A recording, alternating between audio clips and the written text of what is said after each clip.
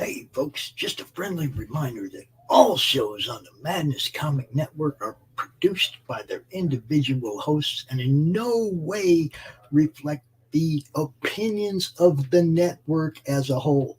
The statements in the following broadcast are not necessarily the opinions of the Madness Comic Network, its staff, sponsors, or contributors. This show is rated TVMA, as are all of them and all those other letters. Viewer discretion is highly advised, and the world has got you down. A smile on your brow. Put a little madness in your life. If life makes you unashamed and comics are your estate, put a little madness in your life. Come give your mind a cleanse. Tune in with pops and friends. Just turn on your Roku box and then put a little madness in your life.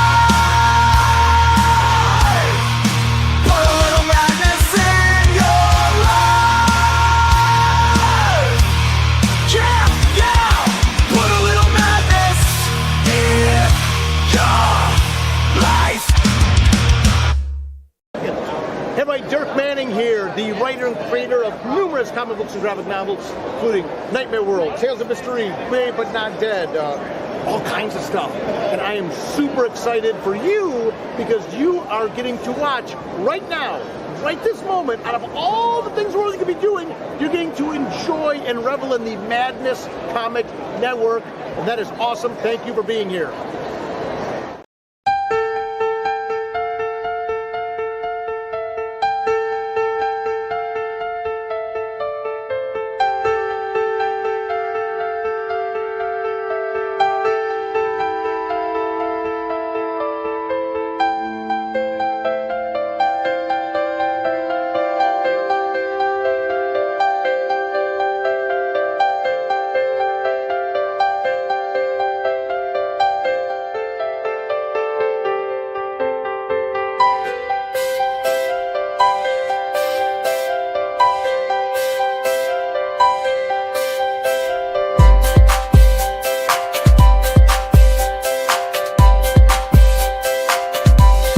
Critical class logistics, getting it done, getting it there.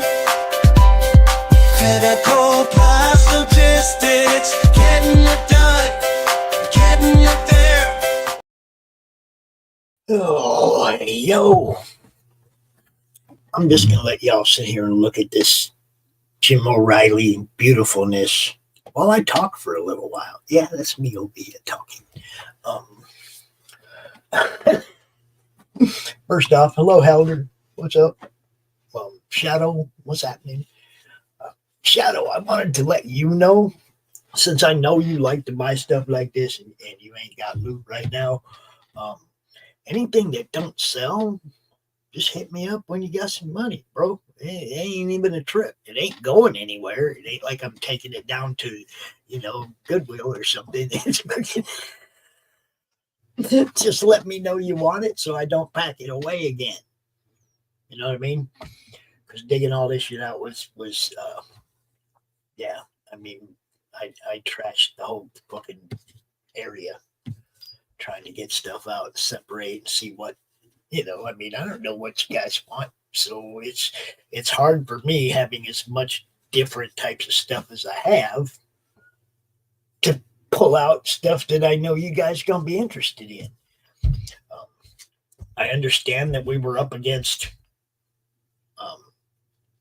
Ethan auction yesterday, and for all you people that went and bought Mad Bar stuff, now come back over here and buy some Jim O'Reilly stuff. See what I'm saying? It's like Ethan ain't live today. Come on. What is up? What's up, man? I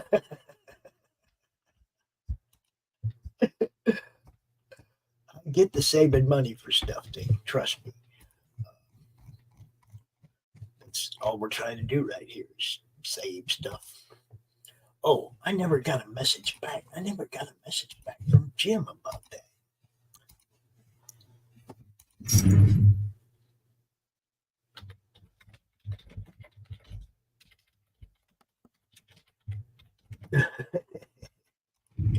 Yeah, I never got a message back from Jim whether or not yesterday Mr. O'Reilly was giving out a sketch with every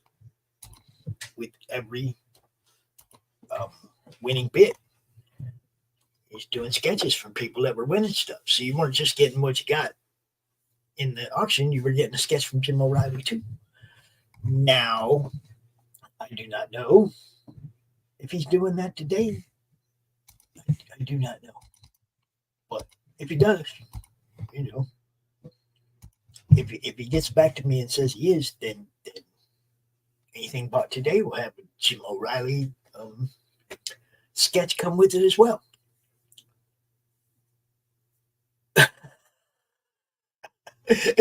Yeah, we definitely devil's there. I don't know what's up with YouTube right now. It's like I can look at my analytics, right? And it says I have 2,600 more views than usual in the last 28 days. And 15% more new subscribers than the last 28 days. But somehow I have 24 less watch hours.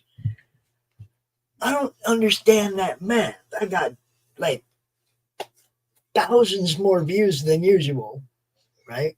Like I'm getting new subscribers every day, but my watch hours are less. They keep going down. It's like the only reason that could be is because YouTube's taking them.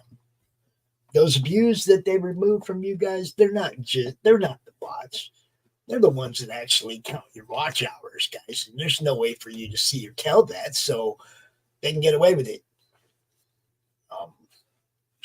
When you're monetized and you're like right on the edge of that 4,000 watch hours, yeah, they're going to make it really hard for you to keep that threshold. You know what I mean? Yeah, YouTube math is really sad, isn't it? How do I have like over twice as many views this last month and steadily going up in subscribers, but less watch hours? Don't make sense. We do the same amount of shows. Everybody, same people are watching. You know what I mean? I don't get it. And you can see them in the chat. You know who's there. You know what I mean? You can tell who's watching. Now, the Twitter thing, in StreamYard, I think they bullshit you a little bit about this, the Twitter. I think they're showing the amount of people that actually click on it, right? Look at it for a minute. But those people aren't there the whole time. And I don't think that number fluctuates up and down. I think it just keeps going up. Oh, more people watching on Twitter. Not necessarily. Somebody else checked in on you. But that doesn't necessarily mean that they're continually watching. When it says I got 70 people watching on Twitter, and I go look on Twitter and I don't see 70 people there. I see 4 or 5, 6 or 7. But yeah, the whole thing is screwed up. That's the one thing about what I'm building, what I'm trying to build, the Roku channel. There's not going to be any algorithms, guys. People going to watch your show or they don't, based on how good your show is and how much you promote it, how much we promote it, how much you promote it. You know what I mean? It's not going to be based on any algorithms. We're not going to be behind the scenes trying to get more views for this guy than that guy. It's like, I don't have time for that shit. We're not going to have none of it. Okay. There ain't going to be no selling of information, your information, none of that. I haven't even decided if I'm going to set up any kind of subscription thing where I even have to get your information. You understand what I'm saying? I don't care about any of that.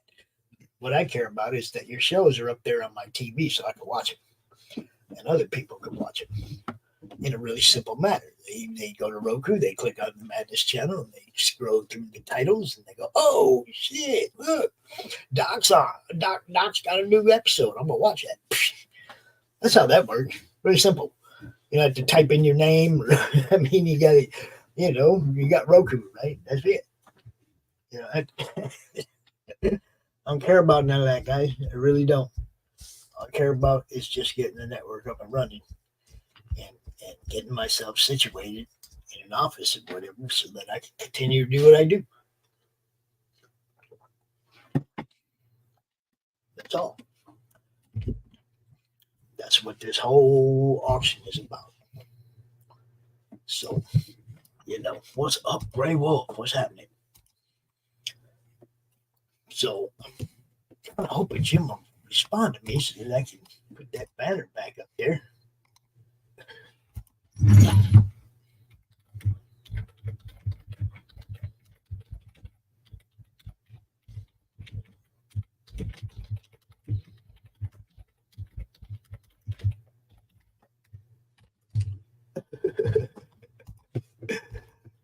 Bucket.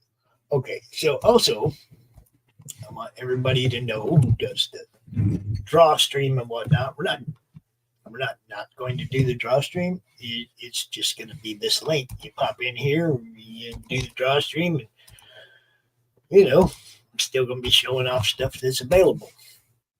That's all. So at 1 o'clock, for you people that are used to coming in here and watching the draw stream, there it is. And there's the link for those people. And all I ask is that anybody who pops in here today adds their channel to the stream. That's all. Just add your channel to the stream if you pop in so that it goes out even more places, because places are good. More and more places are better and better.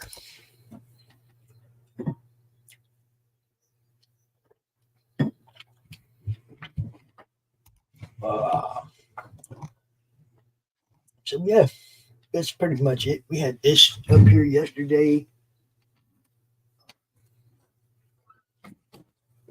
We had Bill O'Reilly Bill Moss pages up here yesterday. Published pages from books. Bill Moss, Mira X, Zen, right there. Got a couple of published pages that were up here that nobody bid on.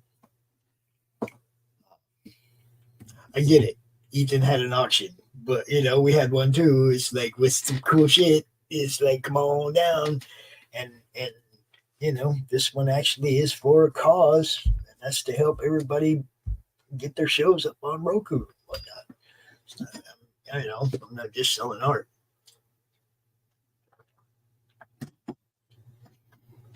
There's a reason behind what we're doing. Well, lots of different stuff, lots of different art. Just showing how electric.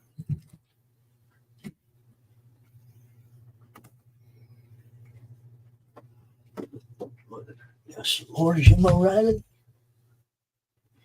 Oh yeah, you can't have that one. That one's mine. You can have the ink though. You can have the inks.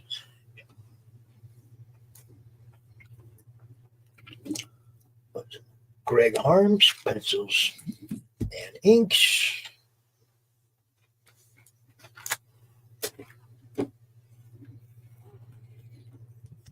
Greg Harms, pencils, inks. I think that guy's name is Tempest. That's Anthony Moore. Right there. That's Greg Harms. Some more Greg Harms, pencils, inks.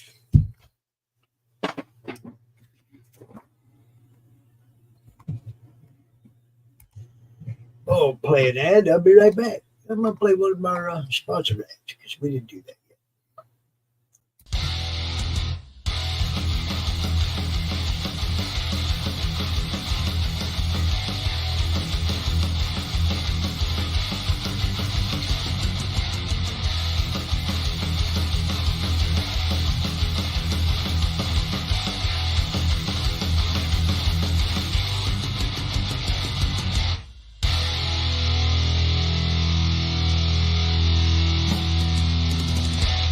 Flip City Magazine is just really pulling out all the stops, man. Your guys' production value of this magazine has gone insane. I mean, look at that. I mean, I remember when you guys, it was black and white. Even when it was black and white, I thought your quality was great. But damn, they just really stepping it up a notch. Look at this. James Corbett, boys. James Corbett. Genuinely cutting, but also funny, and obviously just chaotic and very fun. I love Flip City. It has brought new types of badassery and integrity to the print medium.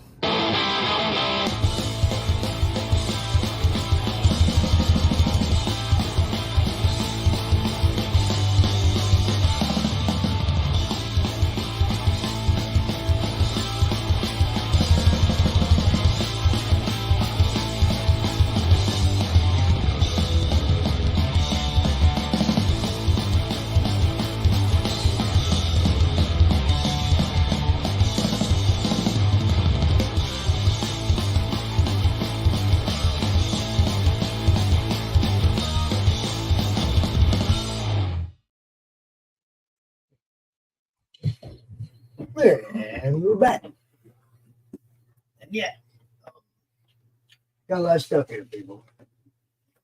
There's a bunch of art. I have a set of cool ass prints.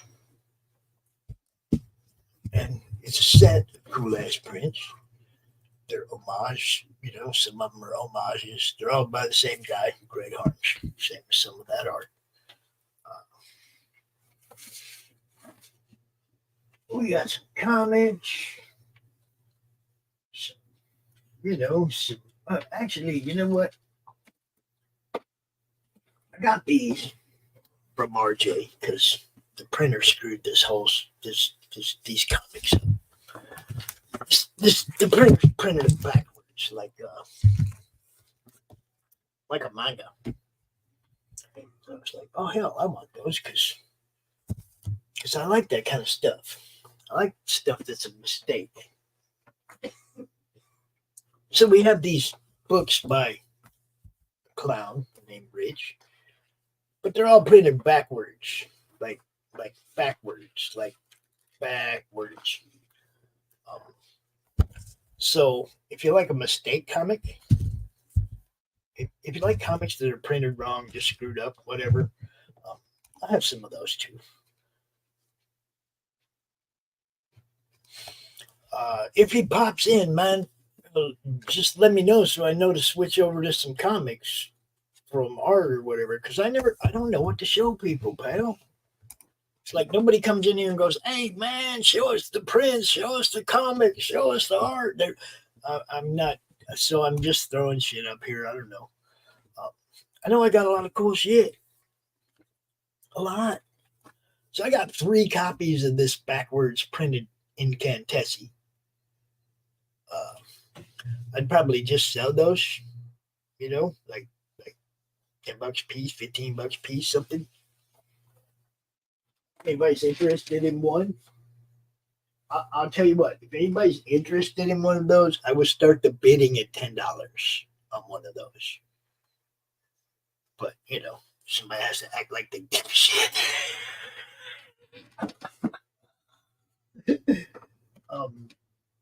I also have a copy of, I think this is Brian Menard's Siamese. I start the bidding on that at $10 as well.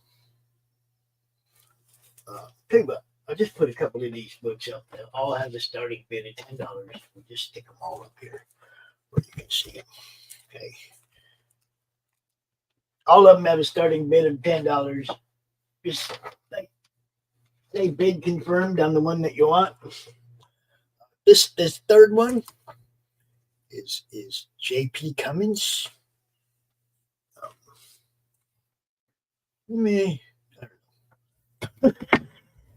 Anyway, that's what we're gonna do. It's A, B, C, bid confirmed. Yeah.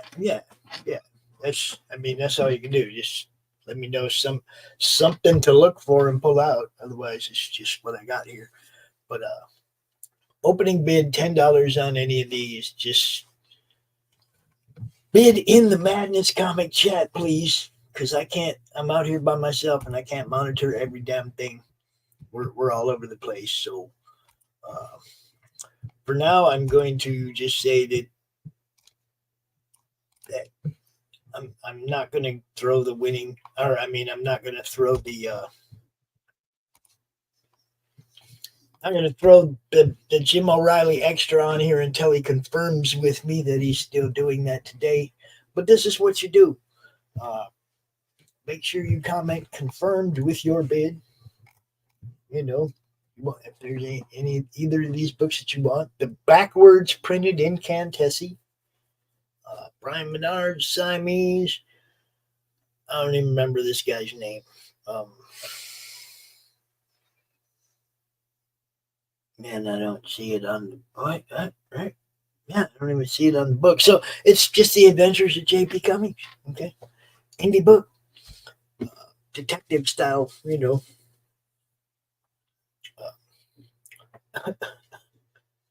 There you go. We'll throw them up first, and you know,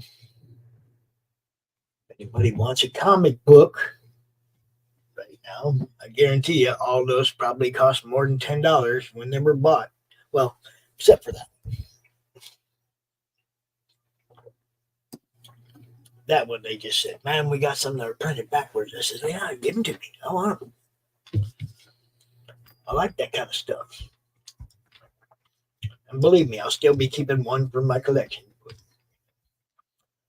Right now, at this point, I pretty much sell anything in my collection. I don't know what people want. I'm showing art. I'm showing prints. I'm showing all kinds of cool stuff. I had some Star Wars cards and stuff up here yesterday. Star Wars Day, guys. Star Wars Day yesterday. Hey. This one ain't starting at $10 though. But if anybody wants that, let me know. I start to bidding on that one.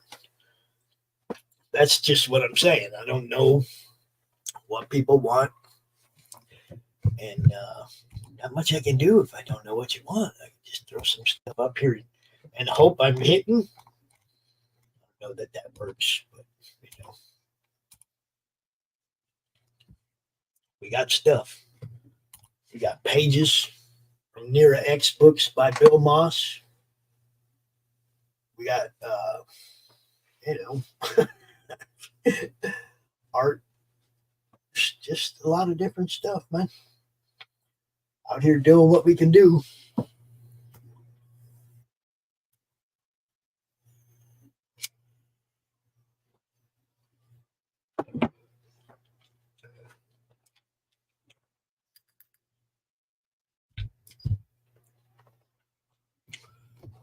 All right. So we're pretty much right back where we were yesterday.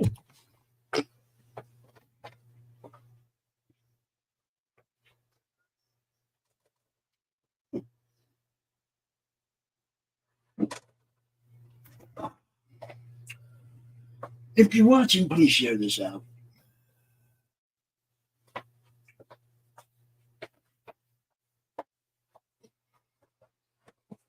If you're in the chat and you're actually here looking like you might here to possibly buy something, let me know what you're interested in. I'm not trying to waste anybody's time. I want to put stuff up here that people actually care about so that we can get people stuff they want and I can move forward toward the goals that I have. But I ain't trying to waste nobody's time. Y'all want to see something funny? You want to see something funny?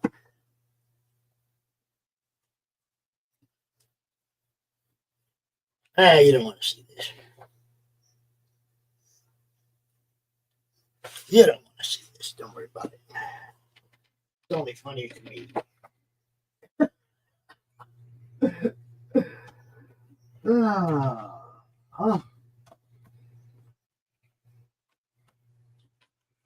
So yeah, we put some pretty cool stuff up here yesterday. We had the Chaos Bible signed by Stephen Hughes,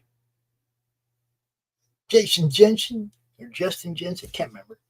Brian Polito, and that other guy. The Chaos Bible. Put that up there yesterday. Nobody bit. It's a comic book, people. It's in a frame. It's the Chaos Bible.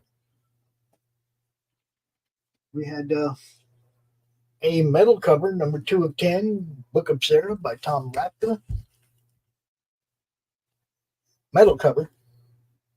Nope, that one's metal cover. I did not pop this out. I did not pop this out to see whose art this is, but that is actually a sketch cover. Spawn 301. And nobody bit.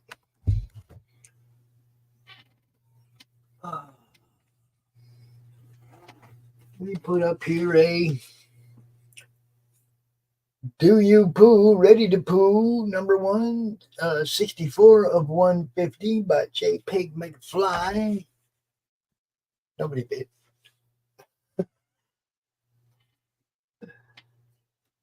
And a sketch cover. A sketch cover by Gary Parkin. Deadpool and Harley. Nobody bit.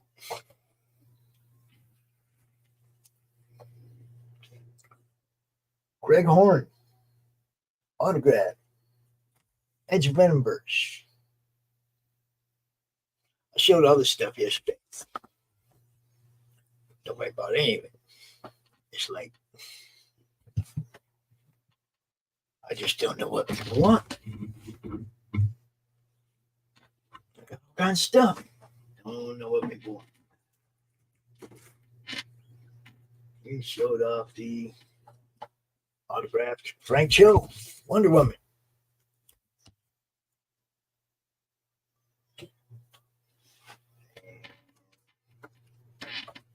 A autographed Karen Nicole, Confessions of a Cosplay Diva. We showed off Slabs, first appearance of Silver Sable.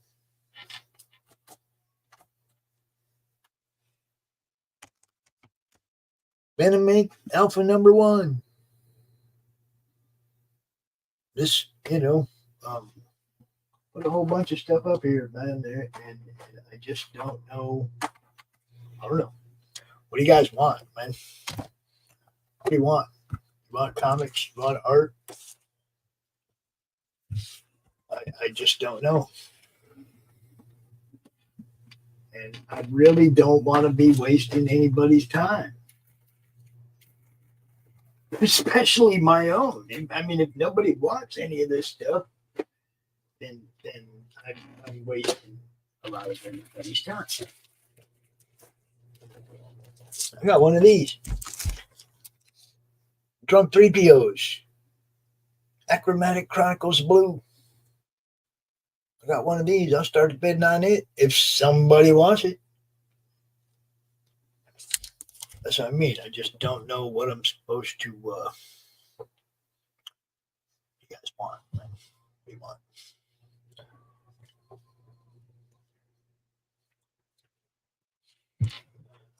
About 30 minutes, all these artists gonna come in here and start drawing, and then it's gonna be chaos. There won't be any. It won't be as easy to try to sell something. It won't be near as easy. I guarantee you that.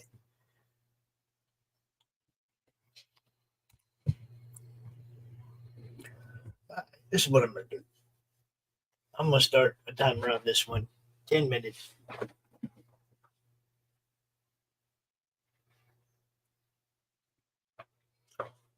This is a thick-ass book. This is a heavy book. This ain't no,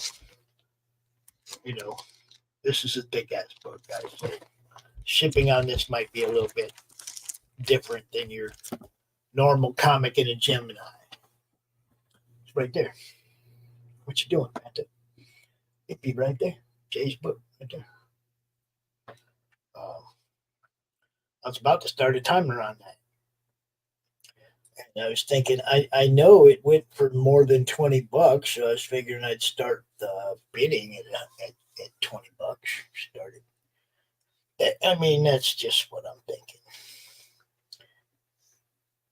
Help me out if you think that's fair, Fanta. And I don't know if you see the link, but the link is up there somewhere if you want to pop in. You can. All the artists are going to be here in about an hour. If I mean, I haven't even sent anybody links. It's just like I'm just hoping people are paying attention to what we're doing. And I told the artists, just come in and draw it when it's time. I ain't tripping. I ain't trying to change the schedule. I just ain't trying to make 10 shows today. So might as well just make it one big long stream, and I'll just keep doing this between shows. $20 opening bid, sweetheart. Yes, that's what I'm thinking. That's what I'm thinking. I haven't set the timer yet, so But this, like I said, Phantom, this is a big fricker, so I don't know what it's going to do to the shipping of it. But I'm already sending you one book, so that would be two. You'll only be paying shipping for one package, so we'll figure it out, sweetheart. I ain't tripping. And thank you for twitching. I appreciate you. Let's see now. What am I trying? I got my phone in my hand, and I still ain't set a timer. Where's the time? There it is. All right. So since Fanta's interested, and she already dropped the $20 confirmed, I'm starting the 10-minute timer. Jay David's Acrobatic Chronicles. Now, I don't know, Fanta, if Jim is offering that same deal today for a sketch.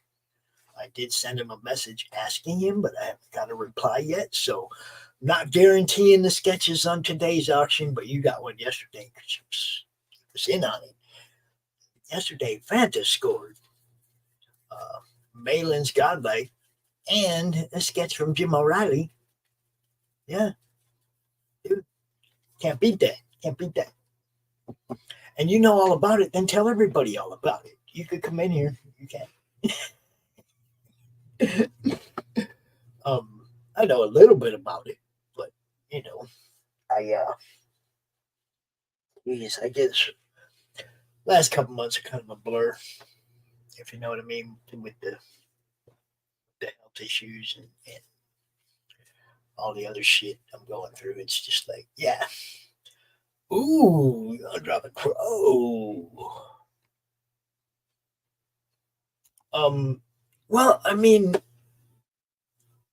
I guess I do have a couple of, I do have I got some tabletop and stuff, but I mean, I don't have any really D&D stuff other than the Slaughterville stuff.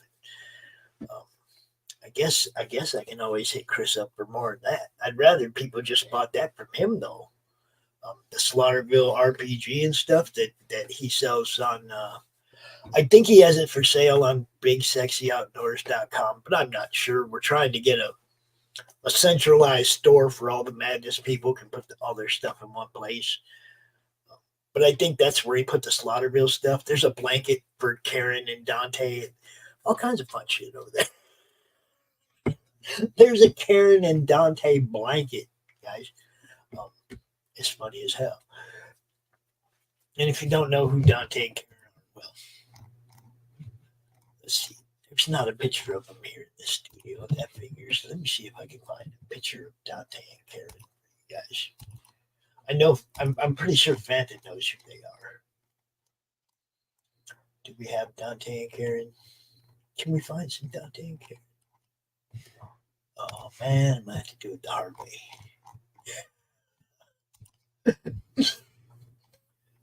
Dante and Karen are characters in an RPG called Slaughterville, run by Chris Brown, that we do on Fridays. Right now, we're in between games. We're doing something a little different on Fridays, but Slaughterville is a continuing game. We will be revisiting it on a regular, because there's a bunch of different storybooks we can go to that Chris wrote. My problem is I'm not finding what I'm looking for, which that's just basically normal for me, right? I will put something in a file and then I'll go to find it and it'll be like, nope, it ain't over here. Nope, it ain't over there. Nope, that shit's just gone. That's how I get. That's where you get to at the end. It's like I can't find nothing, so screw it. Yeah, I don't know where they are. But Slaughterville is fun. We play it, like you say, we play it live on the network. It's one of the playlists. If you go to Chris Madness Gaming with Chris Brown, you'll find all the different RPGs that we've run. Always fun. Chris, a good dude, hangs out with us on the regular. You know, let me see. I'm in the middle of proofreading the Slaughterville RPG stuff. As a matter of fact, I have a couple left to read. No, I think I got one left to read. This is the Slaughterville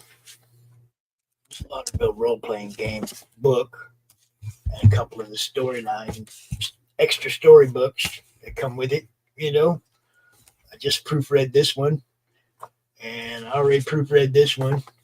We haven't played this one yet, so I have not cracked it open because I do not want to be influenced by it when we play the game. And then this is the core rules book. Now, if somebody wants to buy this set, I'm sure Chris wouldn't mind in either providing a set himself or, you know, supplying me with a new one. I'm sure he wouldn't mind. So right there is Welcome to Slaughterville, core rules, the role-playing game. And this is good stuff. When I proofread it, there were only a few mistakes. So looking forward to everything that comes after that. Because this is a fun-ass game. We play it, you know. I should be, on Twigs on my channel, on the Critical Blast channel, and on Doc's Twigs. We're all over the place, man. But all the same, anybody wants to jump in here just for a second and add your channel for the extra reach, I'd fucking love it. You know, the more reach, the better. 4 minutes left on Achromatic Chronicles Blue. Fanta gonna steal it for $20. What's up, Billy? Billy.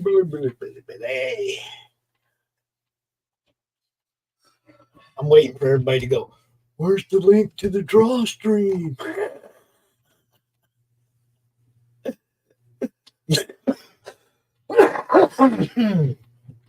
Oh, crap. Yeah, well, I still feel like crap, people. So, you know, if you get moments of sounds like that, it's just how it is. I still feel like crap. I haven't had surgery yet, so, you know. We ain't fixed yet, yo.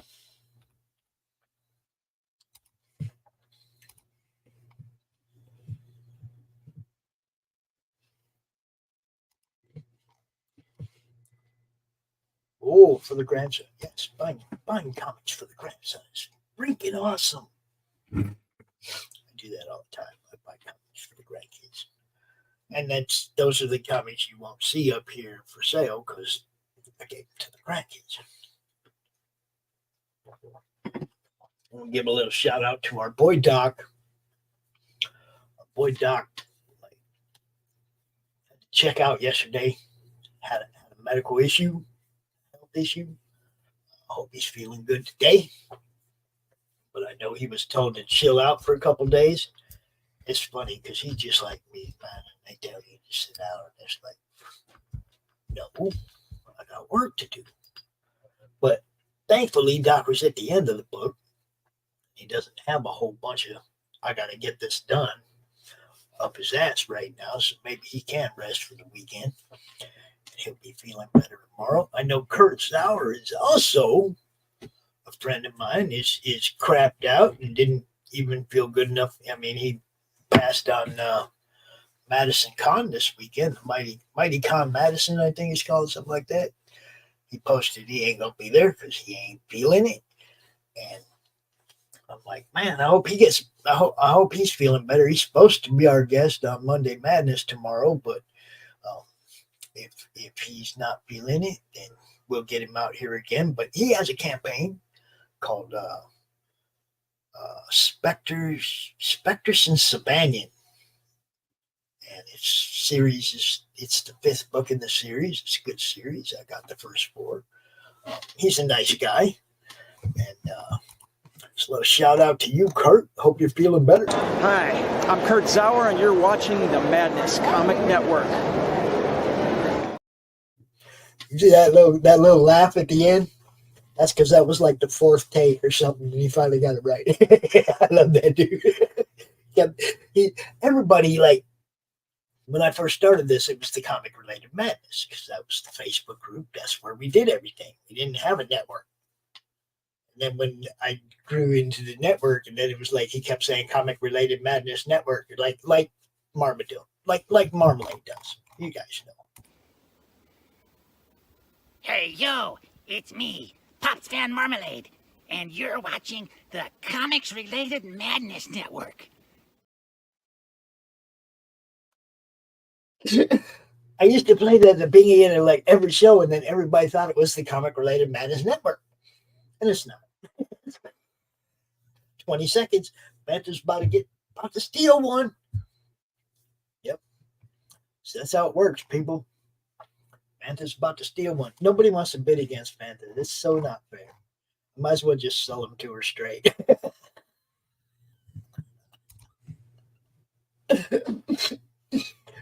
There it is. It now belongs to you. I will put that in your box, my lady. And, you know, as you can see, I've tried not to tear it up in any way. Nice sharp corners and stuff. It's actually just been in the box the whole time. I don't even think I ever got around to reading it. As a matter of fact, don't crack. Oh, that would have hurt if I'd have caught that. As you can tell, the corners aren't even like bent up a little bit. I don't even think I read this one. I think I read the PDF. So this probably never even came out the back. That's one of the things I don't like about graphic novels. That's why I'm a floppy collector, because floppies, you know, it's like you can actually read it once and the corners are not all warped and stuff. But if you read a graphic novel one time, you got to put that thing in a press to flatten it back out.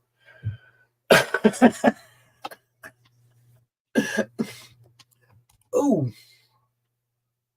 nice. Whenever I start my show, that's beautiful. Are you getting ready to do your own show, Fanta, or is that, you know, am I jumping the gun here? What's up?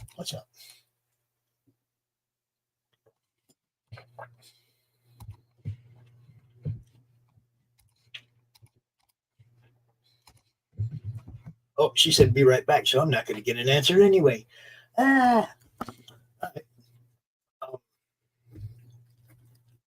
We only got like a little while before the show, or before the draw stream guys start popping in here. So I'm going to give you all a chance.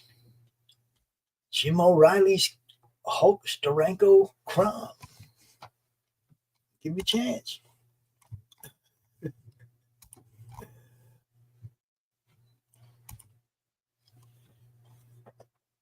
It's right there.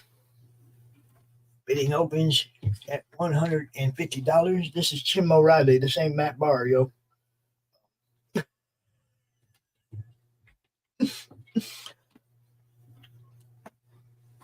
you go. Jim O'Reilly, Steranko, Hulk Homage, Crom. Or Crom, yes, Crom. Opens at $150.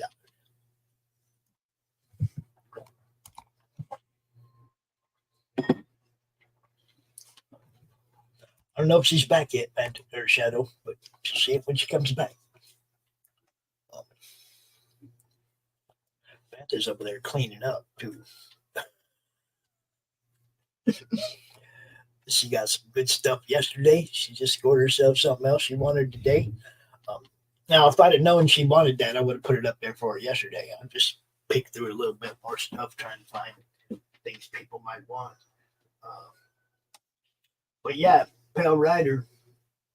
I'm not sure what the Slaughterville set cost. I don't know what Chris is selling them for, but if you get a few of your buddies in here looking, I would definitely put them up there and give you a chance to bid on them.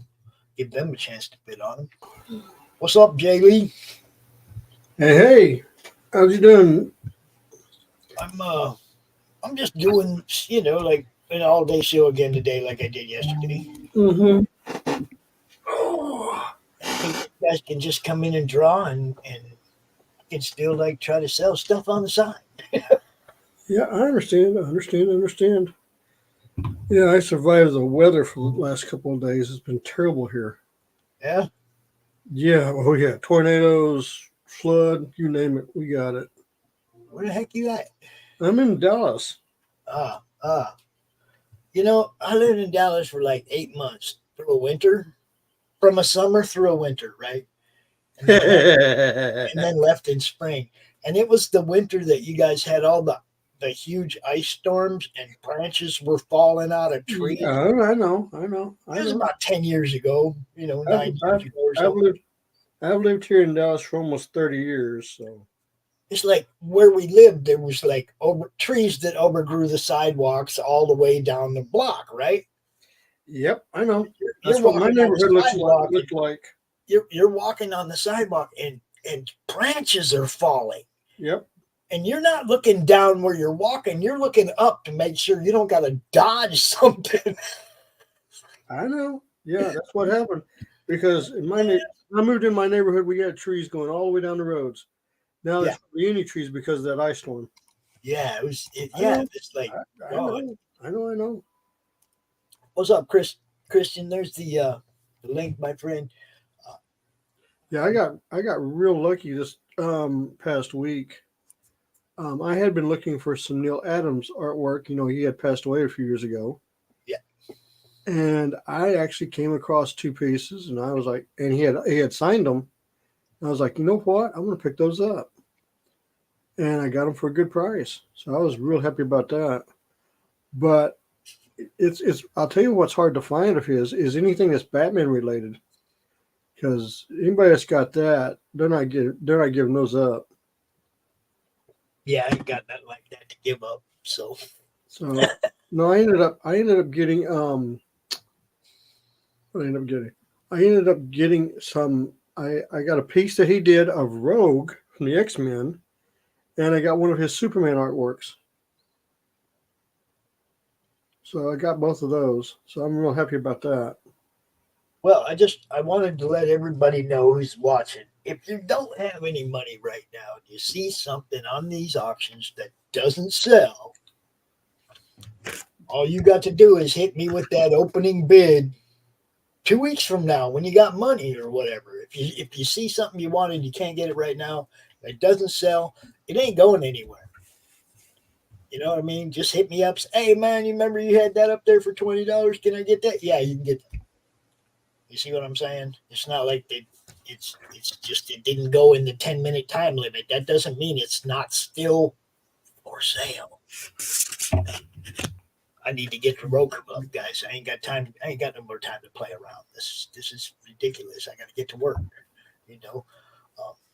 We also have a Christian Zappo piece. I'm gonna put that up here next, since he's right there in the chat, and will probably be joining us soon.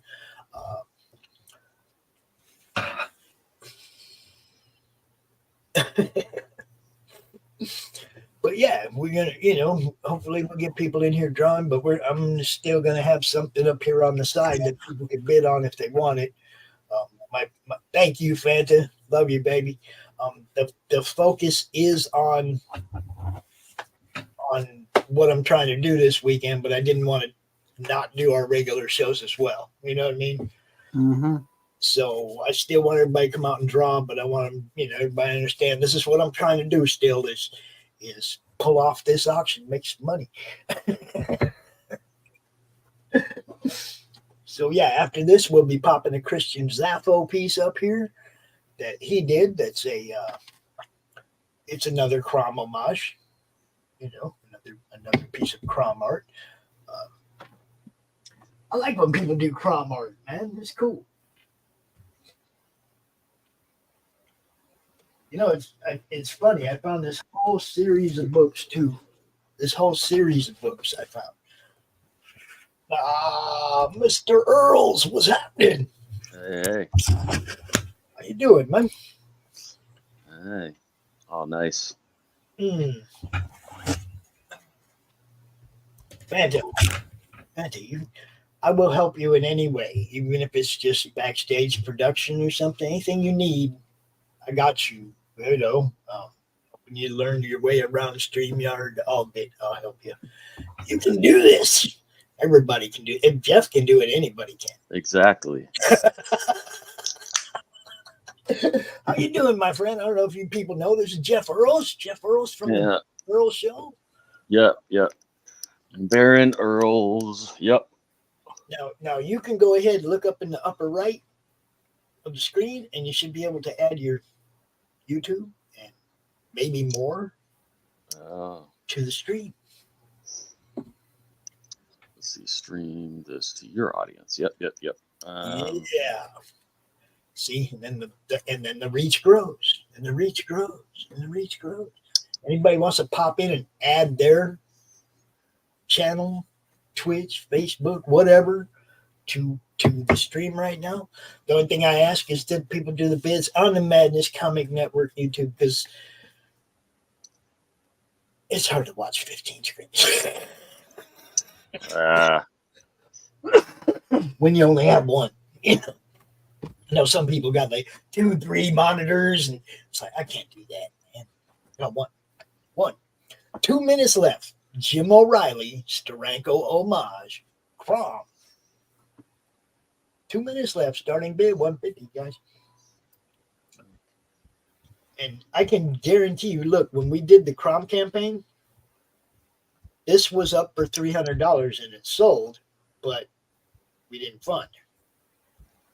So the guy never paid for it. He never got it. Basically, he could have said, "Hey, Pops, let me send you money for that."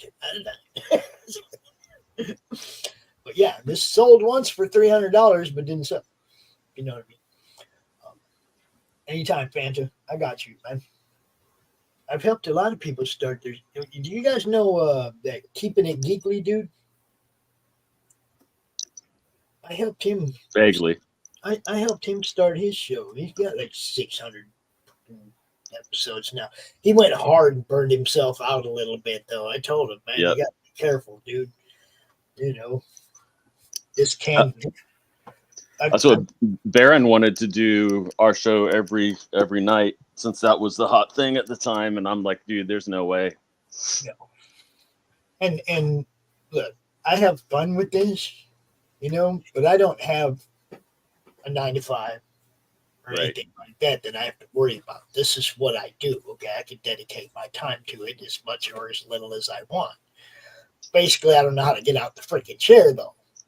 Yeah. You know what I mean? I'm out here all the time. It's just what I do. It's something I enjoy doing. But if this ain't what you go in as, and you have to get up in the morning and be somebody else, this ain't for you. Not full time like this, it just burns you out. We went through I went through the other day and started counting, trying to see how many campaigns that we have covered or promoted, like specifically promoted, on the network over the last 4 years. And I quit counting at 1,400. Yeah. Wow. I had a lot of shows left to go through, and I quit counting at 1,400. I was like, this is crazy. We have covered so many people's stuff on this network. And I hadn't even got into the network part of it. Yeah. That was CromCon Monday Madness before I even built a network. Yeah. We had covered 1,400 freaking campaigns, dude. And then built the network, and we brought all these other shows in that covered campaigns. Come on, we got 3,300 videos on the network channel. We've covered a lot of campaigns. I don't want to stop. I need help. I need help to make this thing go and grow. You know, I don't go out here and charge people for appearances and stuff like that. Here I am selling my own stuff to take these shows to Roku. So I'm just asking for some people to help me out buy some of this stuff. Yeah. And I appreciate you coming in and lending your channel to the reach. Yeah. Dude, that's pretty much what my whole network has been about, is bouncing everybody's audiences off each other. Yeah. Giving you guys a wider reach, and that's pretty much how the whole thing came to be.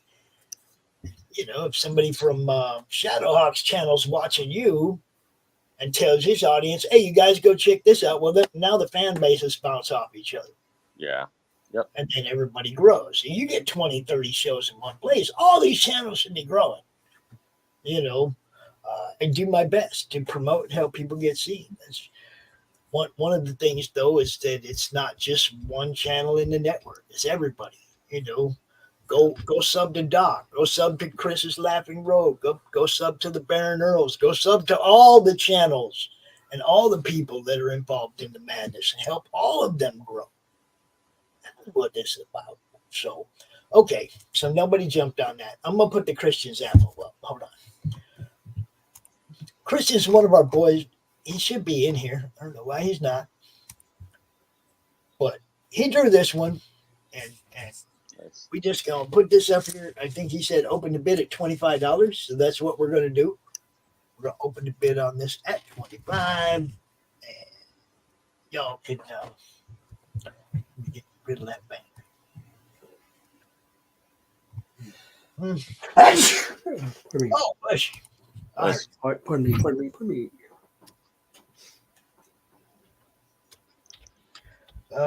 Type this stuff out, pup. I have this. I had to resort to an old keyboard. Yep. And it's like so small. And man, the slightest tap on another. Yeah. And it's Typo City, and it's like, man, I like my other one. It was wide, everything was big. And, oh, this is killing me. Yes. Bless you. Even Fanta got you. Christian Zafflo's Crom. Oh, also, if you look real close at this Crom and you see way down in the corner, way down in the lower left corner, there's a boulder down there, and there's a little guy peeking out behind it. Can you see him? Let me see. Yes. That's Doc.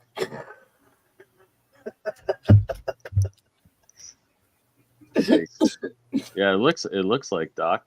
Yeah, he said it's Doc. He said, don't forget to tell everybody about Doc down in the corner. So there it is. It opens at $25, guys. Christian Zaffo. Where you at, Christian? I know you're watching because I see you up there somewhere. Yeah, you're right there. And then I said, look, links everywhere. Nice. Join us, my friend. Come inside. Oh, that was yesterday. No, today is the day of the 6th, right? Yeah, okay. May the 6th, right? Or is that tomorrow? I don't know. I get so mixed up on these dumbass dates. I know. It is Cinco de Mayo today. Oh, that's right. That separates the 4th and the 5th and the 6th. Okay. Yeah. The 4th and the 6th. Okay. All right, I'm setting the timer on this one. Christian Zaffos. Crom opens at $25.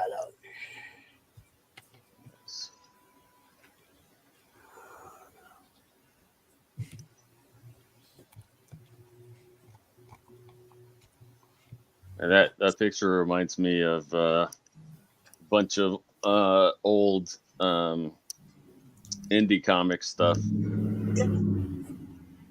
He definitely gave Crom a serious look, where most people give Crom the funny, the comical, the right. cartoon. Yeah. He gave him the I'll kick your ass. Look, I like that. You don't see too many of those. Not playing around. And I do have a lot of crime art, just like a lot of it was given to me, like to use for campaign stuff and Right. stuff. And it's like, I don't want to get that way. Some of it I just can't sell. There's some stuff that people are giving me that I just can't sell, Yeah. At the same time, there's stuff that like this Jim O'Reilly one that we just had up there. I have the pencils as well, but I ain't giving them up. Okay. Wow. I'm keeping the pencils of that. But if somebody wants his inks over his own pencils, I'll give that up. But I love original line work, man. Yeah. I like even though I like inking, I like the way pencils look too. Well, I like the way how rough they are. Yeah, and then and you can darken it enough, right, to play ink. You know what I mean? It's like you see it right there. The dark shading. It doesn't have to be inked. You just get a little darker pencil. Yeah, that's actually what we had to do with my Pistol Fist comic, because we either had a budget for an inker or we had a budget for a really good colorist. And I was like, I'll go with a really good colorist. Yeah. I keep forgetting about the payment banner. Yes, get the payment banner. Yeah. I forget. I've had a rough few days too. Not a lot of sleep the last few days because of the health issue. Yep. Yesterday I was tanked. Yeah. And got up to do this, and I was like, man, I'm going to make it. There I was, 8 hours later, still out here doing it. We streamed for 8.5 hours yesterday. Wow.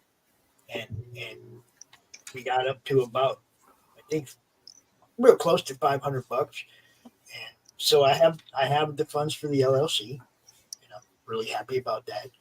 But I still need to be able to pay somebody to write up contracts for the investors so I can get real money in it and they go to work. You know what I mean? Yeah. This is like just to lay that legal groundwork. That's what this auction's all about, is to just lay the legal groundwork to do this. I have investors sitting on the side. Daniel was out here yesterday. Daniel's out here yesterday buying stuff, and he's one of the investors.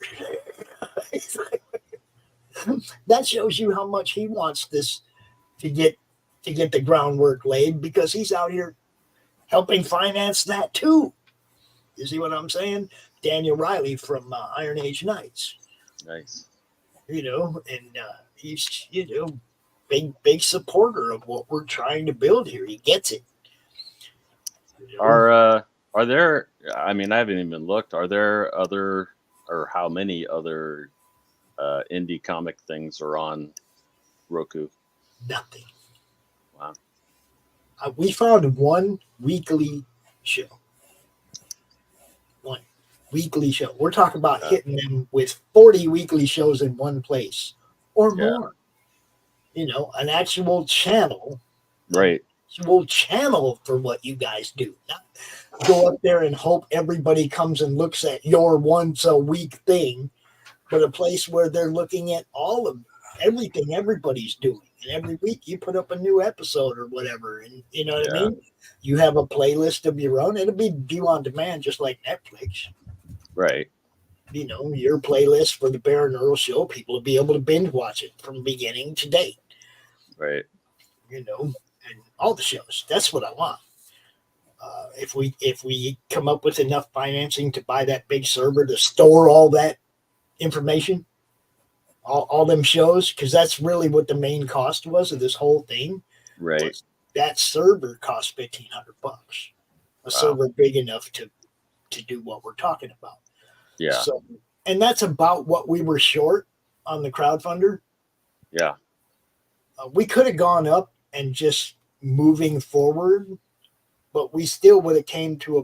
I mean, we could have started this thing and had everybody's shows from today forward on the channel, right? But Yeah. no back history, no previous content. I didn't really want that. I wanted you guys to be able to upload your previous content as well, so that people can actually binge watch through your stuff all the way up to what you're doing now, you Right. know, and see the development of your shows and everything. Watch them grow, just like we love to watch artists grow. You know? So basically, it was the same thing, and we just didn't have the money for the, you know, that huge server. So we could have started this and gone forward, but it wasn't what I wanted it to be. I wanted from day one, I wanted there to be thousands of, you know, when we launched that, I wanted there to be thousands of shows up there for people to look at on day one. Right. You know, I wanted people to get stuck on our channel. First time you go there, there's so much content. Oh my God, and get stuck there, right? Yeah. Get stuck on Netflix, just trying to find something to watch. Yeah.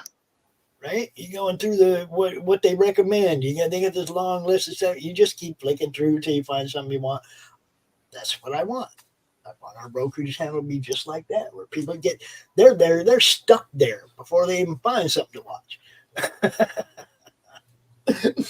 DPR sent me here.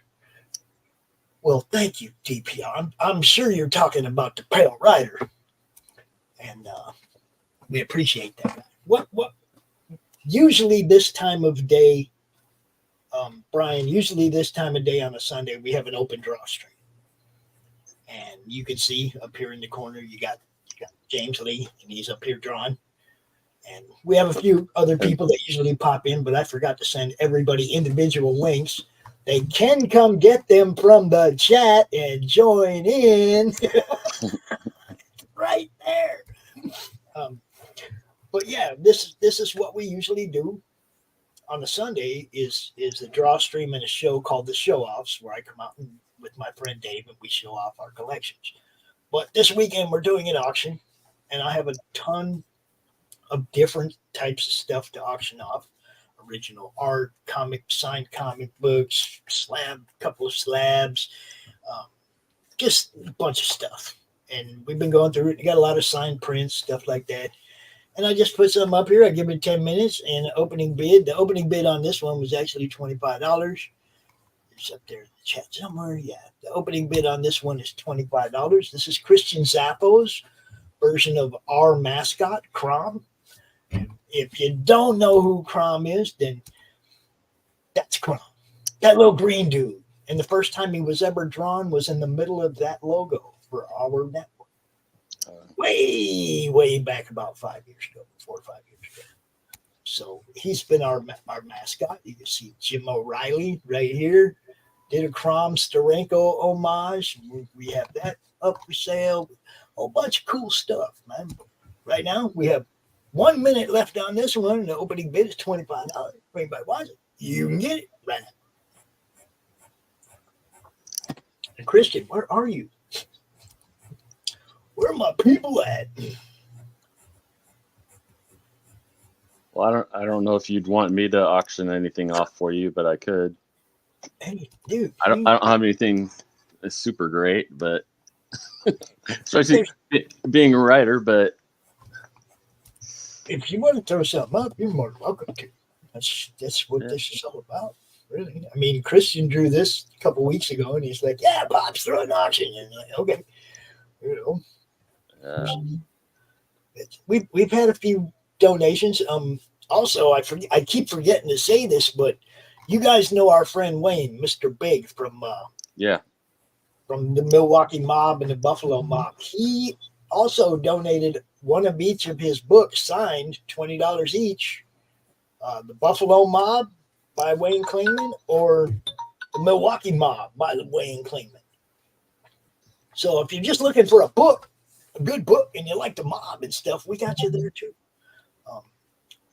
I wish I had pictures of the covers of those books, but you know me, never prepared, always, you know. So what do you want to talk about, Jim? What do you want to, or Jeff? What do you want to talk about? oh, I don't know. You don't know? I can. You want me to? You want me to show you the only things I have? Well, I mean, if you want to, like you said, if you want to throw something up there and put an opening bid on it, and we'll, I don't want to butt in on the other auction that's right now, but no, this is the auction. That's the whole thing. Anything the whole show. Okay. Well, trying to make sure I don't have anything bad in here. I actually have. There's only one of these that got made for my Nemo the Lad comic. It's supposed to be coming out from Scout Comics. We'll see. I did. There's actually our Nemo the Lad books on Amazon, places that are written. You said that's one of a kind right there? Yeah, this is a. It's like it actually has notes in it. Of different things that I had taken notes on. But yeah, this is the only one that got printed so far. See, that's the kind of stuff I buy. Like a notebook. If that was in my collection, I wouldn't sell it. You see what I'm saying? Yeah, I have I don't know, but only half the pages are available to be written on. I have a lot of those. Somebody puts out that first comic, and then they come back here a couple of years later and they redo it and they fix all the mistakes and the errors and stuff. I love having that first one. Yeah, I have. I was gonna say. I don't care about the redo. I don't care about the redo. I want that first printing of those books. Yeah, it's cool. Yeah. Yes. Look, I have to respond to this. We have no idea. Look, we never seen Crom. There's nobody saying that this ain't Crom. Okay. Yeah. I'm not gonna claim it, but we don't know. He looks less like Conan than I thought he would, but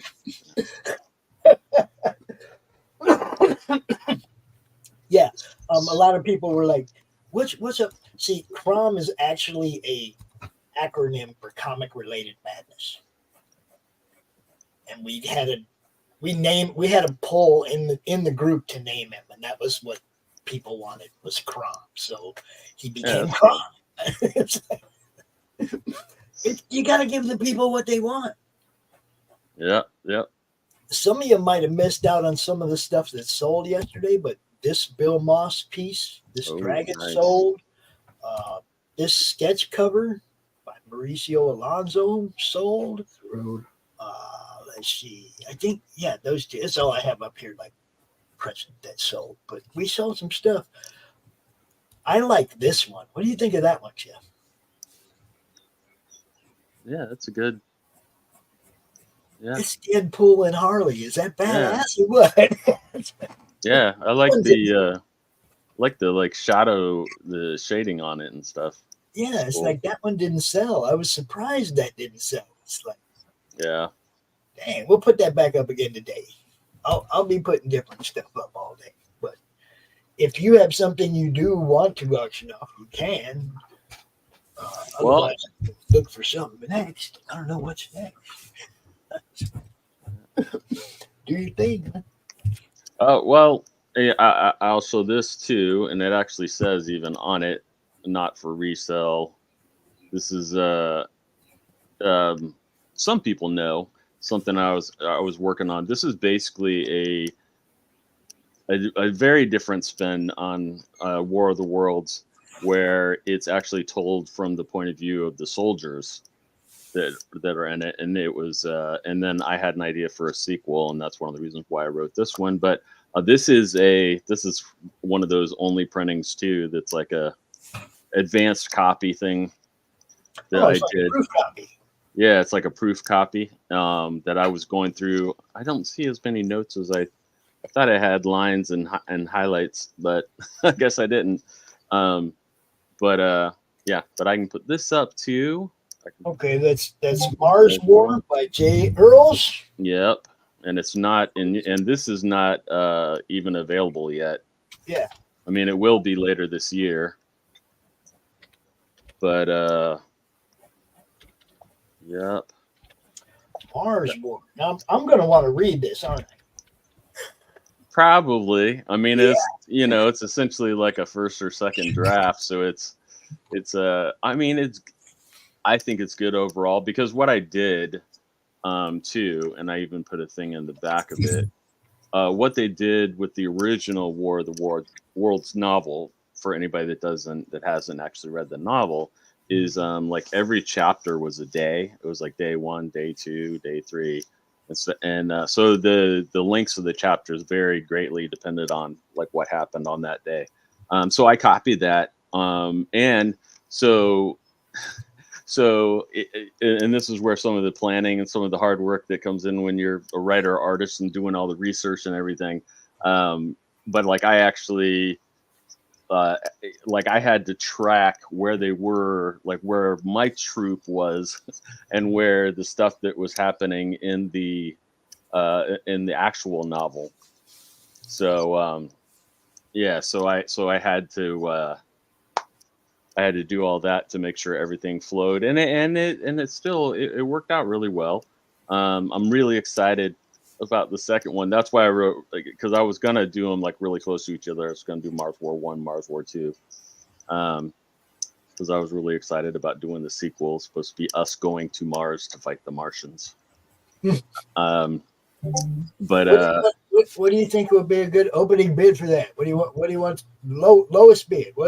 Yeah, I mean, whatever. No, can't give it away. $20, $25. Where we going? I would be the print cost. I mean, the retail cost of it. What would that be? Oh, I mean, retail be $12 or something. Okay, so we'll start the bidding on paperback. We'll start the bidding on that. Since it's a proof copy, we'll start the bidding on that at $20. What do you think? Yeah, that's fine.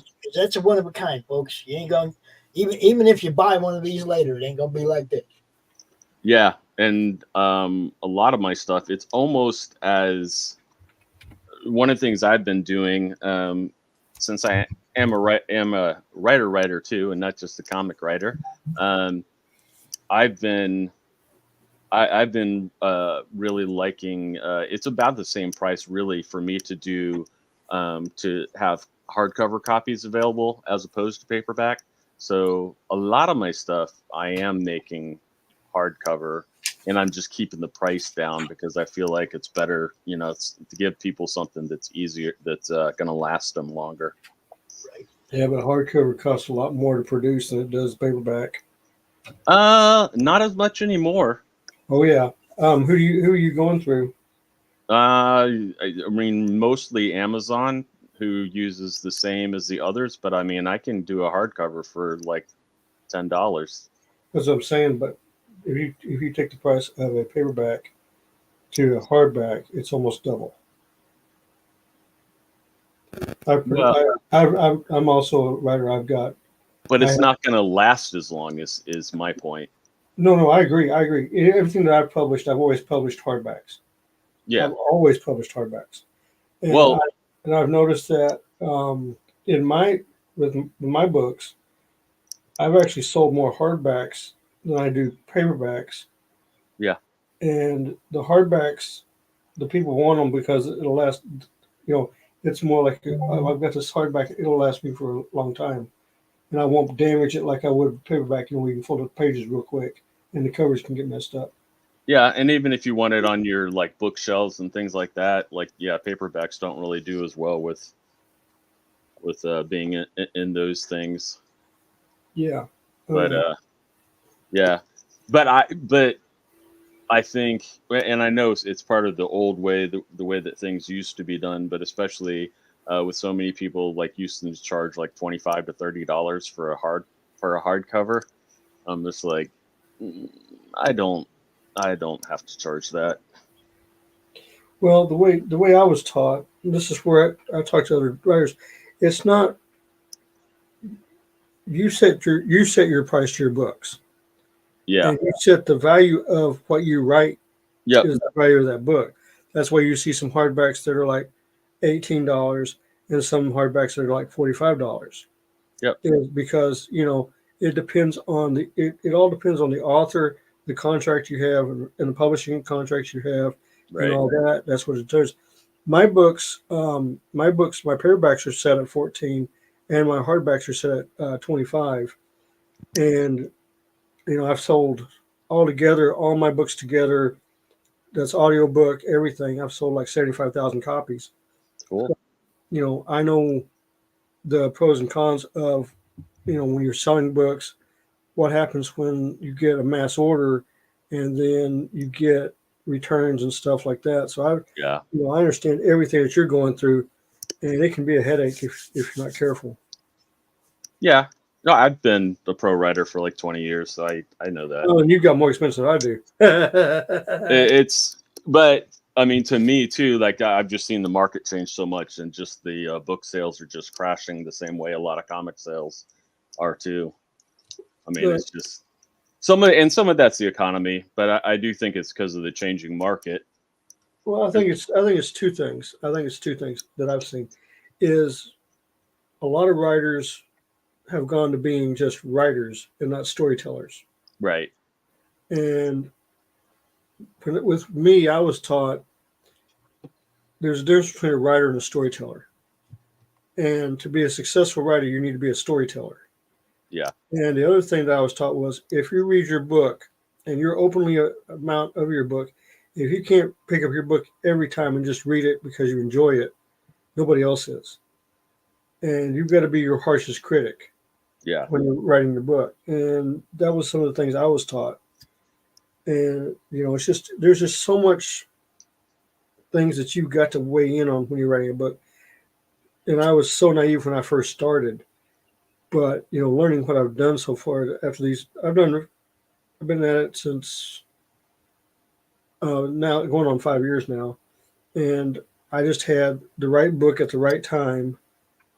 And I had the right publisher to get it out, and it did great. So, what was the book? The Steins. It's you can get it on Amazon. You can get it at Walmart, wherever. It's a horror trilogy vampire werewolf classic. Cool. And I put some little niches in it that I felt you didn't read in other horror books, and it paid off. And it was something. And what happened was in 2018, my mother died. So I got real depressed, and my doctor suggested I start writing stuff just to get stuff off my head. And I have a wild imagination as it is. So, it came out to what it became. So I was like real lucky. At one time, I was number 13 on the horror list on the New York Times. Very cool. So I was, I did really good with it. And the thing is, I know how to tell a story, which helps me a lot, the storytelling part. Yep. Yep. So are you writing and drawing your comics? I do, yeah, but I don't color. So I have a colorist. That's cool. Right. I think it's good, even though it's good when people can do everything. I think it is good when you still have to work with other people and also take a break. Well, I started out as an artist. I've always been an artist. Yeah. I wasn't a writer. Just per se. And what I did was back in the 90s, I tried to get on with Image. I had tryouts with Image, Top Cow, and Extreme Studios. I had tryouts with them. Yeah. And I did some self-publishing a little bit. And then I left and went on to do T-shirts for professional wrestlers, which really paid off. And, I just did stuff like that. But when I broke my hand, I had to stop for about 5 years because I had nerve damage in my hand, and it took about 5 years for it to fully heal. And then Brian Wynn taught me into picking it back up, and I was able to come back. Probably within 2 years, I was back where I was when I left, in art-wise. But with the books, the thing I learned was having a good attorney if you're doing contracts with publishers. Yeah. Because there's some publishers out there that will screw you over big time. And you've got to be careful of it if you're not careful. And then, of course, once you get something going, your publisher just falls in love with you because, you have the number one book sales for the company. Right. Hold that book up again, Jeff. Hold that book up again. The Mars War? Yes. 2 minutes left on this. 2.5 minutes left on this, guys. Mars War proof copy Nobody else has one. Says, Nobody. Says not for resale. If you want it signed, I can sign it. Nobody else has one. This is a one-of-a-kind item. One. It ain't out yet. If I was buying instead of selling, that would be mine right now. I ain't lying. Everybody knows I get shit like that. That's the kind of stuff I love. It's one-of-a-kind stuff that nobody else gonna have. You know, even when they do buy it, it's not gonna be like that. Yeah. Well, yeah. I'm editing a lot and adding a lot to a bunch of the characters too. So you see that's what I'm saying. So no it definitely will be different. Yeah, no matter what, that's a one-of-a-kind piece of literature, guys. I would be so buying that right now if I was on the other end of the auction. You see what I'm saying? Yeah. You know what's interesting to me is when done comic conventions and stuff, I've always been surprised that not many because a lot of times the comic writers will just be sitting there if they don't draw, you know, and kind of waiting for somebody to talk to or talking to whoever's next to them or whatever. And I think one of the first times I went, and it was to a smaller con, but I brought a bunch of copies.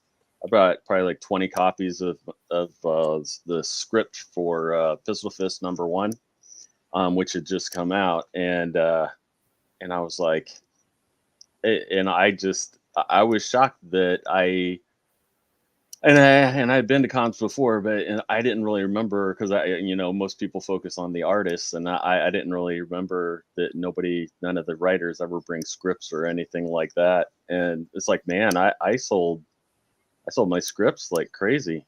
Yeah. When I was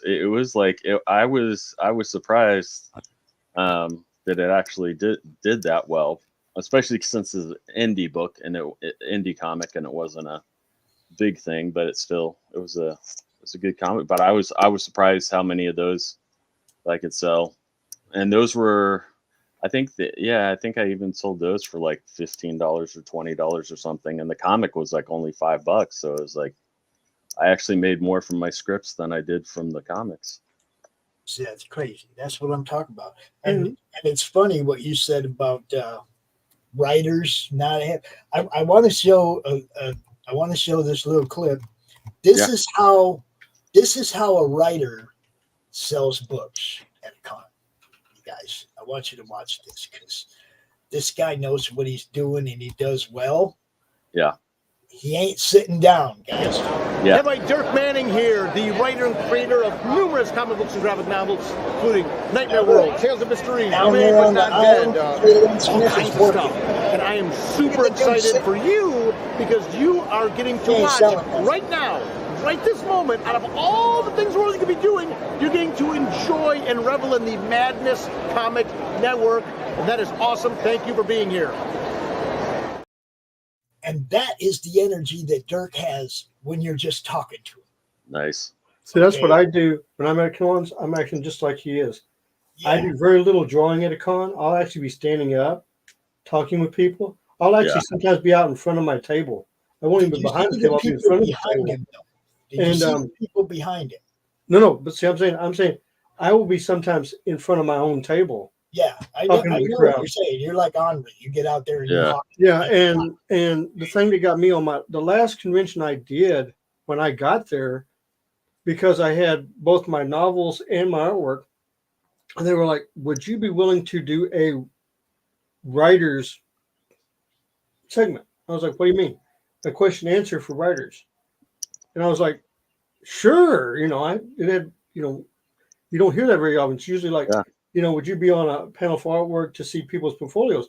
But this was about a writing thing to give new up and coming writers suggestions on how to do their stories and how they build stuff. Right. And I sat in there, and that room was packed. Yeah, I had never, and I remember, this is back in the 90s. I remember going to a convention, and Chris Claremont's in a room, and there's only like 6 of us. Yeah. Well, see, I'm sitting there going like, "Oh my God!" That though. The reason I showed that wasn't so much that I wanted you to focus on Dirk, because that's Dirk. No, but that's what the attitude you need to have behind him. I wanted you to look at the guy sitting in his chair in the next booth, looking at his phone. And then farther down, you can see Kaylin Smith working, standing up, selling books. The contrast between how you look to the fans. Yeah. If you're sitting behind your table with your head down looking at your phone, how many people you think are going to stop to talk to you? Yeah, that's exactly what happens. Yeah. You know, I mean, That's exactly what up on happens. his feet. Kaylin's up on her feet. These people are up, moving, talking to people. They're engaging with people, and so they're selling books. That dude sitting there with his face in his phone, he wasn't selling no books. Well, no, I mean, but that's the point. You've got to be engaging to your fans. Yeah. You just cannot sit there. And now if I get a commission and I got to sit there and I got to focus on the commission, but if I don't have a commission, I'm going to talk to people. Shadow Doc's not here, bro. He had a little health issue yesterday during the auction and checked out. And he said he's supposed to be like laying up in bed for a bit. So, Hope he's okay. Yeah, I do too. I haven't heard from him today, and I'm not going to bother him in case he is getting some rest. So, all right, guys. We put this up yesterday. Nobody jumped on it. I don't know why nobody jumped on it. This is a published page from Return to Hellspace, Zen Intergalactic Ninja. Mm-hmm. Okay. Also, well, we are streaming to his channel, but no. See, that's just when I comment in StreamYard, it goes to all the same comment goes everywhere. See, it's like there and there and there. You know what I mean? It's there. It wasn't Doc, right? Like I said, I haven't heard from him yet today. So, but yes, this is Bill Moss, published art, page number 20 from the book Return to Hellspace. It was published by First Comics. You can see we got Nira X, we got Zen, we got Nira, we got Zen. I watch Bill's streams, man. Bill sells a lot of art. Yeah. I kind of surprised that these didn't sell yesterday. Okay, now I found out, 4 or 5 hours into the show that somebody else was having an auction that draws way more viewers than I do. Yeah. So, that's why we're back today. I'm hoping that some of those people that were over there yesterday will come over here and look and see what they missed out on today. So I have 2 pages from this book. I have an unpublished cover from this book and another drawing that Bill did that are all available. Okay. The 2 pages, I don't even remember. I think we had them for $100 yesterday, opening bid.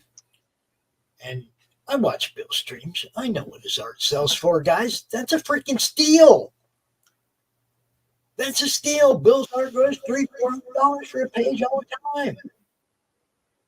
Last night, he saw a drawing that went for more than $100. And it wasn't even a published page. I'm telling you guys. I'm putting this stuff up here at steal prices. Get it. So we're going to open this right now at $100.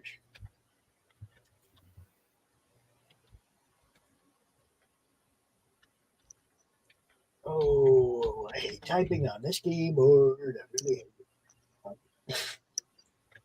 I can't even see it. Stupid things are so small. Return to Hellspace. Page number 20.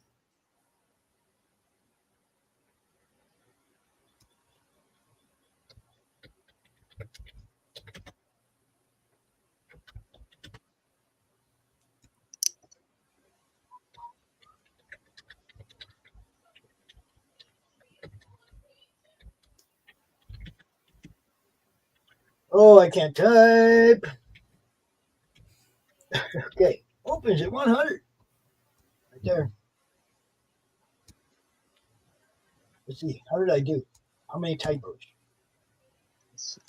Oh, we did it. Okay, good. There you go. Bill Moss, original art, Return to Hell Space, page number 20 by First Comics. Opens at $100. You have 10 minutes, people. Oh, and also just one little rule I like to have. Anybody bids in the last minute, we extended a minute because I don't play the sniper games. So if you're going to bid, just bid. I'm going to extend the auction if somebody bids in the last minute. So there you have it.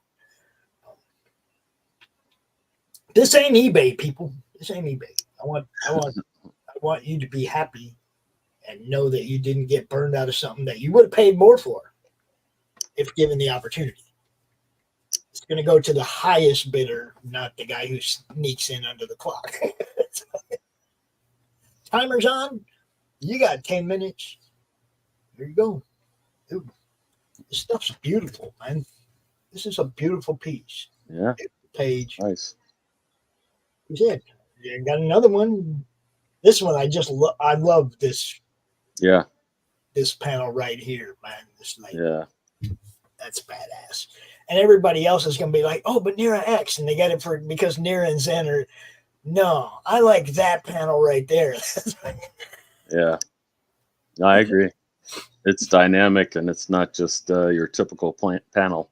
Yeah, it's like that dude's skeleton jumps right out at you. Yeah. You like the extra skulls? Yeah.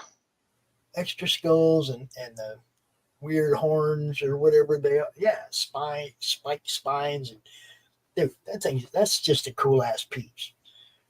Yeah. Spread the word, people. If you know people that like to buy original art. As a matter of fact, everybody you saw buy a piece of art on Ethan's stream yesterday, send them this link.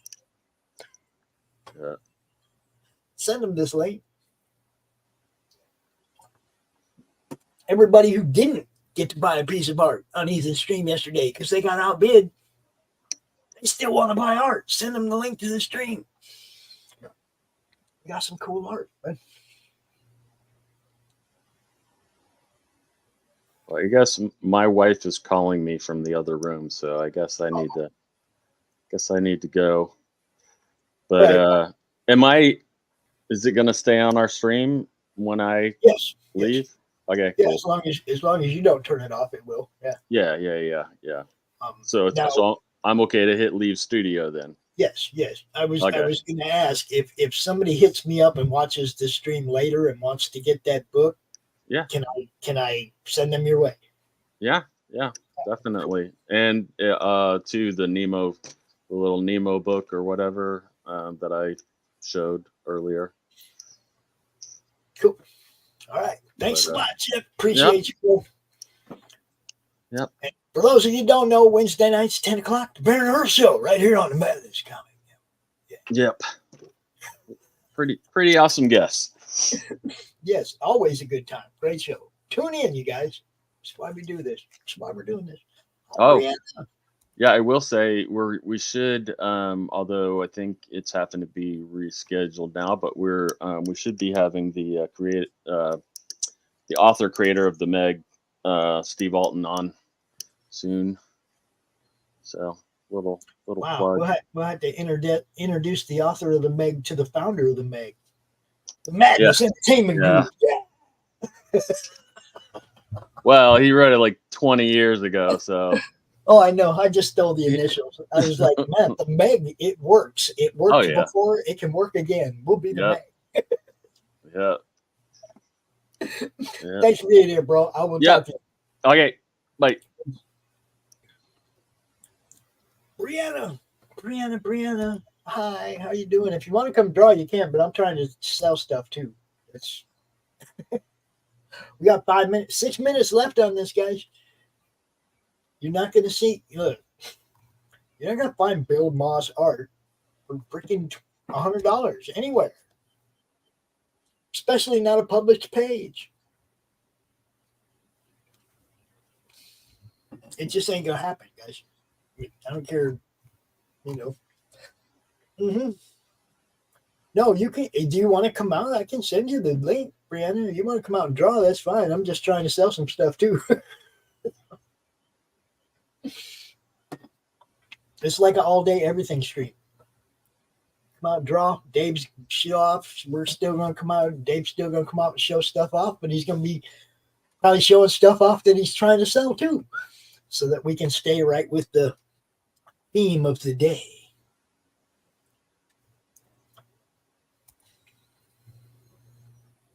Oh, well, it's always good to see you, sweetheart. Always good to see you. So there it is, people. Bill Moss, Perry Press, X-Fars, Nira, so many things Bill's done. Here you go. Hell, they just finished the campaign, him and Steve. Just finished the Intergalactic Ninja Zen and Nira X crossover story. The campaign just ended. Awesome. I'm glad you do. I wish they were more entertaining. They'd be more entertaining with you. They get crazy now. They get crazy. Everybody starts talking about things going on other networks. Then it's like, you got to rein them back in. No. We're here to draw and talk about us, guys.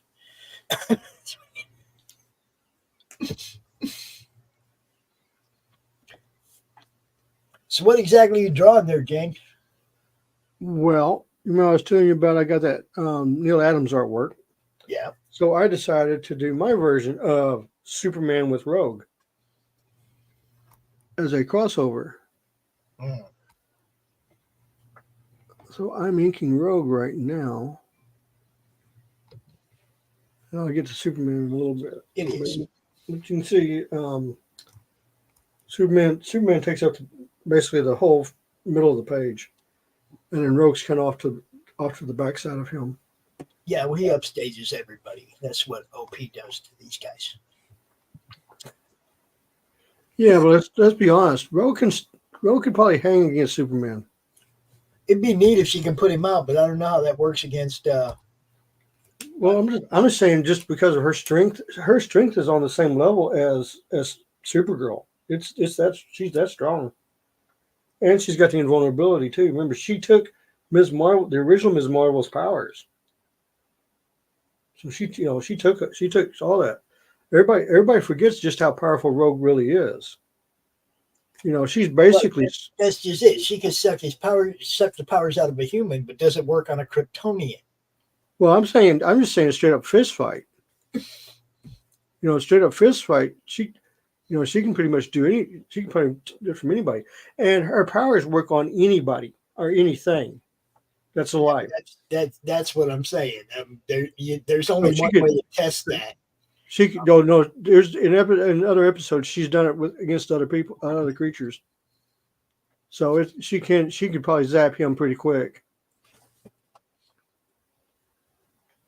I just never been a fan of overpowered characters that don't have any weaknesses to seem to be able to win all the time, no matter what. Well, Rogue for a long time had that mental problem. You know what I mean? Like Superman. I ain't never really been a fan of Superman because come on, you got the cold breath, you got the heat vision, you got the X-ray vision, you got the superpower. You can fly. You're super fast. Come on. Well, that's what they came in with the kryptonite. Yeah, well, I mean, that wasn't. Yeah. I mean, let's face it, that was a good idea to bring that in. Well, you had to have something, but really, if you just don't make them so overpowered in the first place, then you can have actual combat with people that they don't have to just pull out a green rock every time. Well, the thing was they kept increasing his power. Yeah, because originally he wasn't this powerful. And you can make him more powerful. Person ain't even no fun. That's what I'm saying. I lose interest for those guys that Well, like I'm not. The Hulk's funny because he could just turn to Bruce Banner and you're screwed. And he's screwed. Well, I mean, the funny thing is when you look at the merchandise-wise, Superman sells real well, merchandise. But when it comes to comic books and other merchandise, it's always Batman. Batman's always outclassed Superman in sales. there's something that's always resonated with Batman with everybody. You know what I'm saying? Yeah, it probably was that TV show that we all watched when we were 10. Well, no, I mean before that he was popular.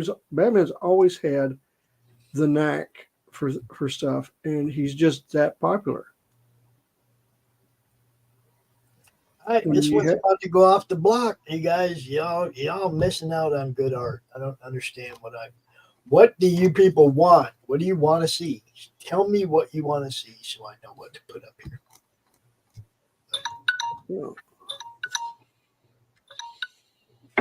Not my phone.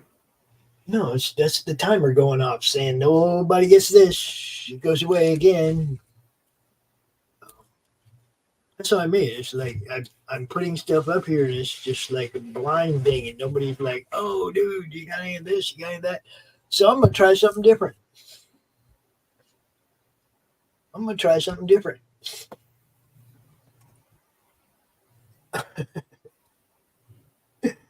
Yeah.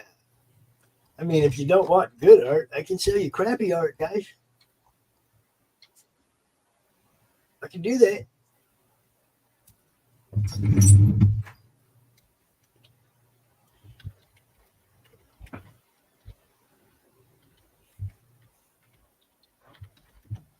Let's see. When did I do that? Oh, yeah, like 2018.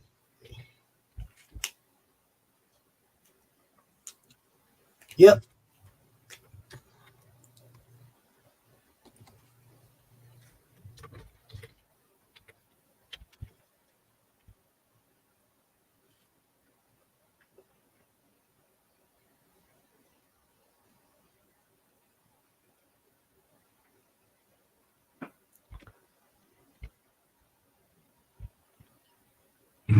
Yep, there it is.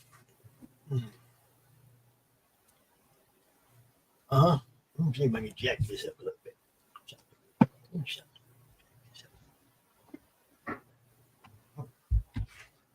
No, that's enough.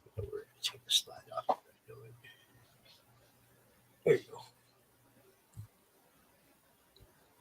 go. Just act like there's an I in the word opening.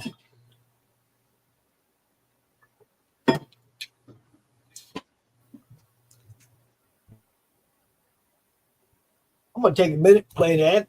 We'll be back in a few. The future. The final frontier.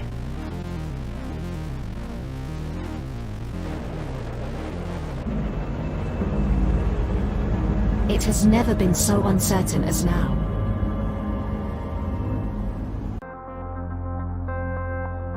AI, VR, haptic wear, nanotechnology, mass destruction with a remote click.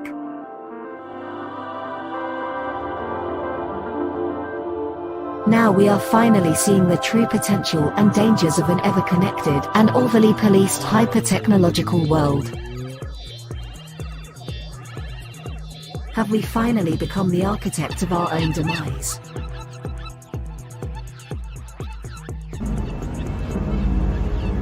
Is there still hope?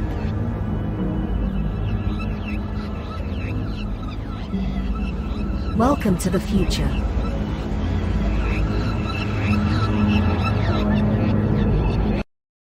Welcome to Punk Droid.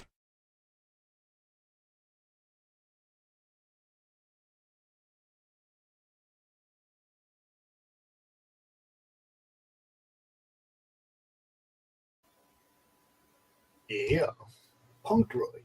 That's one of our newer sponsors.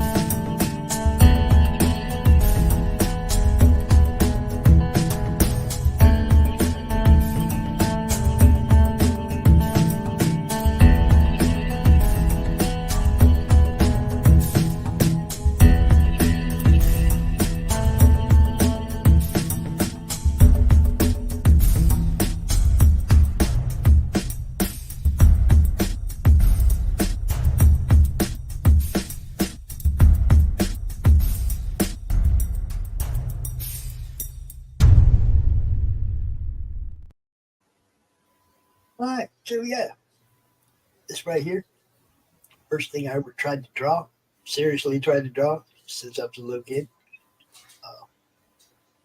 2018, I had a whole bunch of friends that were doing awesome art.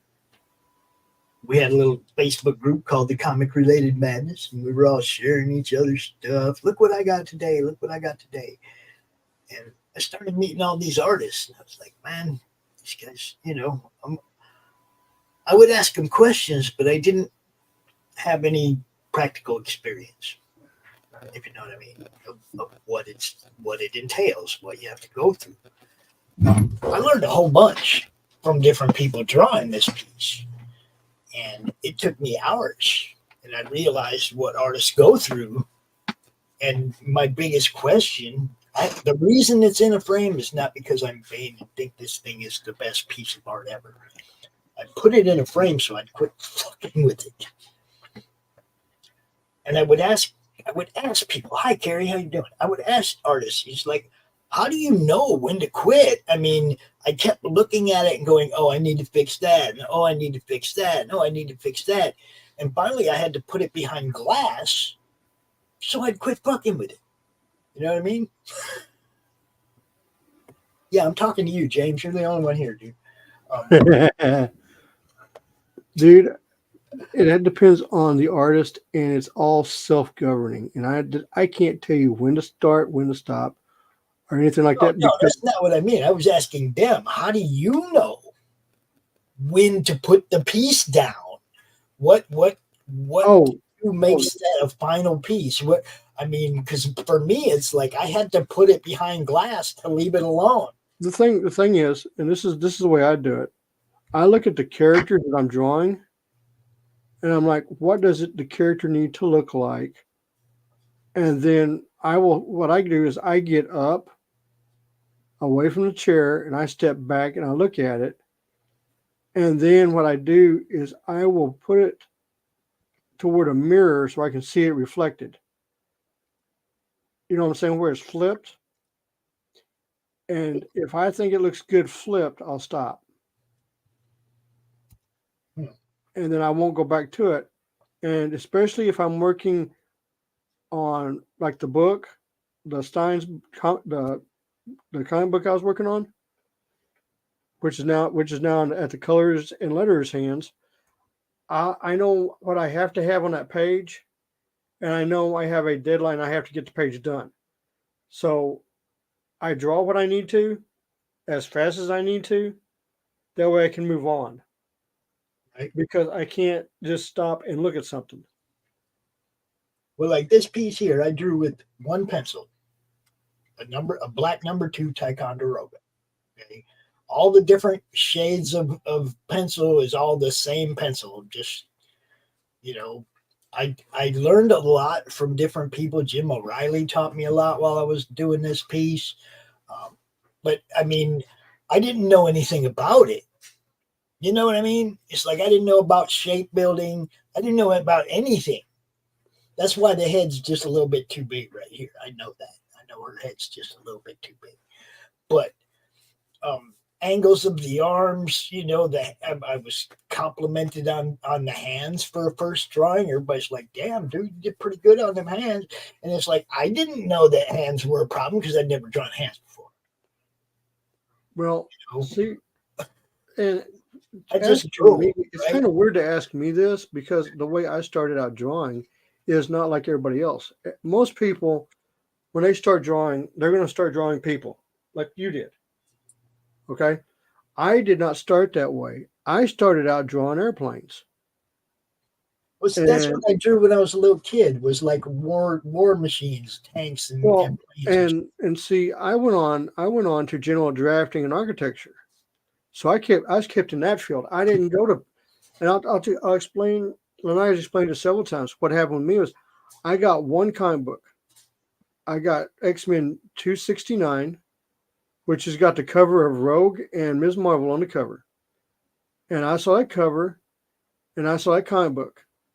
And when I went through the pages, I was hooked. I was like, I want to draw like this. And so I started sketching and trying to draw people. And oh, they turned out terrible. I mean, they were just god awful terrible. And I ended up seeing my cousins in New York and going to the Big Apple Comic Con for the first time. And I met, this is before, this is one of those things. And I met Jim Lee, and he gave me 20 minutes of how to fix my anatomy. And I kept practicing on that ever since. I've still got those pieces of paper. And I mean, they're nothing special. They're just body anatomy. You know what I'm saying? There's not, you can't tell, there's no, it's not like seeing him draw a rogue or anything. It's just body anatomy.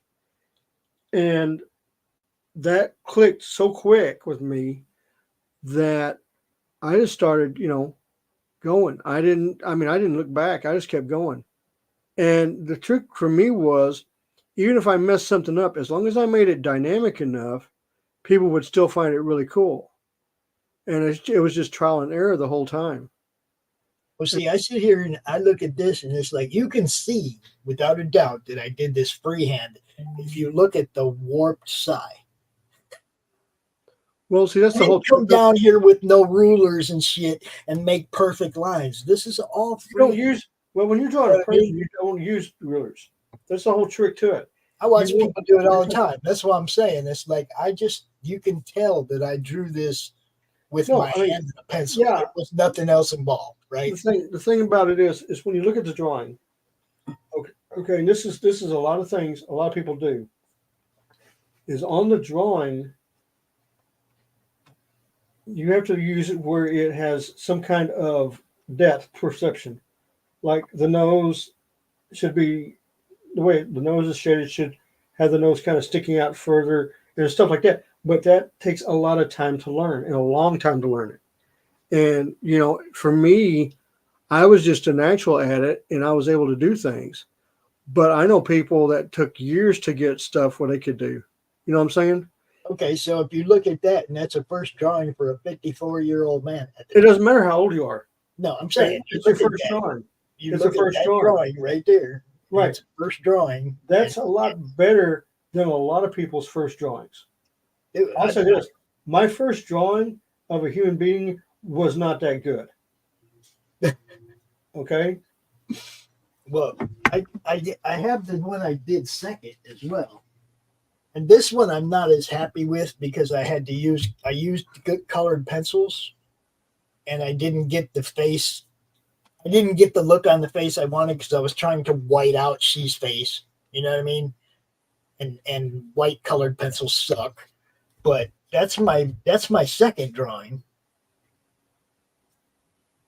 And I mean, I'm not an artist by any means.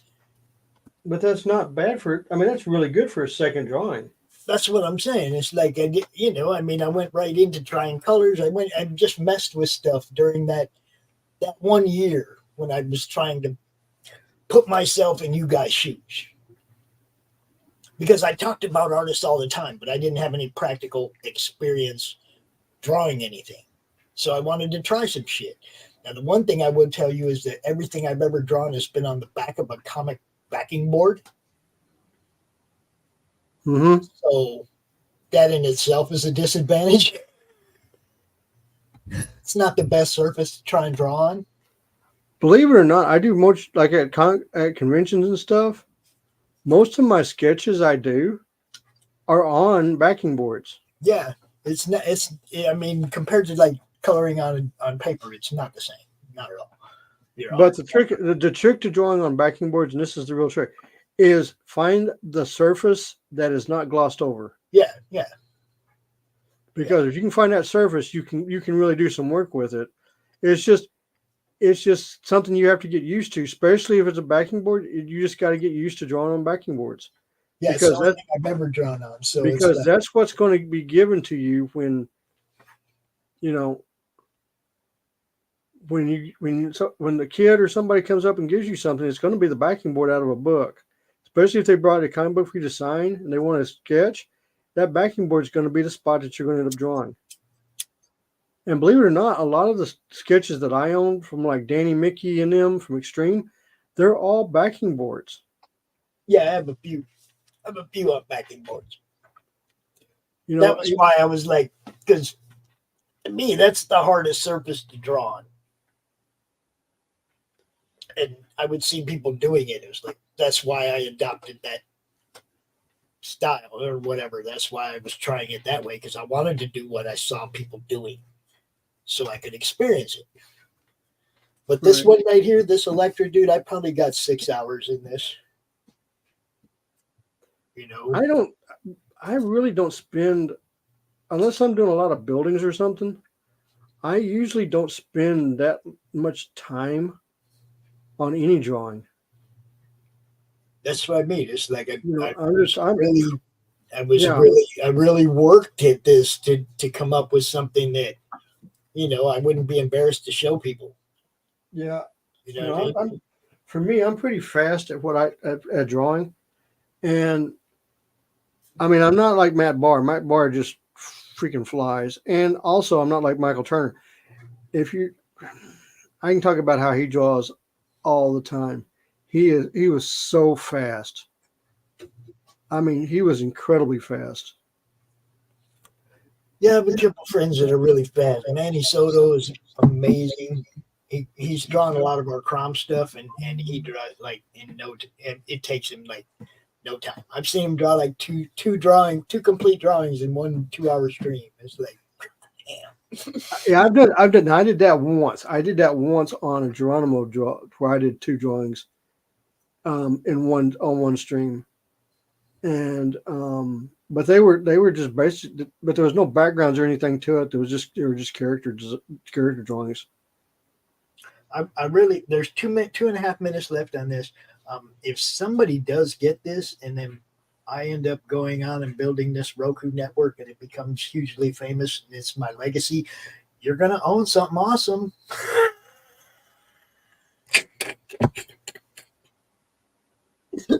You'll have my first freaking drawing. That'd be awesome. Okay. I will see you later, Brianna. It's always good to see you, love. Always. And Carrie, that's James Lee. He's on us all the time. He's with us all the time on the draw stream. I don't know where everybody else is, but you know. Well, you probably didn't send the links out. I picked up the link from the show. Oh yeah, I put the link right in the chat. Q finally made it. Hold on. I gotta play it just because. I gotta go find it. Where's it at? Where is it? Oh, changing the background. Looking for it. Welcome back, Q. It's a pleasure to see you again, my old friend. Stand up for your rights. Don't give up the fight. If you can't take a little bloody nose, maybe you ought to go back home and crawl under your bed. Going once, going twice, so for this motherfucker. It was about time you showed up. Yeah, I know. It's like, where's he Q? Sorry, my apology for delays. I was busy with cleaning my bookshelves, that's why. Cleaning your bookshelf? Yeah. You mean dusting? Yeah, he hasn't read nothing, so he's back there and collects dust, so he's got to dust it off. Okay. What's up, Gary? Yeah, we just kind of doing this thing. Look at this, Q. You see this thing on the screen? You see this? Oh yeah, looking at it. Electra. That's the first thing I drew like 6 years ago. Not that I drew a whole bunch. Yeah, I drew that. Not that I drew a whole bunch of stuff after that, but I drew that. I only drew like 5 or 6 drawings. I went through this little phase of trying to teach myself some of what you guys do and learn from some of you guys. And I drew a Thanos. I drew a Lady Death. I just drew a few, right? One of my favorites was Drunken Frosty. Drunken Frosty was a snowman. Nice. Drunken Frosty was a snowman. He was laying in somebody's yard. He was laying in somebody's yard in a puddle of puke with an empty bottle of Cabo, and Ever since I drew that, I've wanted to do that. If I see every time I see a snowman now, it's like I want to run over there and knock it down and drop an empty bottle in its hand. Like a guy drunk and fell over. Oh, I just thought of something really, really diabolical to do. Diabolical. Oh yeah, Halloween. So you got a pit bull or a Rottweiler that sits on the front porch. Go get a turkey leg and put a tennis shoe on it and give it to the dog. Oh fuck! Turkey leg. You know the turkey leg that you get at the grocery store? Yeah. Yeah. Go get one of those and put a sneaker on the end of it and give it to the dog.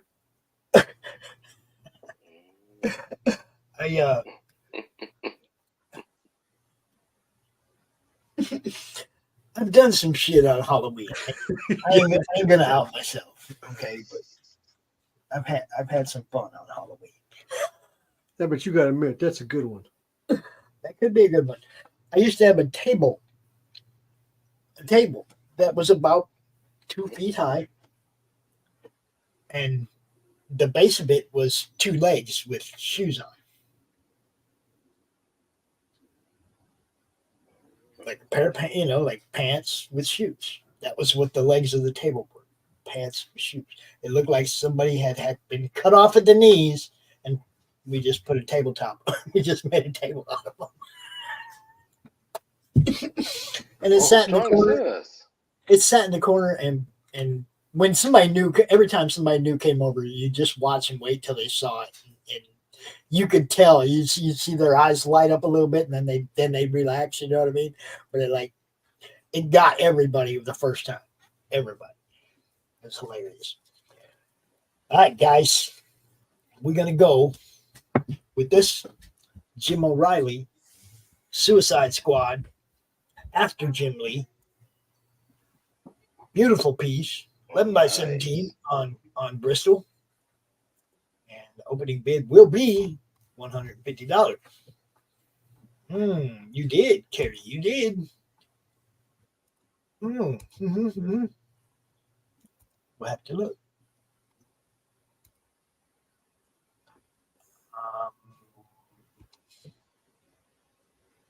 I don't see him. To send them to the Pop Sealy one because I can't get in there anymore. No, that's not. Nope. Mr. Christian Zaffo, what's happening? What's going on, guys? How are you, sir? All right. All right. So, Jim O'Reilly, better than Matt Barr. Just saying. Well, yeah, but that's Jim O'Reilly right there? Yeah, Jim O'Reilly right there. Suicide Squad. After Jim Lee.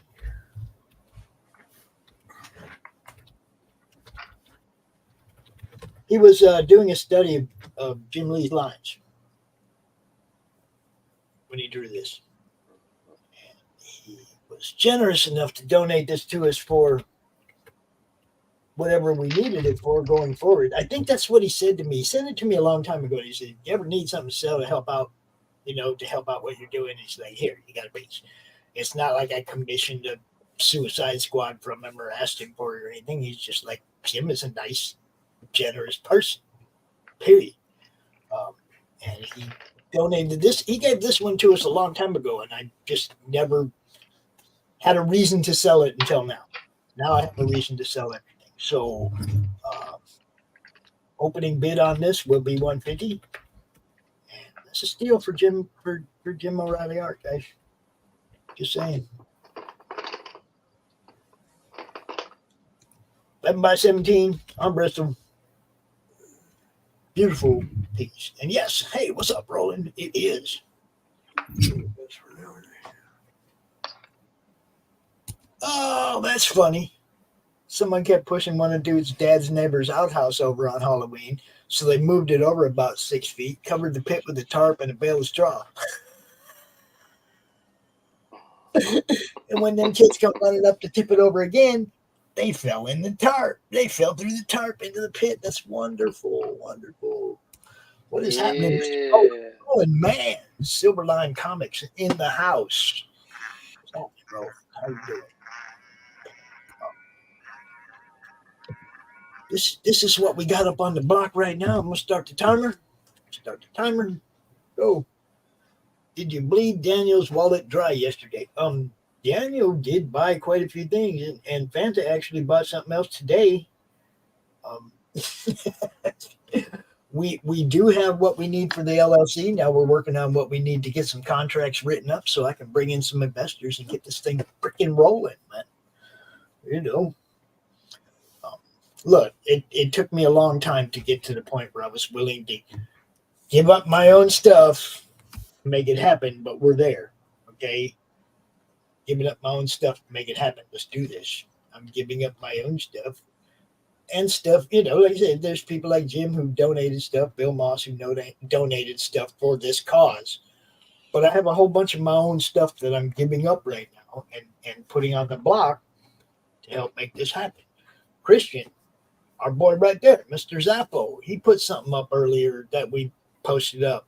We didn't get a bid on it. We'll put it back up again in a bit. I'm going to be out here until probably that Silverline show. Or well, Stephen B is going to come out, you know, between 6 and 7, 6 and 8 and do some drawing. But I'll probably be doing this then too.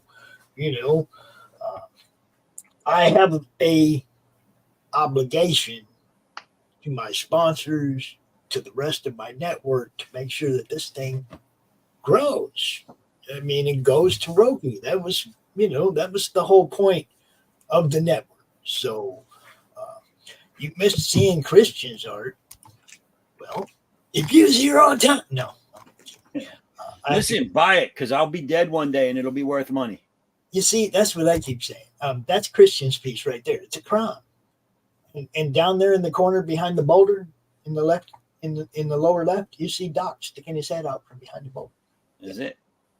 And that one opened at 25. And like I've been telling everybody, it's like, if you don't have money today, but you see something that you wanted, hit me up when the show's over. If you're willing to pay that opening bid and the shipping, you still get that piece if it didn't sell. You know what I mean? Just because the auction's over don't mean the sale's over, if you understand what I'm saying. I still need to sell stuff and make this happen. So yeah, and listen, if you have kids, we understand, but you could sell one of those. For the money for this art. Oh shit. You know, it's all about timing. I wanted to do this 3 weeks ago and I had a really bad incident issue and I couldn't do it 3 weeks ago, and I wanted to do it 2 weeks ago, but that was C2E2. And, you know what I mean? It was like there was something every weekend that was making me put it off. And then when I decided to do it yesterday, then EBS has an auction. It's like, well, actually, there was 2 other auctions going. Everybody's everywhere else selling. Everybody's everywhere else spending their money, and it's like, come on, yo, we got cool stuff too. You know, a lot of cool stuff, man. I was really surprised that didn't go yesterday. Really surprised that didn't go yesterday. I was surprised that the pages, the Bill Moss pages, are still sitting here, right here next to me. This piece right here by Bill Moss didn't sell yesterday. I'm just like, what do you people want, man? I got it. You got to tell me what to dig out, man. But if you were looking forward to the Jim O'Reilly, Matt Barr, thing last week, Jim O'Reilly art. Period. There's Jim's back. That's all there's to it. I like Matt, but I don't think Matt's on Jim's level. I've seen too much of what Jim does. No, he's good, but I don't think they're in the same category. I mean, Jim's doing stuff like this because he's studying somebody's lines. Yeah. That's somebody who works at his craft. Not only that, but he's a sculptor and every other damn thing. Jim O'Reilly is an artist.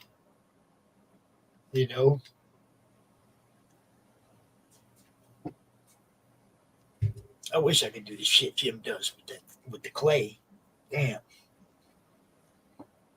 He did a Mojo that was badass. He did was it a Pit that was badass? Yeah. Jim O'Reilly is just badass, yo. You got 5 minutes left to get in on this piece right here. Suicide Squad after Jim Lee by Jim O'Reilly. 7x17 on Bristol. And hell, it's just badass, guys.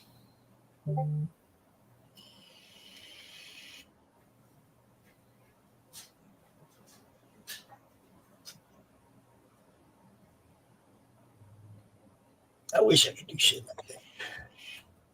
His after Jim Lee stuff looks more like Todd North. The faces look like his, which is good. It's just different than Jim. Well, I know this is what he told us yesterday when he was on the show. No, it's a great piece. I like it. That when he was doing this, he was doing a study of Jim's line work.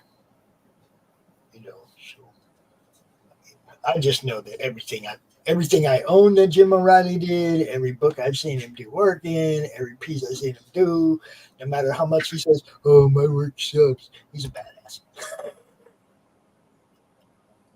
See, yeah. And yesterday, everybody who bought something got a free Jim O'Reilly sketch. Everybody. No, don't tell me you got caught up in that stuff. Oh. I avoid all that shit like the plague, you know.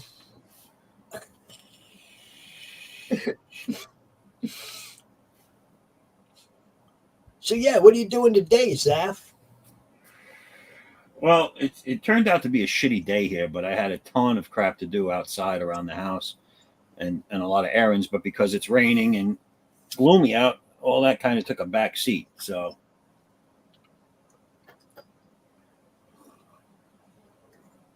today I am drawing. This is my version. This is the first ever appearance of my character that is my Red Sonja-esque type character, only much, much more gooder.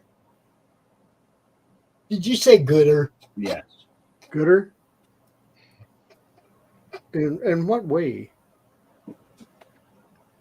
This is just gooder. Don't you mean better?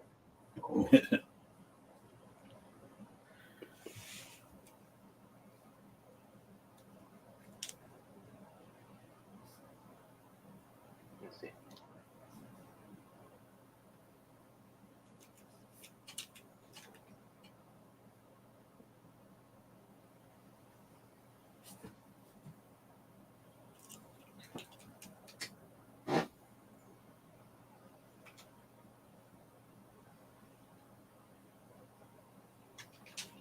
Hmm.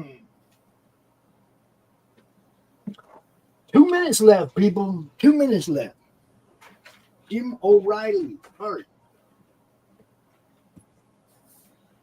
What's sold so far already, Doc? And Pops. But yeah. I'm sorry. My bad. Don't worry, it's happened to me before too. I hear it every day, guys. Don't worry about it. I'm serious. We have an opening bid for the Jim O'Reilly, the Bill Moss Return to Hellspace unpublished cover. I just haven't put it on the block yet, but somebody did give me an opening bid on it. Gotcha. Okay, so that's sold for sure. Phantom got a couple of books. Dan Riley got a bunch of stuff yesterday, sketch covers and just, nice. He cleaned up. Dan did good yesterday. We're right now, I think Fanta said we're sitting at $530 on the GoFundMe, which puts us above what we need for the LLC, so we can roll. Okay. But I still, there's still stuff we need. I need to be able to write contracts so that I can bring in these investors. Daniel P. Riley is sitting there with $1,000 to throw at this as soon as I can throw him a contract. Right. Right. I'm not just going to take his and look, all these guys are like, yeah, I'll send you money. No. Wait until I get all the legal stuff in place. I'm not just taking your money. Okay. You're going to have a contract with a return of investment, with some idea of what you're going to expect in return for your investment. You see what I'm saying? I'm not just going to take these guys' money. I just don't work that way. It's got to be legit. That's good. So I'm laying the legal groundwork. That's what this is about. Getting the LLC, getting contracts written for these guys so that we can take their money and go forward. Right. But I don't want them paying for the groundwork. I want their money to go toward the actual Roku channel. Right. You see what I'm saying? It's like, so this is to build the legal groundwork for the Madness Entertainment Group. And when I say Madness Entertainment Group, that includes all the people who bring their shows to the Madness. And they will all be included in our storefront. They'll all be on our Roku channel, on our website, their storefronts. Everything they're doing will be linked to the Madness Entertainment Group. They're not contractually obligated to us. They can take their show and leave whenever they want. There may be some people who want something in paper. Okay, they know their show's going to be played for the whole year, and they want it in paper, and that's fine. I'm not going to take nobody's stuff down unless they want it taken down. You see what I'm saying? I want the network to grow. Right. So, okay, I'm going to try something a little different. And, okay, I won this piece a couple years ago on a stream. Dude was drawing this, and he said the first person to figure out what he was drawing would win it. Obviously, you can see this is Hellgirl. Okay, as opposed to Hellboy. So I'm the one that figured it out. I'm the one that won the piece. This was done in 2020, and since then, this particular artist, who was a friend of mine, has passed away. And his name was David Faust. And I have another piece by him, so I'm not taking away something that I love. I'm going to keep the Miss Beetlejuice. He didn't sign this, so I know who did it. I will keep this one, and I'll always have something from David, but I'm going to put this one up. Okay? So from the late, great David Faust. Ooh, it's a sweet piece. It's Hellgirl,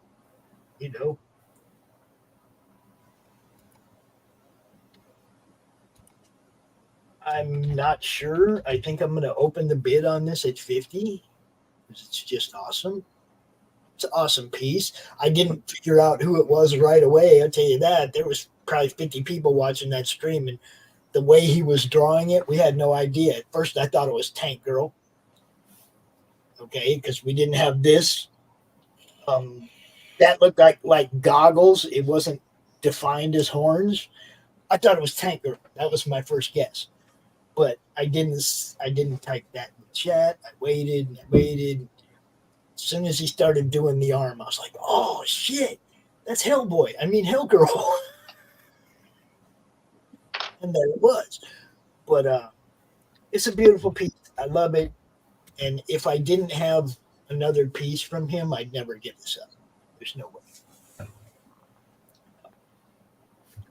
So if you like it, I'm going to open the bid at $50.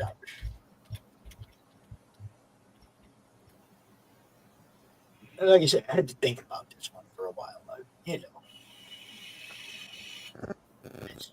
It's hard to part with something when you know there ain't going to be no more. You understand what I'm saying? It's like, dude ain't drawing nothing else. So it's hard to part with it. And like I said, if I didn't have another piece of his, there's no way I'd give this up. And I can't resell the other one because he didn't put his name on it. So, you see what I'm saying? There's no David Foss down there anywhere. He just threw this one in as a bonus. You know what I mean? So, I know who it is. I have a piece of his art. Somebody else can have this one. And he was a really nice guy, too. He'd been on PromCon a couple times. Good dude. You know.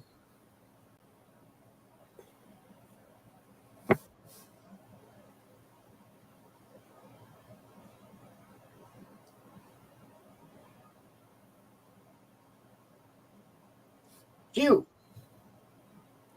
Yo. Q. What's it say on the sign right there? Oh, that sign here? Which one? Or this one or that one? Either one. The one that says 66? Okay. This one that says Zappos? Zappos? The 4th Street? Zappos, yeah. The It's one of my bar. many businesses. The Zappos bar. And where are we hiding Crom at on this one? This one is Route 66. Crom would be right here in that bush. Yeah, that's what It's I all, thought. everything is on fire, and there's Crom, flame in the shape of Crom's face. You giving him Ghost Rider skull? I like it. I like it. Yeah, we are here to highlight other people's art There's too. Calcaterra's. You got what? And across the street, there's a Calcaterra bar. The Calcaterra Calcaterra's bar. hotel. Or hotel, right here. Hold on, there's it, right here. Oh, look, Laurie's in there too now. That is awesome. Mantis says, Quentin, you. Yeah, the Fanta. There's Calcaterra's hotel. And down below is De Leon Ammos.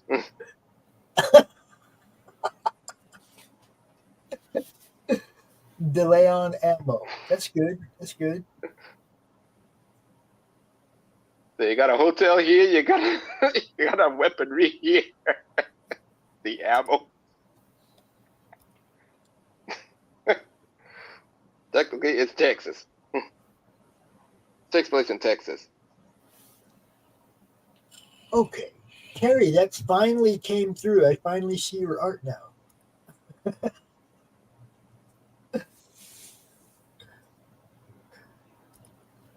It just came through on my Facebook just now. That devil guy. I like it. Guess what, guys? Carrie can draw too. She just ain't telling nobody. Well, how Carrie come she can can't join the open draw stream? That's, well, man, she just had a what do you call it? A laptop. Her laptop took a shit. So after I get what I can get done here Laptop is for being us, a dong. look, once I get done what I can get done here for us, getting, the groundwork laid for what we're doing, my next goal is going to be some kind of fundraiser for Carrie to help her get a new laptop, because Carrie's been helping us a lot, and I need that laptop working. She can't. No, those are her first ever sketches, and she can't draw. She's just like me. If she wanted to, she could draw. Okay, because for first ever sketches, those are pretty good. At least the one I just looked at was really good. I don't know if there's more coming. It seems like it's taking Facebook forever to send that to me. But yeah, we're still right here, folks. Right here on this one. The late David Faust, Hellgirl, opens at 50. He ain't drawing no more, guys. There ain't gonna be no more. The only stuff there is of David Faust is out there. That's it. There ain't no more. So, if you're a collector, what can I tell you? This is the one. Yeah, Fanta, I knew you were talking about Lamar and Drake in Minecraft. I knew it. I knew it. I knew it. Yeah, I don't care. I scroll right past that shit like it don't exist. I just don't care. I'm out here trying to sell some books and sell some art and help build a network that'll help everybody else. That's all I'm trying to do. Have fun while we're doing it. You still in the chat? What's up?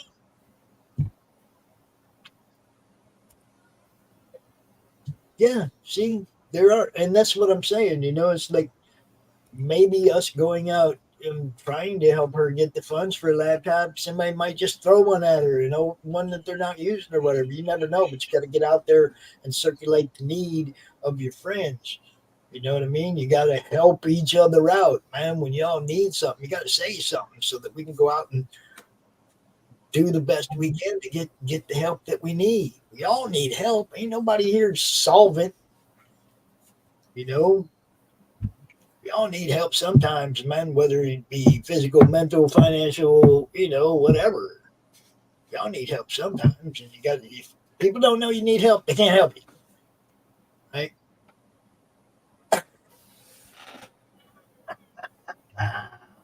Throw them in a box and mail them to her. How's that? Throw it in a box and just mail it to her.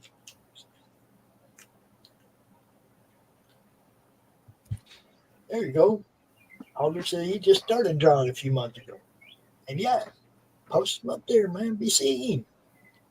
That's what you got to do. Post them up and be seen. Now, see, I don't know if a lot of you guys from the Twitter side of things ever heard of David Faust, but I knew him from my Facebook group, like way back in the day, before we were even doing a whole lot of this. Like this drawing was in 2020 when I was first starting to do CromCon. It's not like we were a big old, any kind of established network or anything that I was doing. It was just a Facebook group,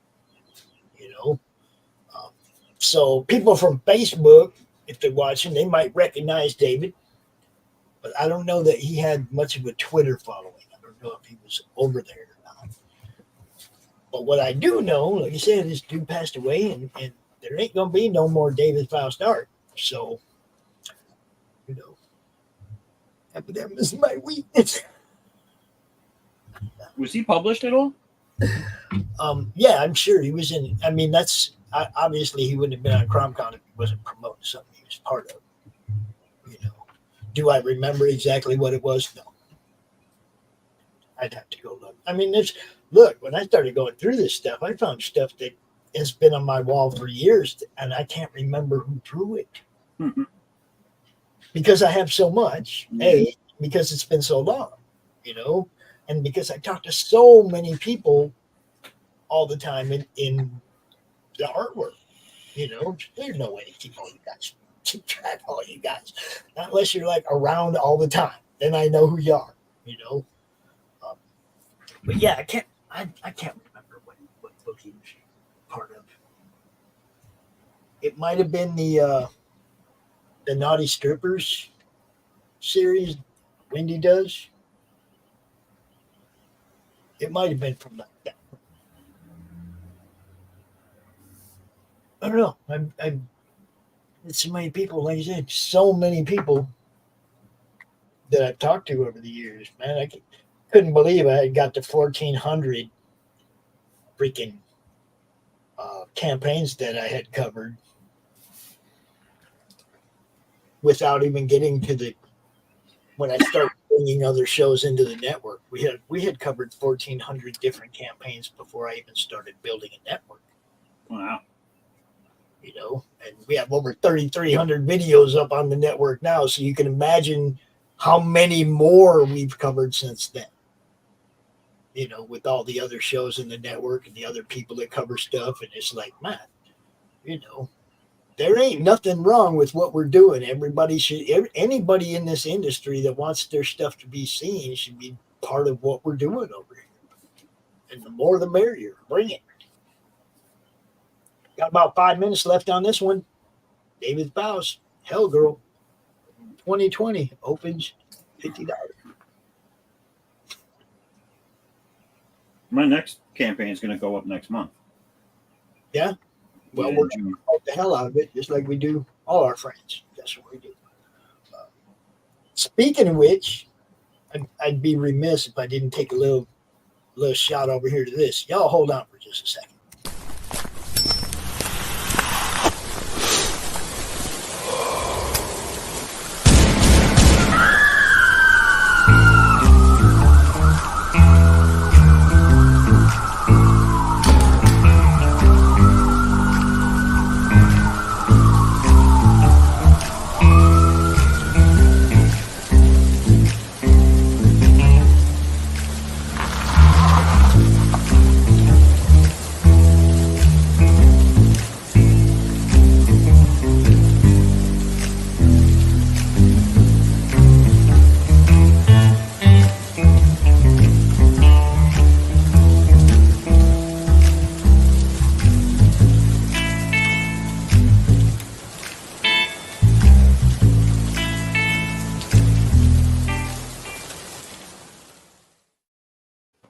Yeah, we got you, Doc. Take care of our people, man. Silverline, part of the network. They're over there on Fund My Comic right now, I think, with the campaign running. You know, it's all action around here, folks. It's all action. What happened? I came in late, so what happened to the doc today? Doc Lake had a little medical thing go on yesterday while he was during the auction. Oh. Got with me last night. He said, "Yeah, man, I'm supposed to stay in bed till Monday." Said, okay, be good. Don't you know? Don't overdo it, you know. He's yeah. There you go. Get well, Doc. If you're watching, we love you. Alder says that he tried freehand copying from reference. Sketch right there at that link. He turned into a promo for the Indie Copyright Stream.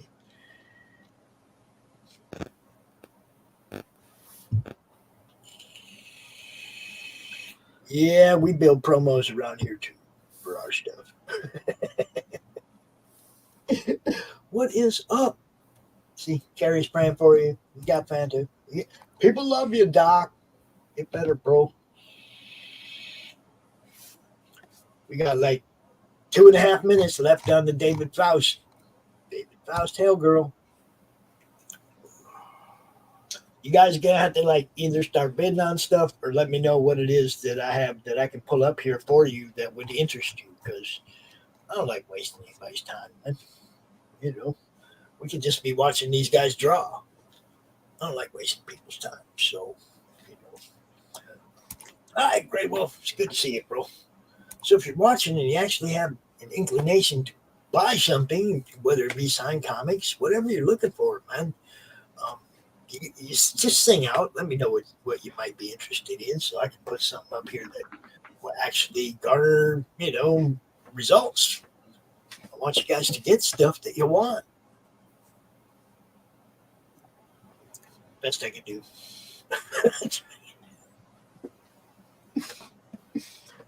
Keep putting beautiful pieces of art up there and they keep just like coming back down. I'm like, I don't know what to do.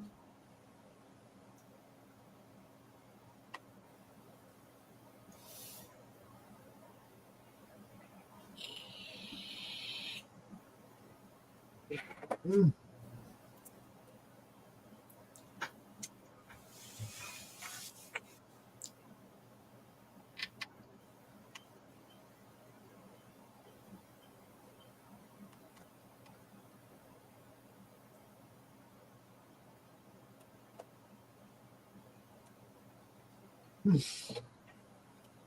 mean, if it's comics you want, signed comics, sketch covers, whatever, just like say, hey, man, put some of this kind of stuff up there and I'll put it up here. We have stuff to do. 30 seconds left. Remember, if you bid in the last minute, we extend it for a minute. This ain't eBay. No snipers allowed.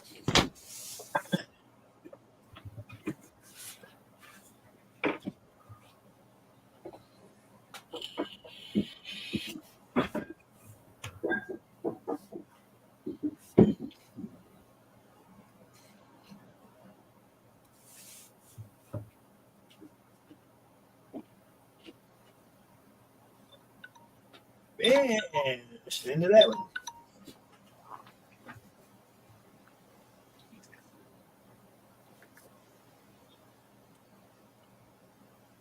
Okay, so we will try this. You try this right here. This is a Harley Quinn Zero sketch cover by Gary Parkin of the UK. That's a beautiful piece of art, guys. That's a beautiful piece of art.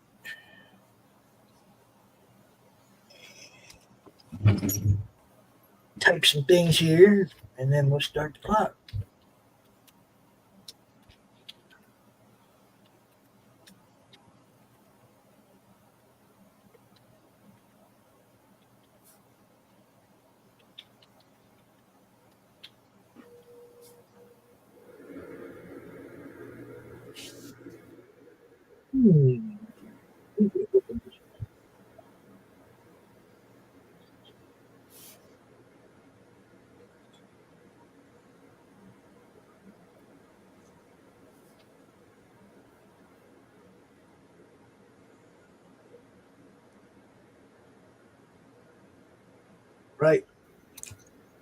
Right there.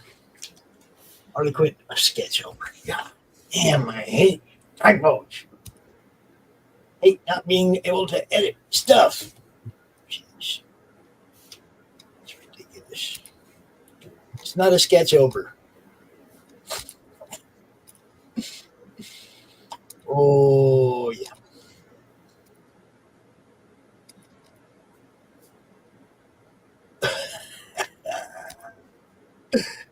Carry. I'll make you see that.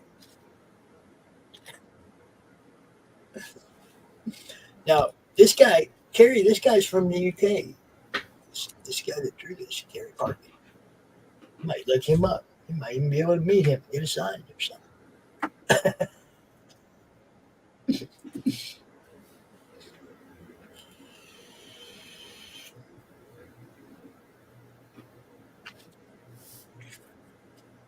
I think that's part of the problem with this is that a lot of the people, stuff I have are people that I met through Facebook that don't have a Twitter presence. People watching, most of the people watching are Twitter people that don't know who these guys are. I think that's what's happening. Gary Parkin is very accomplished, obviously. Dude knows what he's doing, does good art, has a reputation, you know. Hopefully good, $100, increments of 5 after that.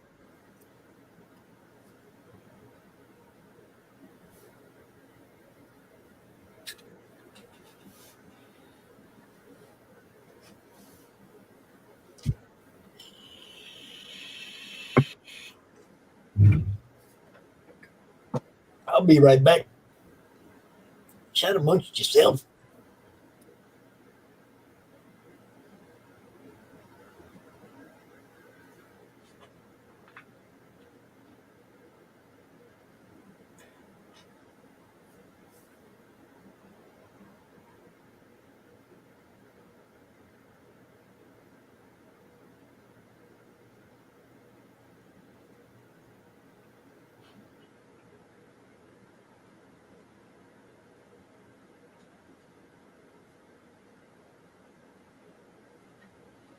Boy, you can tell when this show when Doc ain't here.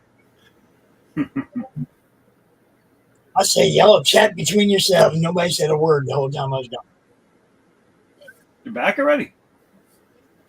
Well, if nobody else is going to talk, I can't really leave.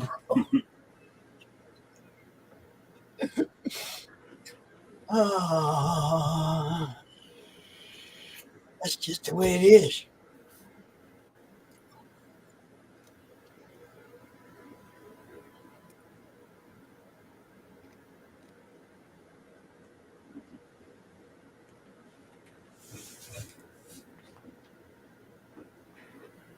Q, did you donate anything? Oh, looks like Q froze. Q froze? Yeah. Oh boy. You got Q's fingers. He'll be back. Count it. That's number one. I still need a Q counter. Oh no, he's back. He was just froze. He didn't leave.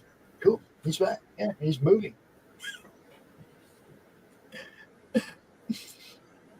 Q.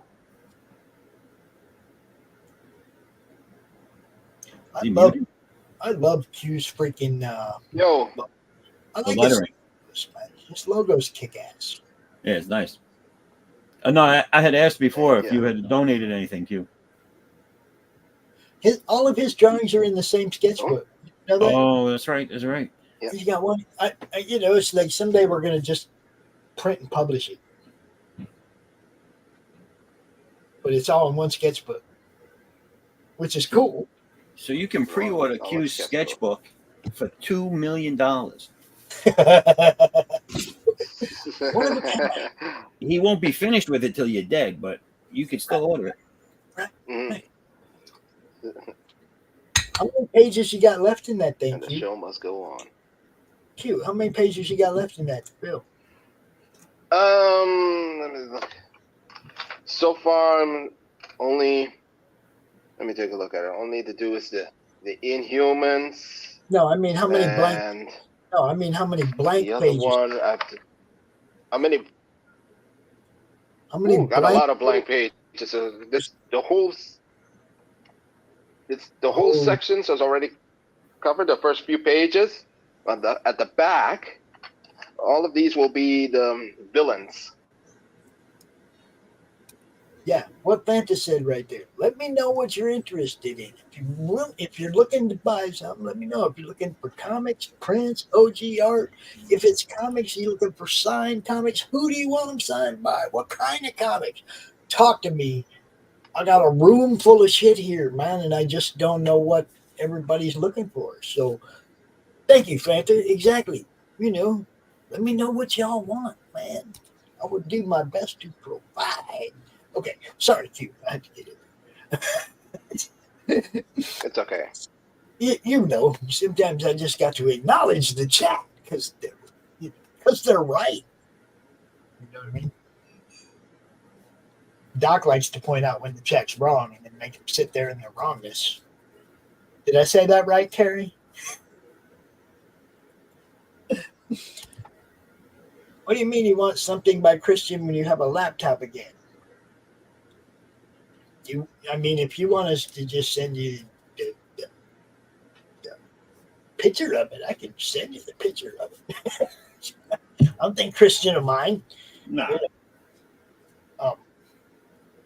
But I'm sure Christian would take care of you with anything you want, Terry, because you show you're like Fanta. You're always in the chat supporting.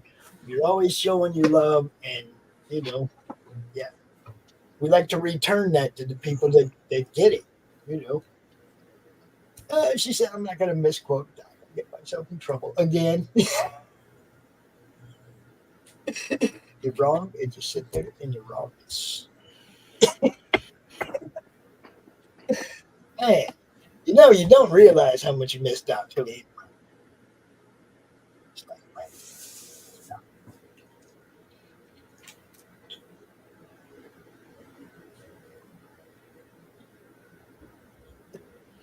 I miss Doc. I miss Doc with every shot so far.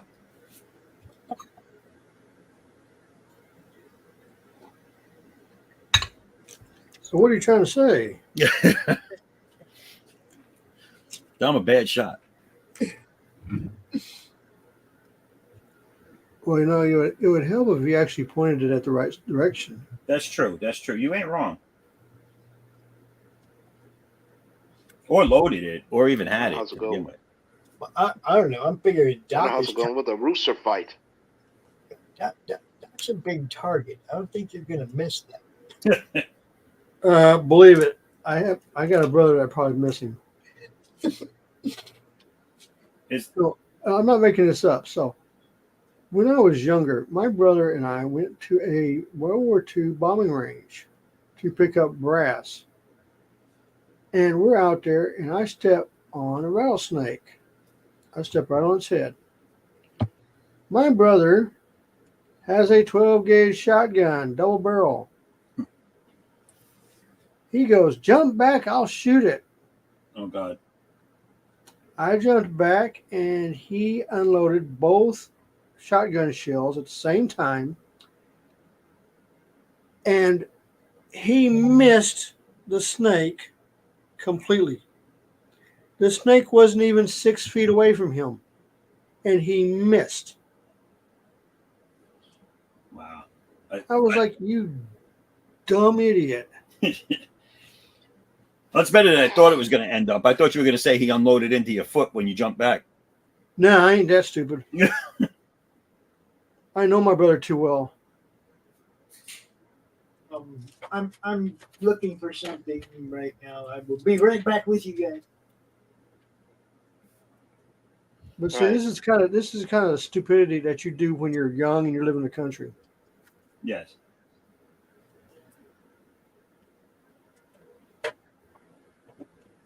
But I wouldn't trade it for anything in the world. That was some fun times.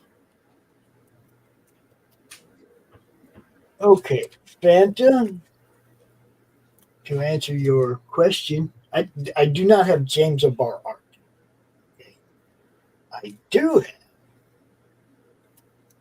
some crow that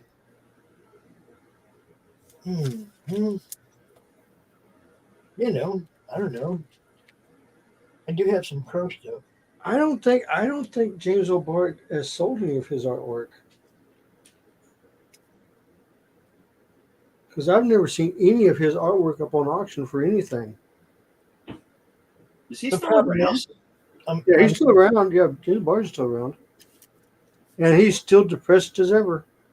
Yeah, I'm looking at the stuff I have, and I'm just pretty sure that it's not him, but it's other people. This one, I don't know, might be him. Now I've got some crow books signed by him. And does he still do art though, or anything? Number 1 and number 3. I don't think he does anything. I think he just shows up at conventions. Wow. I think everybody else writes and draws his stuff now. But is he even? But he doesn't even write anymore, right? I don't think. Well, he hasn't done anything since the crow. There's our boy. It's Jim O'Reilly. Jim, I sent you a message. I was wondering if that bonus was still in effect today or not. So I have a bit of crow, but not a lot. Yeah, hop in here, Jim.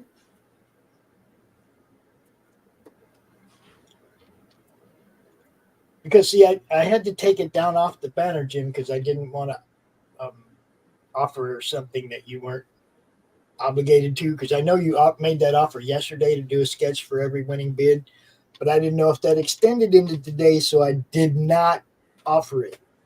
But if it does extend into today, then I'm going to add it to the banner. That's entirely up to you, my friend. Everybody who won a bid yesterday got a Jim O'Reilly sketch along with what they're getting. So,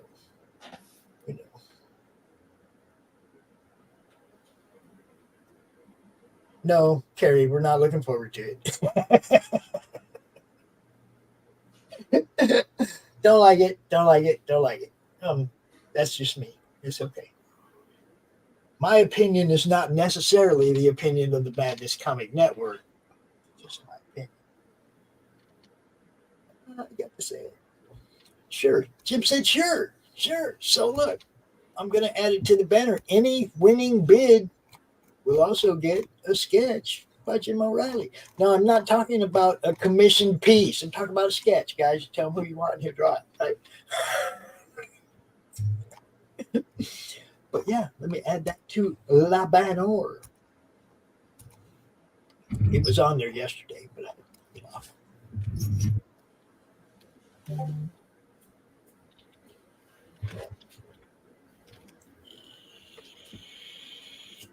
And thank you, Jim. You're awesome, bro.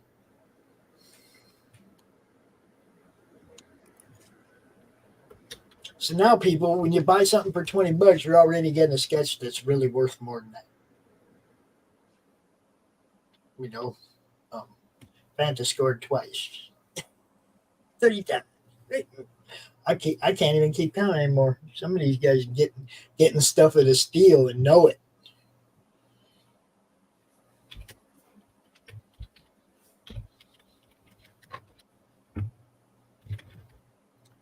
Oh, can I type?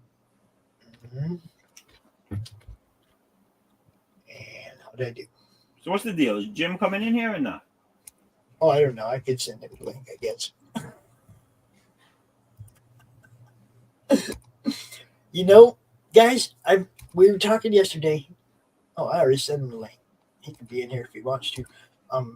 We were talking yesterday, Jim and I and everybody. I met Jim way back when I was promoting the very first campaign. I seriously tried to help somebody sell books. Like 5 years ago.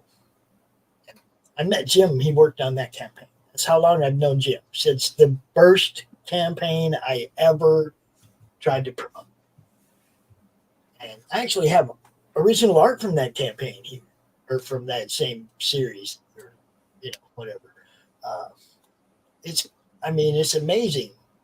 Jim and I have been good friends for quite a while now, and now he lives where I used to live. That's crazy. Where he lives in Texas? No, now he lives in Phoenix. I lived in Phoenix for 35 years. I lived in Texas for 8 months. I lived in Phoenix for most of my life. And yeah, now he lives down there in the East Valley, east of Phoenix, but it's kind of funny. You met him? What do you mean you met him? How come I didn't see this picture? Man, I hate algorithms. I hate the algorithms on social media. If I'm fucking following somebody, I want to see the shit they post, man. It's like all I see is like political crap, people I blocked and shit. On Twitter, my newsfeed is full of people I blocked. Political hacks that I blocked, that I just don't want to hear that shit, right? But every day it's in my newsfeed on Twitter. It's like, why? Every day, every single day. I even asked Elon, what the fuck? Why? Why am I seeing this? Isn't that amazing? You block it and then you see more of it. It's just stupid. Exactly. It's like no, that's not what blocked means.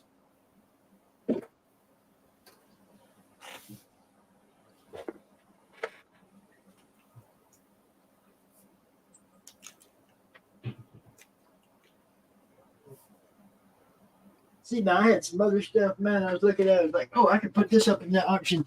Like, RJ sent me this book, right? You guys know RJ, our boy from Critical Blast. He sent me this book, and it has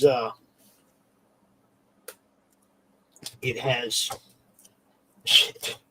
Let me pull this up. He sent me this book. It has a story that he wrote. I don't know if you guys are familiar with the Destroyer series, Remo Williams, but RJ wrote a story, a short story. He's actually wrote a couple of those Destroyer books, but he wrote a short story about a crossover between Remo and Batman. He never says Batman, but you know who it is, right? Never says Robin, but you know who it is. Okay, so he sends me this book because he told me, he goes, oh, I wrote some Nemo books. I'm dude, let me, or send me PDF, whatever. Let me read stories, right? Well, he sends me this book, and I was like, well, it'd be cool. I could auction off this book that RJ sent. I go look inside, and on the page of the chapter, or on the page of the front page of the story he wrote, of course, it says for Pops. But God damn it, I can't fucking auction it. RJ, I need another one. Martinoff, bro.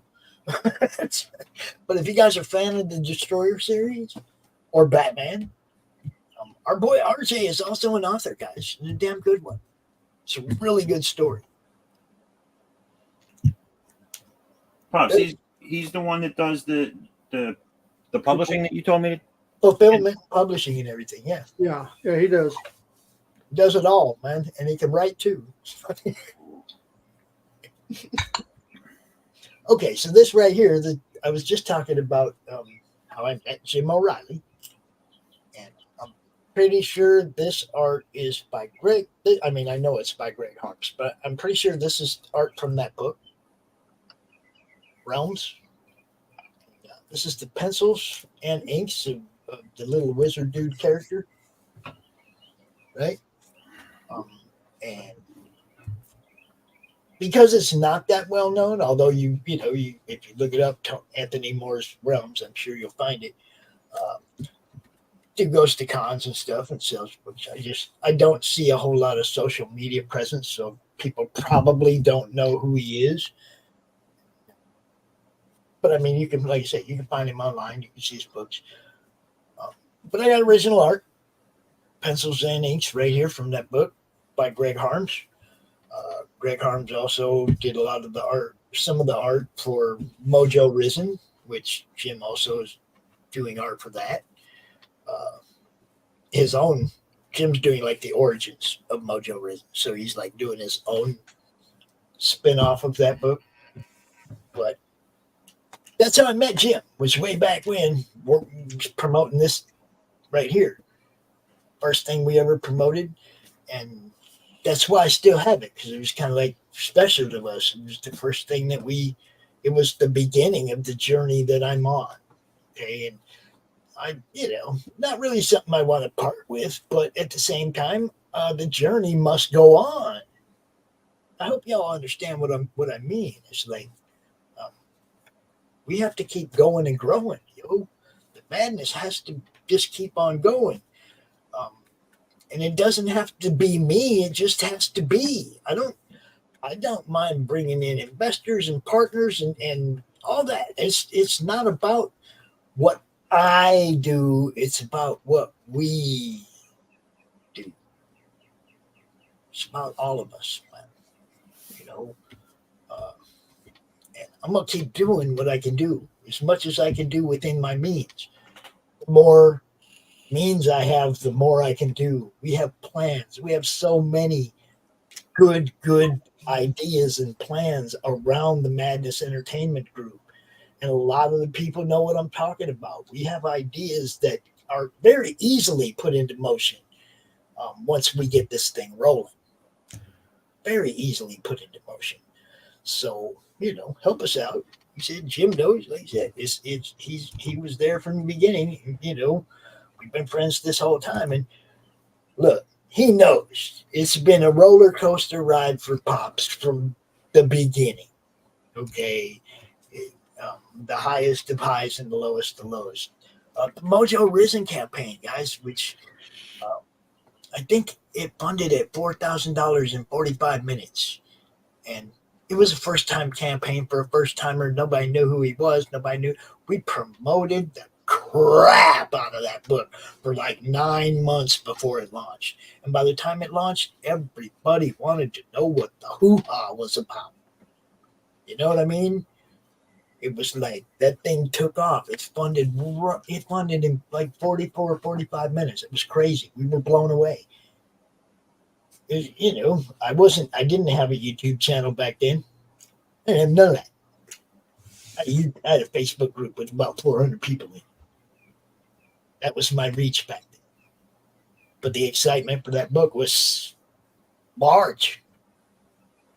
We made it large. People went and bought it, and hopefully they were happy with it. And I was in it.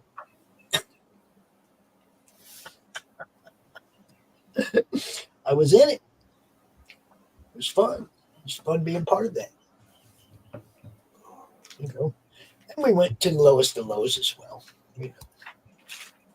But it's all up and down. It's been up and down and up and down. We do our best, though. Let me see. Fanny sent me a photo. Oh, nicely done. I like it. I like it. He's a nice guy, right? Just tell me he's a nice guy. That's all about.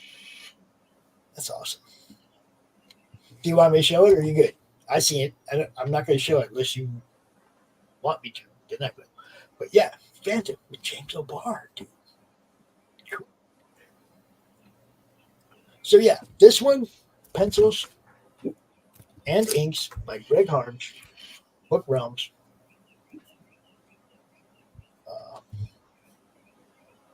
I don't know. It's both pieces, guys. What do you think? I'm gonna start the bid at $75 because I know people don't really know who he is or who this is, but trust me, dude goes to cons, sells books. It's like it's legit. He just doesn't have a big online presence. You know. Okay, cool. Let me get right there. Yes, most excellent. Okay, Pops, I'm going to have to take off. All right, brother. So, thanks for the draw stream. Like I said, it's been 2.5 hours, so yeah, we'll see you, I guess, next week. Most excellent. James, take care, man. All right, you want to go full screen and show what we did today? Let me see. Where's that? There you go. Oh, that's sweet. Go ahead and tell everybody where they can find it and whatnot. You can find it over on my website, www.thevonsteins.com. I still got a lot of work to do on it. We've got all this buildings down here to do. And then you can find me over at Amazon. You can find me on X or Twitter. Find me on Facebook, Minds Truth. I'm on all social medias. So, keep an eye out, and I'll catch you guys later. All right. Later. All right, let me see. I gotta do this share screen thing. All right, I hope I'm gonna have to blow this thing up so people can see it. Let's see here. Let me see here. There it is. It's Fanta with James O'Barr. Everybody.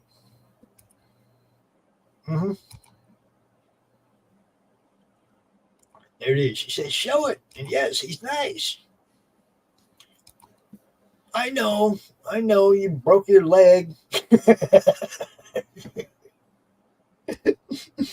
That's okay. That's okay. It's cool to get somebody to wheel you around the con like that, isn't it? That's what I need. I need somebody to. Brad, you're not just going to be my cameraman. Wheel me around the con.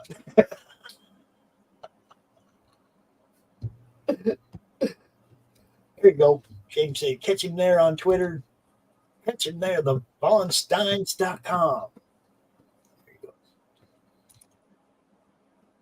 It's our CJ Beanie. Yes. So, yeah. Oh, did I even start? I didn't even start the timer, did I? Nope. Dang it. I didn't write out anything for this one either. Okay, look. I'm slacking now. Let's see.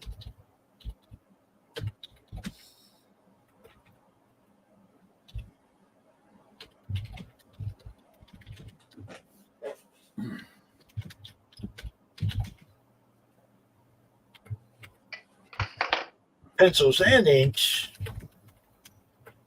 Starting bid $75.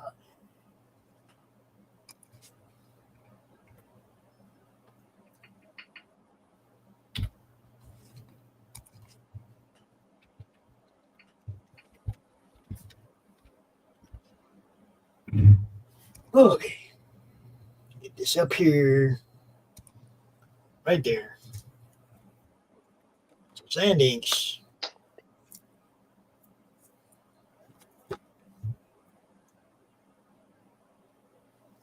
Opens at 75, and you get a Jim O'Reilly sketch. Character of your choice. How can you? You can't beat the deals you get in the madness. Yep, can't beat it. If you're serious about buying art, another set from this book, pencils and inks, and then 2 other characters. 1 pencil, 1 ink by Anthony. One by Anthony Moore and the other one by Greg. So 5 by Greg Harms, 1 by Anthony Moore. They're all from the same book, I'm pretty sure. I think that Tempest character is from Realms as well. So, you know, just doing the thing up in here, people. Realms, the comic book Realms, art by Greg Harms.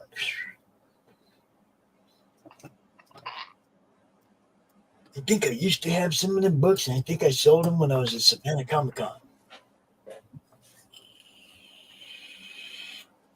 Because I went down there with a bunch of stuff and just threw it on the table. I wasn't there trying to sell stuff. I was there doing CromCon, but, you know, it's like, got our stuff on the table to get people to look at you. Then they see what we were doing. We had the computer set up on the table, big monitor on the table, and they'd see themselves walking by and, oh, shit, we're on TV. Yeah, you're on YouTube right now. CromCon live. That was so much fun, guys. You don't even know. Doing CromCon from the floor of a con was like the highlight so far of my experience in this. It was a blast. Even all the travel hassles and all the shit I went through, it was a blast. And I got to hang out with Chris Brown all weekend, and he's a fucking good dude. You know. And we're like probably best friends now. I have to say he's probably my best friend right now. Dude's awesome.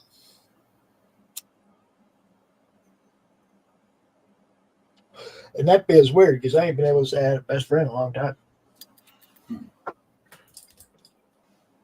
I just don't hang out with people. I've been home with the kids for 9 years, you know.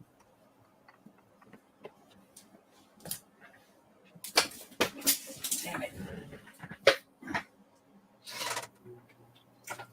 All right. Okay.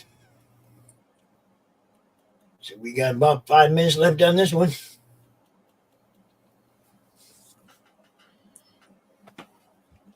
And then I guess I don't know what to do. Should I switch gears? Should I try something else? What? I don't know what people want. I just don't know what people want.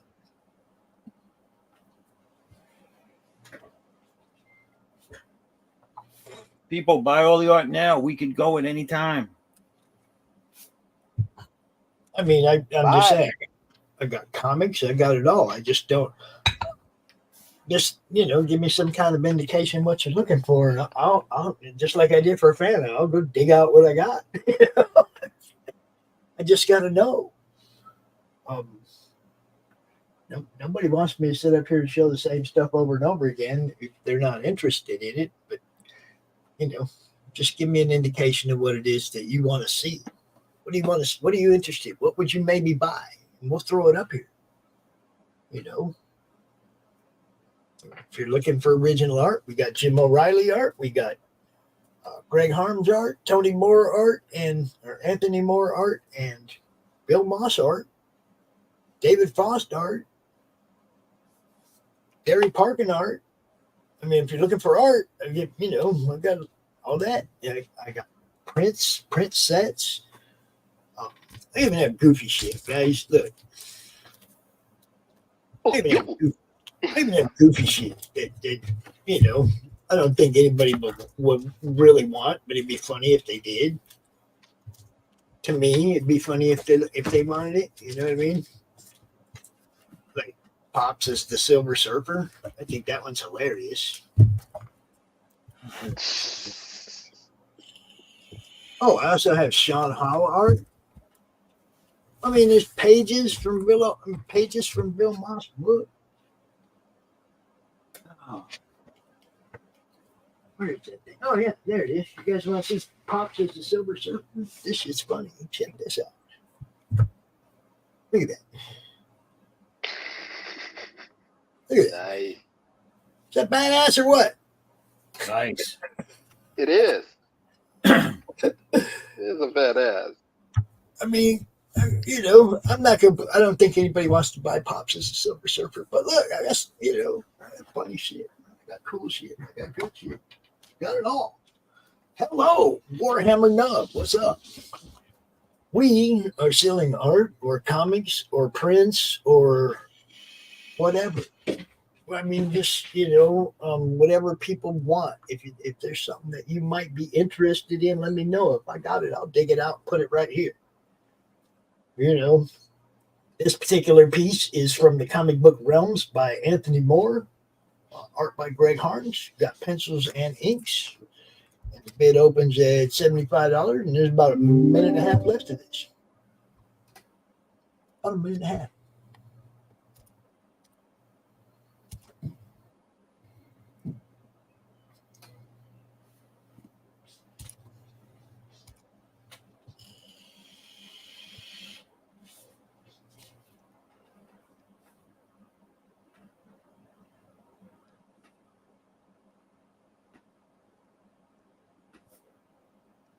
In about 15 minutes, my partner from the show ops is going to be popping in here. And he has stuff. He lives in the UK, and he has stuff that he'd like to sell too. So for those of you who have a hard time with the amount of money that it takes to ship something from here over to there, I bring you somebody who's right there with you to show you some stuff that he has too. So Texas Dave going to be out here in about 15 minutes, and we'll let him show some stuff that he also has for sale. And that, of course, I'm not saying that that's for sale, a interaction between you and him, not between you and the madness. You won't be paying us for that. You'd be paying him for shipping and whatnot. He lives over there.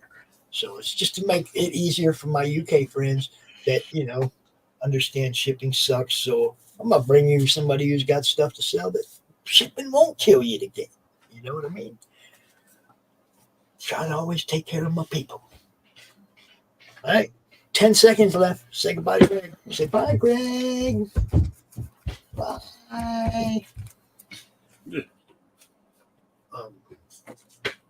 Okay. I'm going to put one more thing up before Dave gets here. Okay. I'm going to go ahead and make sure Thomas gets his piece. Okay. We have an opening bid on this unpublished cover from Return to Hellspace by Bill Moss. It's Zen and Mira X. That's nice. Okay. Now let me put this out here. It's unpublished. Unpublished cover. I gotta go. Okay. Q. Later, man. Stay out of trouble, Q. Alrighty. All right, brother. I will Hey, see you next you can always find us here in the Madness Comic Network on YouTube. There we go. There you go. There you go. Thanks, bro. See you next week. Man. See you next week. You know you will. All right. So there you have it. This is a Bill Moss piece. Let me get the write-up on it. Unpublished cover art by Bill Moss.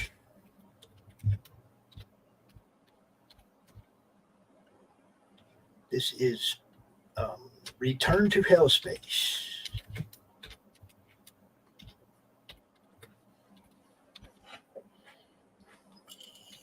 And there is an opening bid.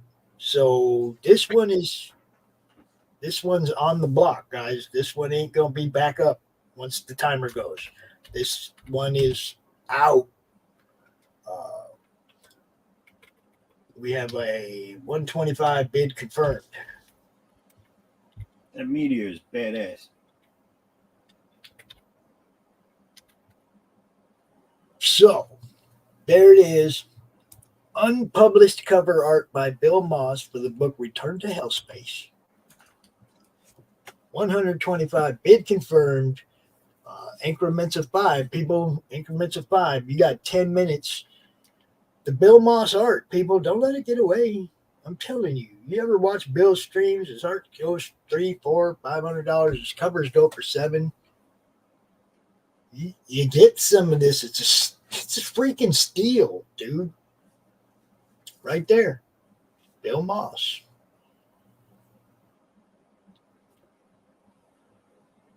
Oh, just, right there. Bill Moss, 2018.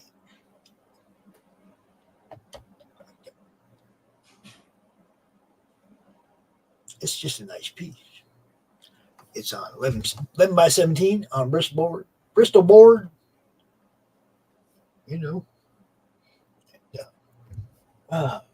Messing with me, Cord.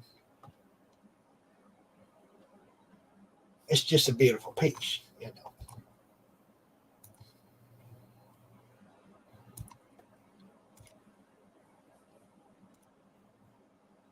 Don't let it get away, people. Thomas Doherty's taking it right now. It's his. Right now, this belongs to Thomas Doherty. Don't let him just walk away with it all cheap and shit.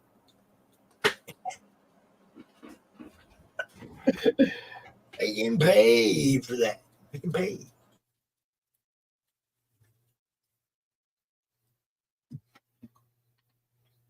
It's look, I'm sitting here doing this, and all I can think of, like when that Jeff Earls book went up, okay, it was one of a kind. There's no other one, and when they released the printing of it, it's not going to be like that. It was a proof copy of his novel, okay? The only one. There ain't no other one like it, and he's putting it up here at opening bid of $20 or whatever, and nobody jumped on that. If I was on the other side of this auction, dude, come on. Anything that's one of a kind, guys. Jeff Earls is the guy that does the Baron Earls show with Mike Baron. Okay, he's the author, artist,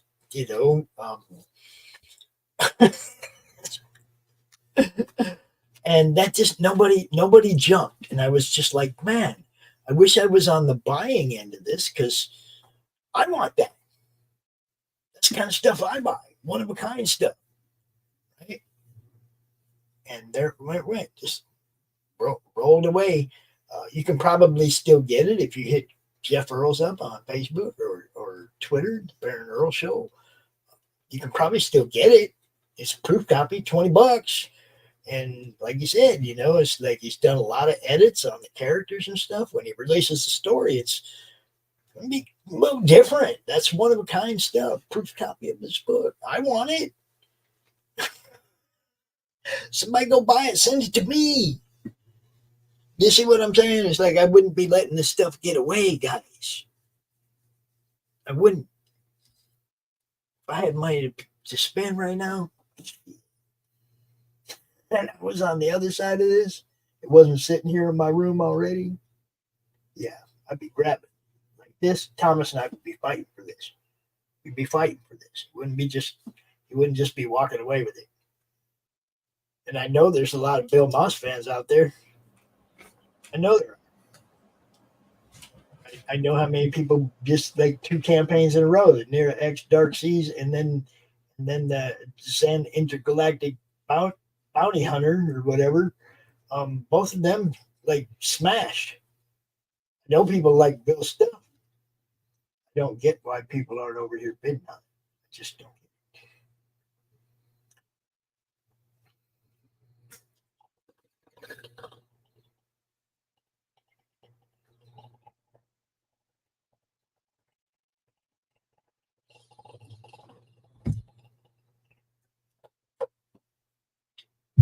I mean, is there another big freaking auction somewhere today I don't know about?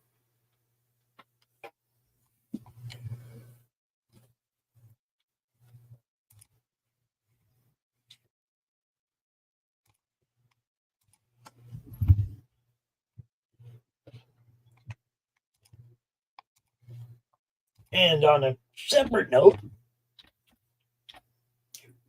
looks like we just only about 74 subscribers from 1,000. It's kind of cool.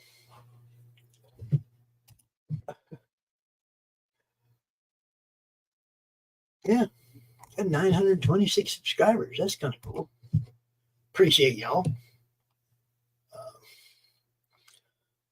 And yesterday, Daniel's daughter picked up copies 1 and 2 of Ed Gein Demon Hunter.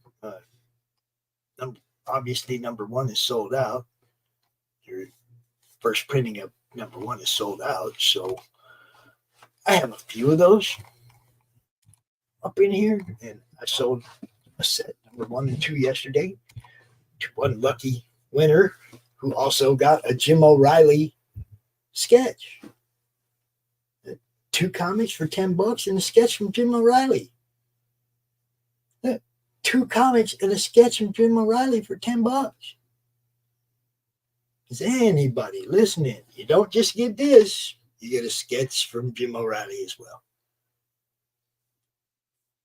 You get 2 pieces of art, one from Bill, one from Jim. $130 right now, Jim. $130. I am not one of them auctioneer kind of guys. I'm not going to stumble over my words, trying to talk all fast till you go by it. Just there it is. 2 pieces of art for $125 or $130. Right now, Thomas is getting 2 pieces of art for $125.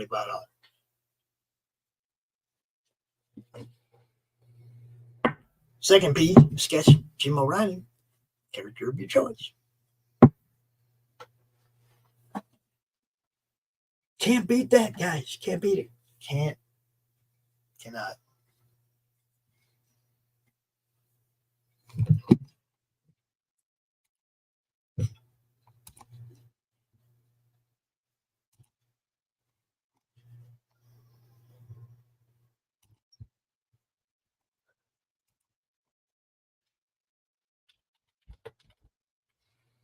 Mm. 2.5 minutes left. I'm just going to own it.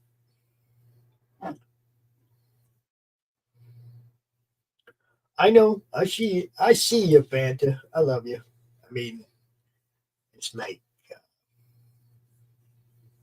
I don't know. I think this stuff is amazing.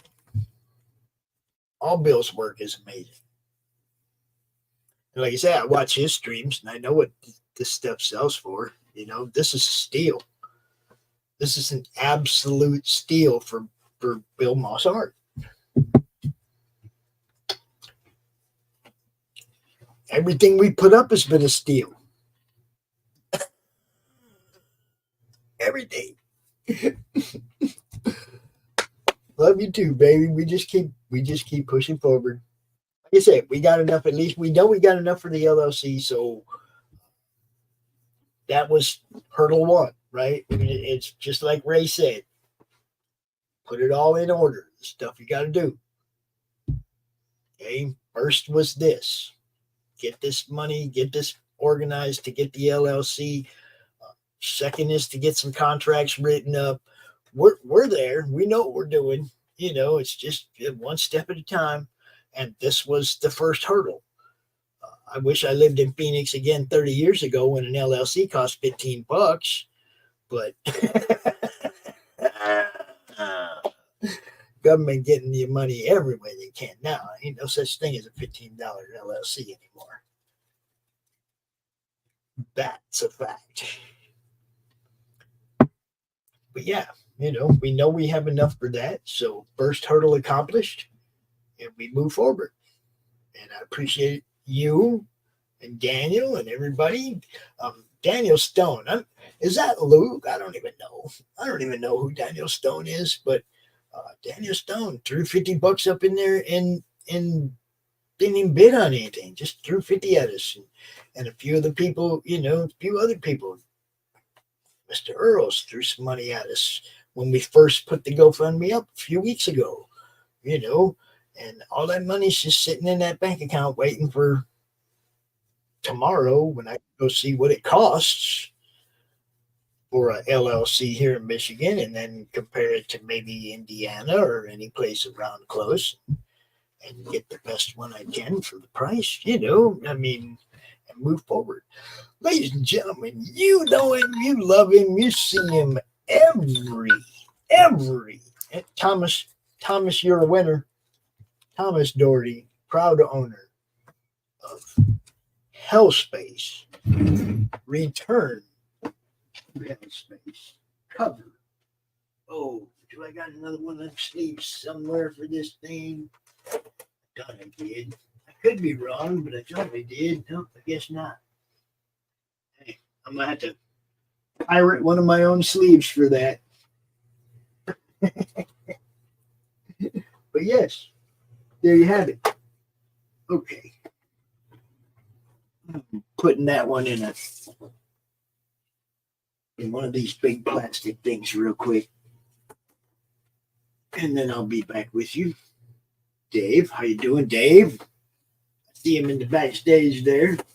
You guys know him. We hang out every week. My buddy from the show-offs. Okay, so I had to put that in a big old giant. Hi, Dave. What's up? Hi, Maya. Hi. Hey.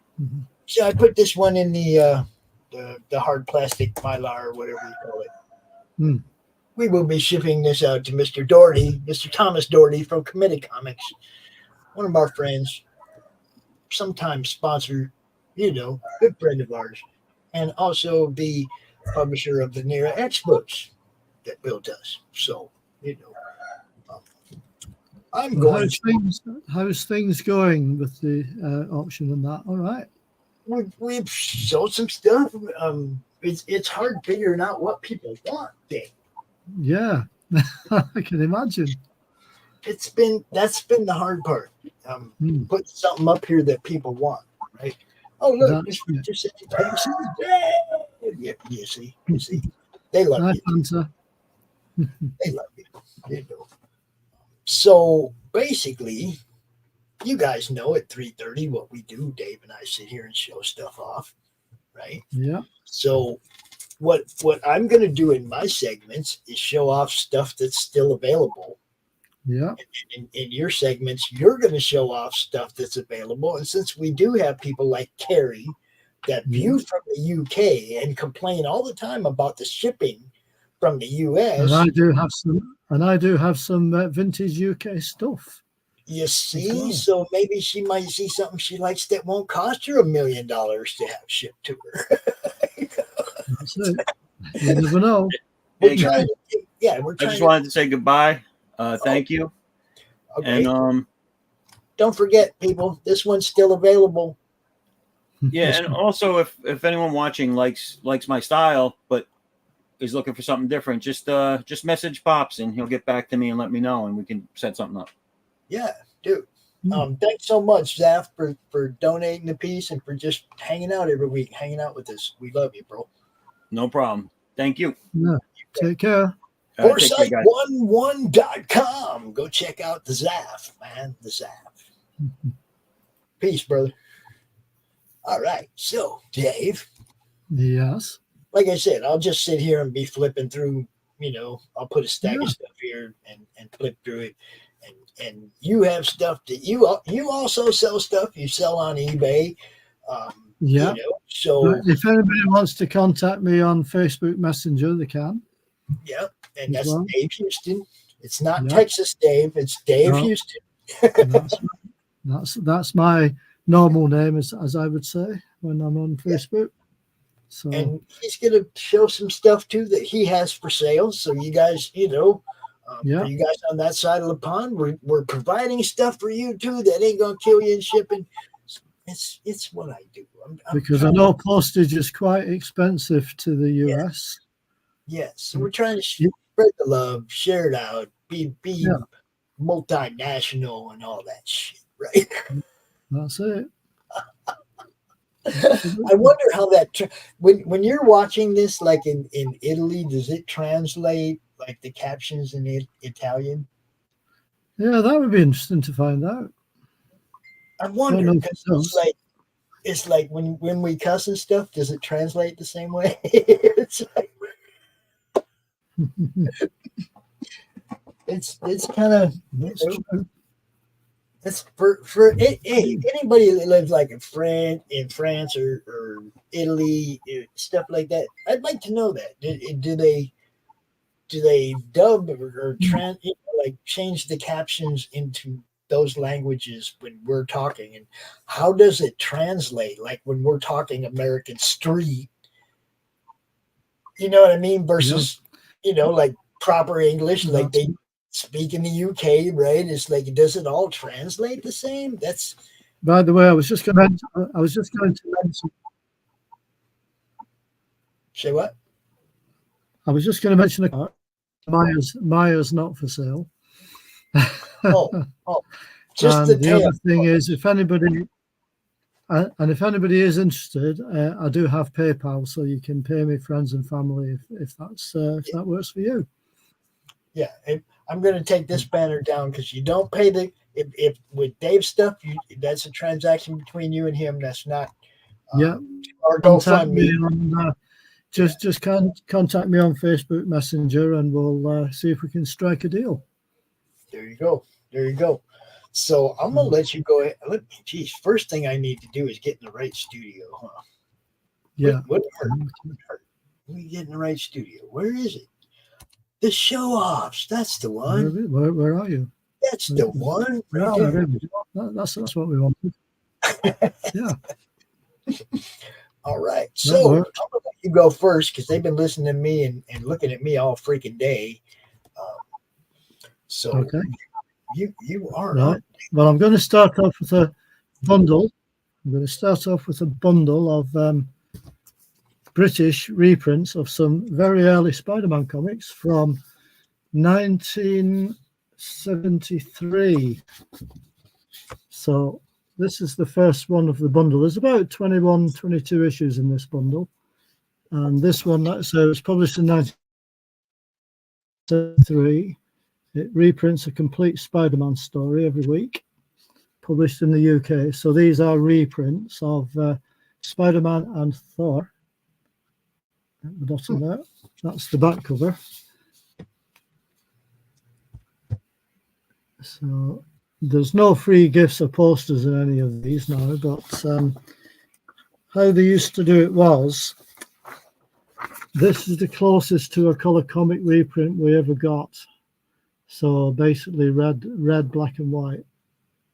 So in these early issues, this is what they did for a few panels and a few pages. So it wasn't quite full color, as you can see, and some of the pages were in black and white, which I can show you one there. So you've got your reds on one side and just your black and white and zip tone shading on the other side. So anybody who's not seen these, give you a rough idea. And like I say, these are 50 years old. They were published in 1973, so they're 51 years old. Now, this was the first time that we had Marvel value stamps, and somebody cut one out. So there's a hole there where the stamp used to be. So you to save these up every week for your free gift. There was also a coupon to join FOOM. That's still there, as you can see. Only 50p. How cheap was that back in the day? Only 50p. So 50p. So yeah, so basically I'm just going through this, give people an idea of what it kind of looked like. So this is the Thor story. So it was a complete Spider-Man tale every week, and then they printed half a Thor one week and the other half of it the week after, I think. But I think the early Thors were quite short though, so it might have been a complete one. I think it maybe was. Just have a quick look to the end of it and see. You also got your letters page there. That was called The Web and the Hammer, because obviously it had Spider-Man and Thor in it, so people used to write in letters every week. And that's just a poster ad on the other side.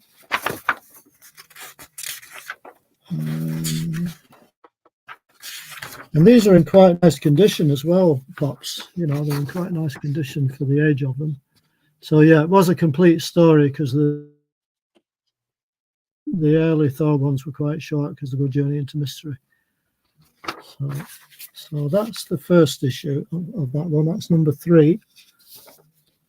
So I think most of these are actually consecutive issues as well. So it's a run of about 3 to 21, 22, something like that.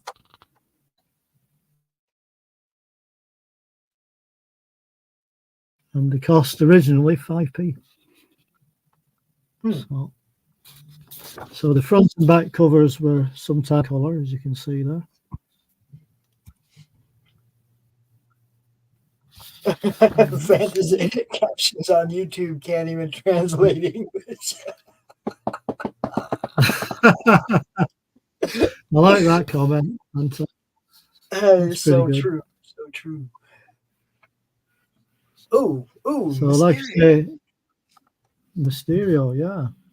I actually have a Mysterio print in the auction. Spider-Man Mysterio print. And Thor. I like Mysterio. So like I say, in these early ones, so in these early issues, as you can see, they printed these stamps, which you had to cut out to get your free surprise gift and send away for it. So that's why, as you can see, there's a little bit cut out. But, you know, apart from that, they're in quite good condition, as I said. It's your Fumad again. This is number 6. You got the Green Goblin on this one. And the Hulk. And Thor. So they kind of like shared cover sometimes, you know, and then if the Hulk was a guest star, they'd put him on the cover as well. And that's the back page again.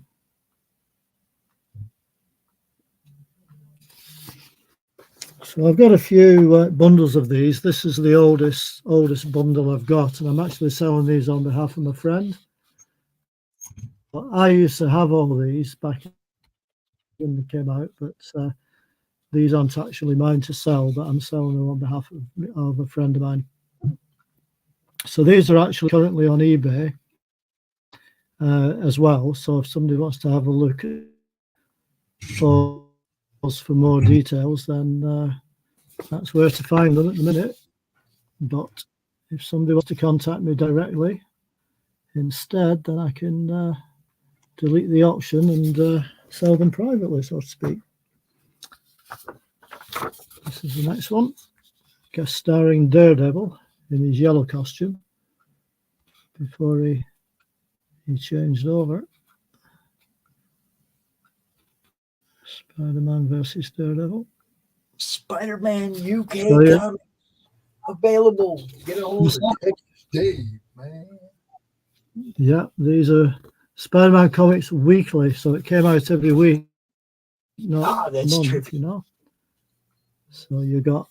How many pages are those? You got 2 whole stories every week.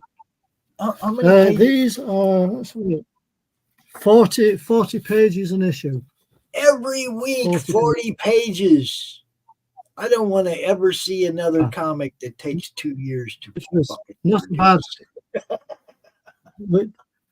So you can imagine that the Marvel UK went through a lot of content in a very quick time.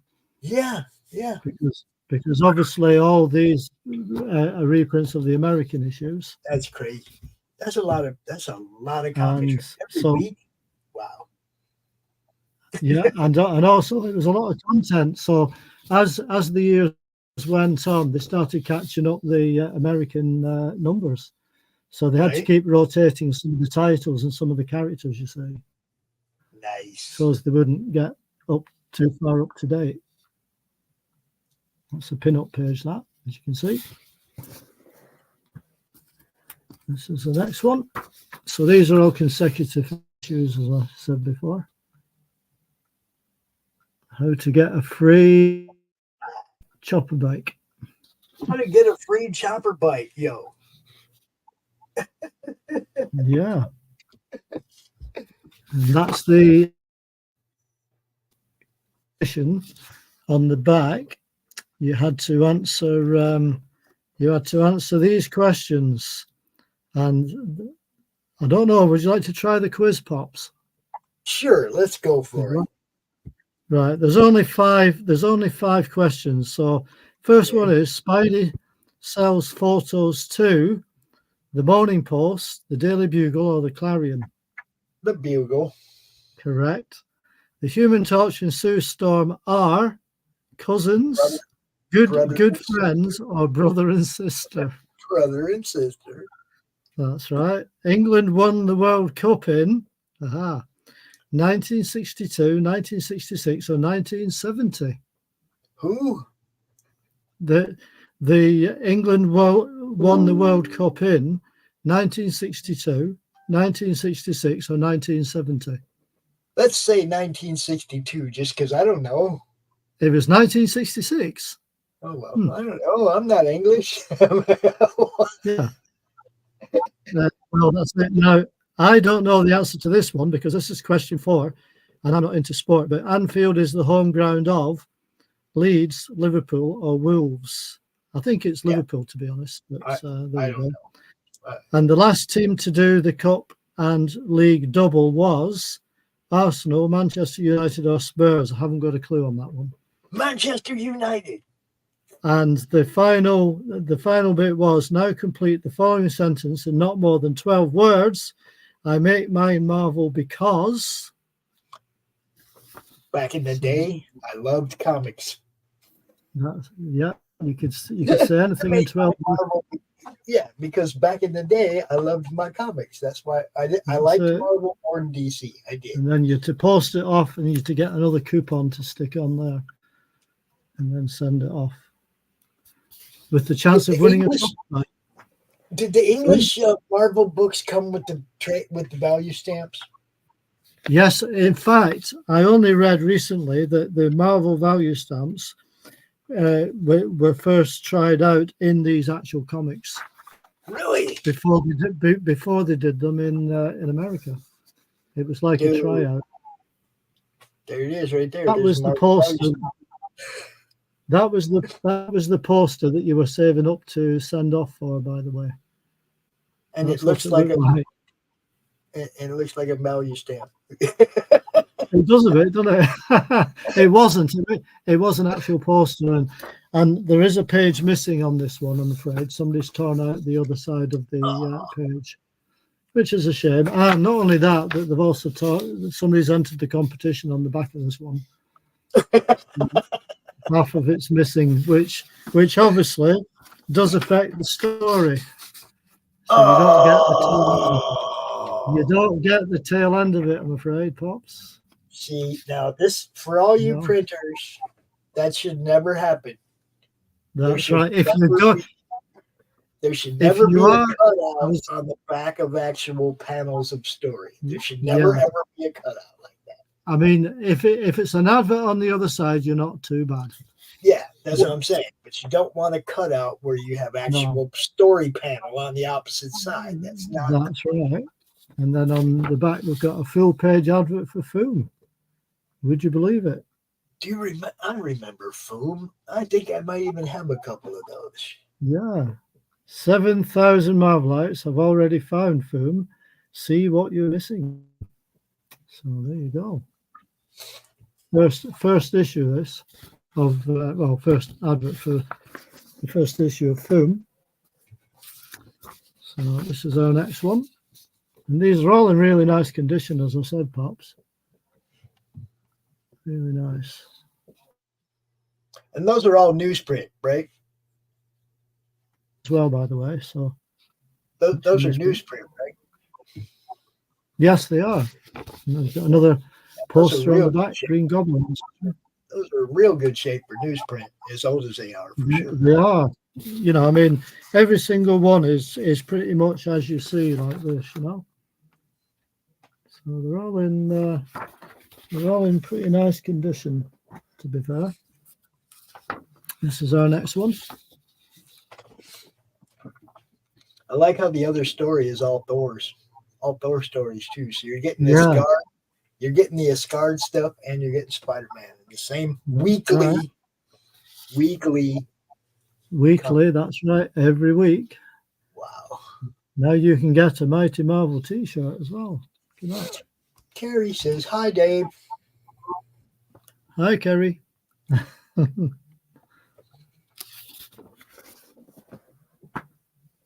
So, yeah, these are really nice, these. And Like I these say, are I used to... If you like want I them, get on Dave. Say again? I said, and they're all available. If you want them, get a hold of Dave. That's right. They certainly are. It's another advert on the back. So I'm just going to quickly run through this little bundle and then we'll switch over in a minute or two. Special Be Kind to Supervillains issue, this.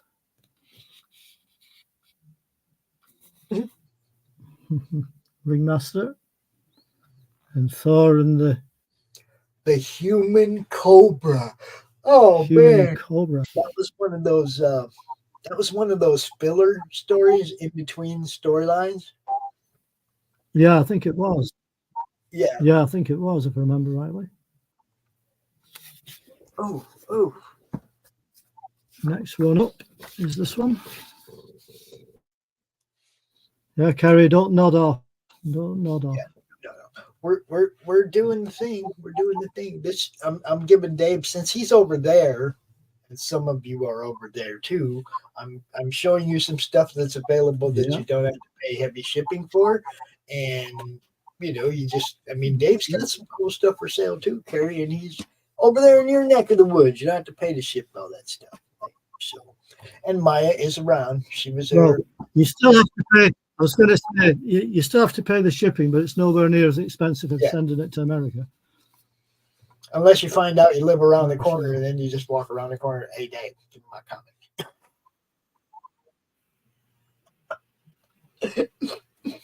I have had that happen. I have had that happen where I come to find out that the person was getting something from me, or I was getting something from them, and they were just like a couple blocks away, and it was like, yeah, dude's like sending me the message. Yeah, man, it was so much for shipping, blah blah blah. And, it was like, ended up knocking on his door. Yeah, I'm not going to pay the post office. I'm not going to pay the post office for something I can walk over here and get. That's I don't even remember if it was something I sold or something I bought, but I remember walking over and knocking on dude's door. And this is another one where it's got like a few questions you have to answer on the back. Let's quiz Carrie if they're English questions again. That's another quiz. Carrie wants to know where Maya is. Where's Maya? Oh, she was just here. Are you coming up? Come on, then. You can do it. There she is. There she is. There she is. Oh. That's that one.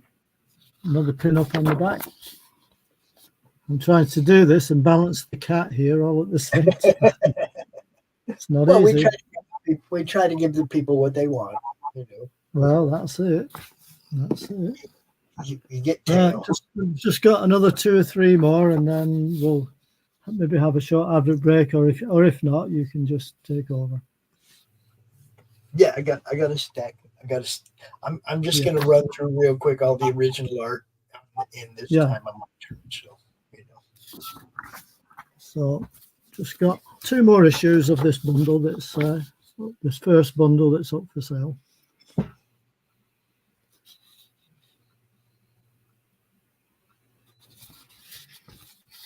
Those are pretty cool. Another pin-up. Marvel Collector's Special pin-up. JJJ. And the final one of this bundle is number 23. Doctor Strange and Spider-Man. That's awesome. And that's the back cover. £1 a week pocket money for a year. That's how far back we're going. No. And what do you deliver? What do they want you to deliver? What? It was just another competition. It was just basically answer these 5 questions, like Jane Foster as Dr. Blake's sister, nurse, or sister-in-law. sister nurse or sister-in-law? What? It's just Yeah. she's just Either sister, nurse, or sister-in-law. Yeah, she's the a choice nurse. of three. She's a Choice nurse. of- Yeah. Just And here's one for you, Pops, that you will know. The capital city of the USA is New York, Washington, or Los Angeles. it's Washington D.C. to be precise. Correct. Right. So that's it for me. You want to swap over? All right, I'm gonna play a little ad real quick, and this one, look, I want to play Tanner's ad, but he sent me a damn 3-minute trailer. Did he? Yeah, I don't know if I want to play a 3-minute trailer, so You could play it in 2 parts. 3 parts. no, because you can't pick it up halfway through and start it again. You know what I mean? Oh, right. StreamYard doesn't give you that ability. Kerry's just asking if this is the show-offs, and it kind of is, but there's a different slant on it today. It's the show offs, and now I'm going to play an ad real quick, and then I'm going to show off all the original art that's still available in the auction. I'm just going to run through it real fast, right? Okay. But I'm going to play this ad first. Here we go. The future. The final frontier.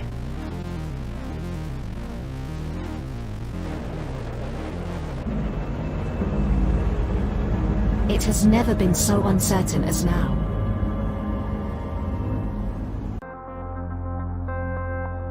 AI, VR, haptic wear, nanotechnology, mass destruction with a remote click.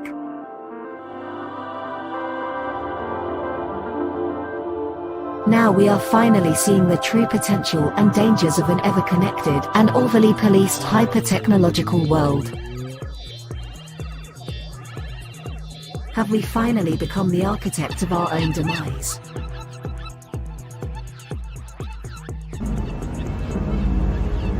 Is there still hope?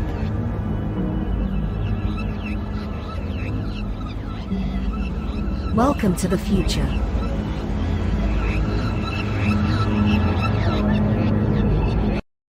Welcome to Punk Droid.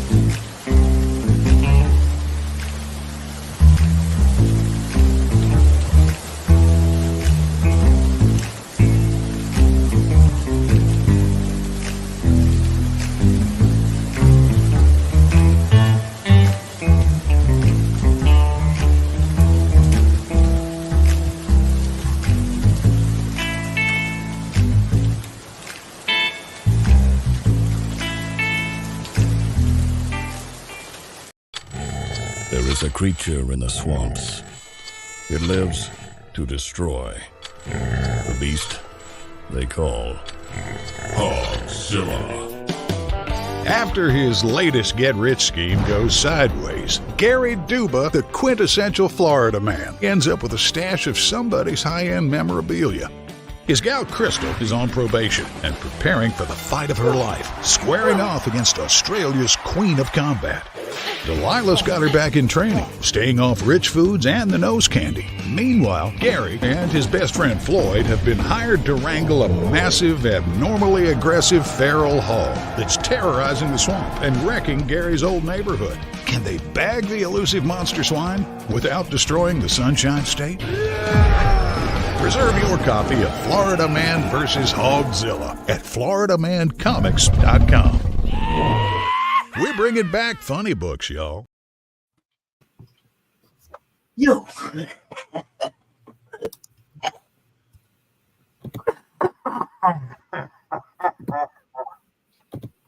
I'm sorry. I was trying to get everything separated again into stacks that I could quickly show off.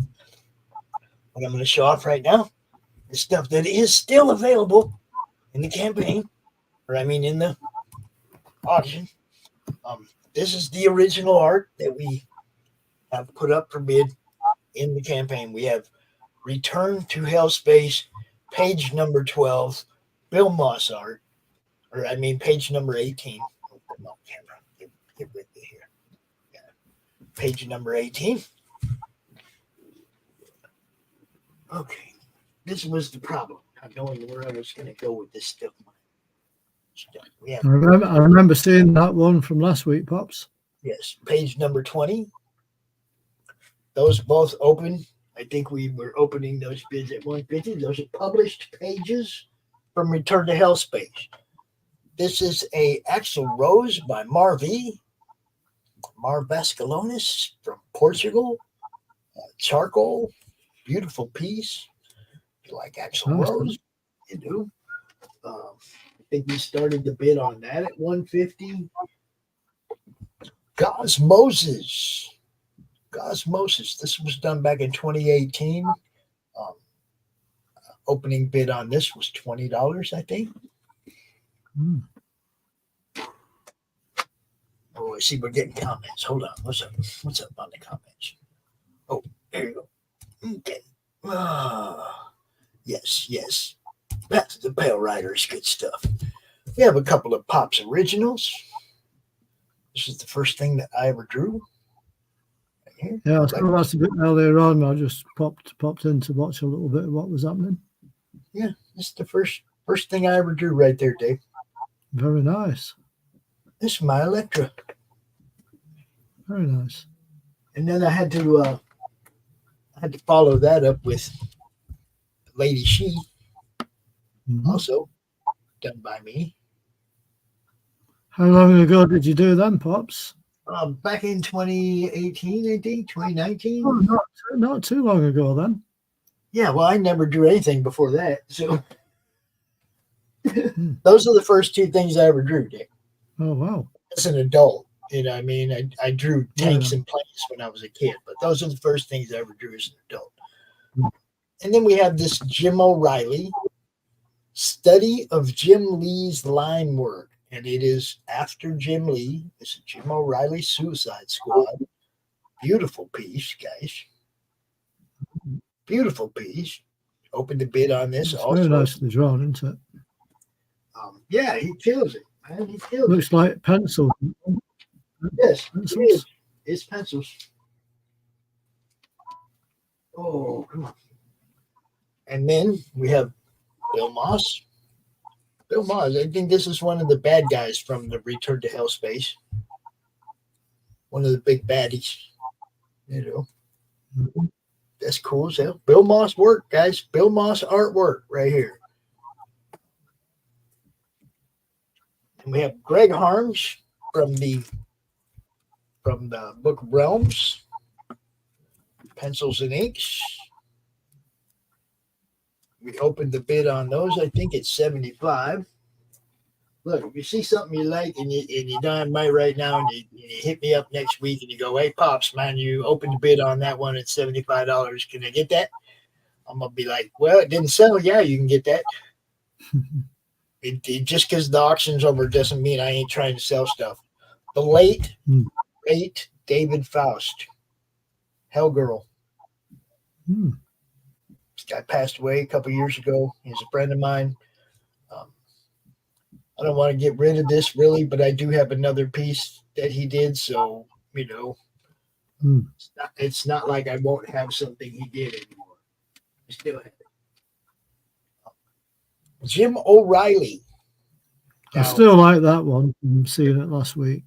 The pencils are not available. This is mine. Yeah. But he scanned it and then inked it and put the chrome, the stuff around it. This one I will sell. The inks I will sell. And the starting bid on that was also $150. $150. After Steranko's Hulk, it's chrome. Yeah.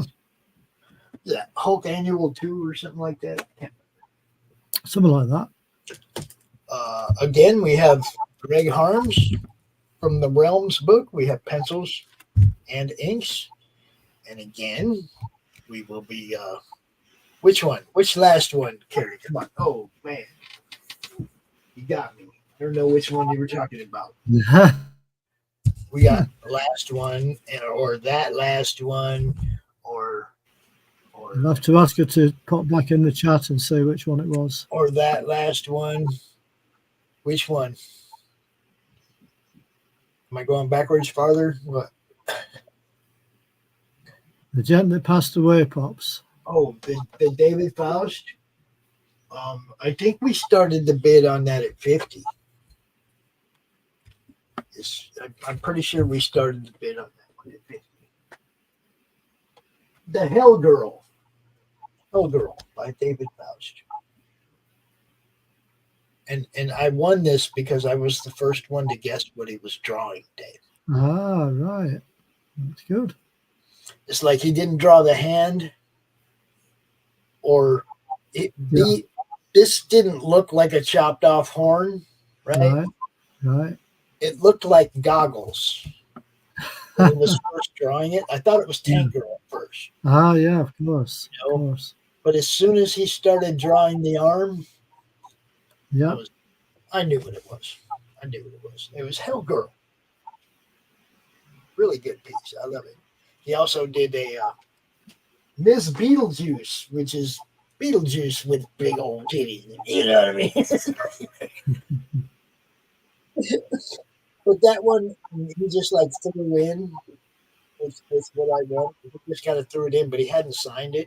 I know who did it. I know I still have a piece of his art. You know what I mean? I can get rid of the other one. So, yeah, that one is $50. This set, again, pencils and inks from the book Realms, is Greg Harms, and that one also starts at $75.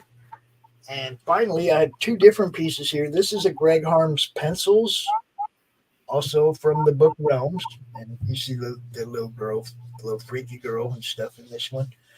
And this is a piece by Anthony Moore, the actual creator of the book Realms. So, and the book Realms, I was telling people earlier, that was the first book that I ever went all in on promoting.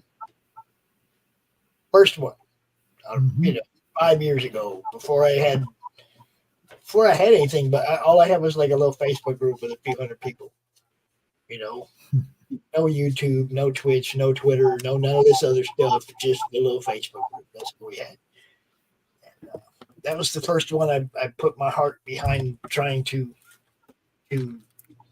get a campaign for, to its goal, This last one is a Sean Howe Electra. And yes, also, this is original art. This is not a print. And this one we also, I think, started the bidding at $150. So that's the original art that we have available in this auction right now. You said if you come back to me later and you say, "Hey, Pops, you still got that?" Whatever the opening bid was, that's what you'll get it for. You know, the only thing is if you want the Jim O'Reilly sketch to come with it, you got to get it today. We got to get it during the auction. That's all. You know. All right, Dave, I'm gonna jump out, let you do some more, man. You got some more? Yeah. I don't have a lot of ads left, but it's all right. Well, this is a bundle. This is a further bundle now of 15 more issues of Spider-Man Comics Weekly.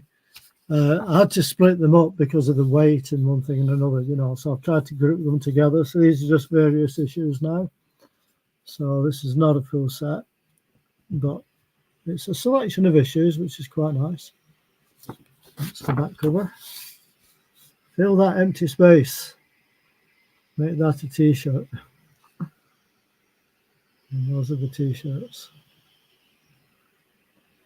And those were the coupons. So that one. So this is our next one.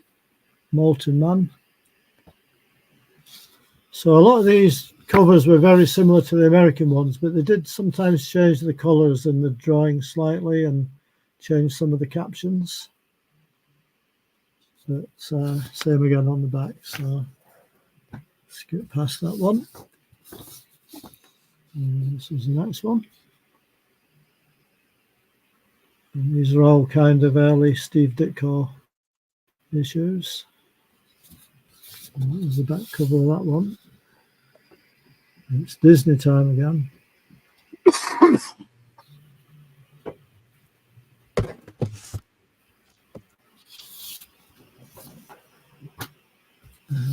Next one up. Hi, Katie. What's up?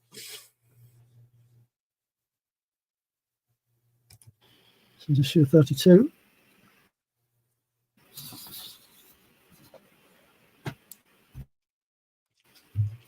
Issue 35. So Thor's still in as a backup story in these, of course.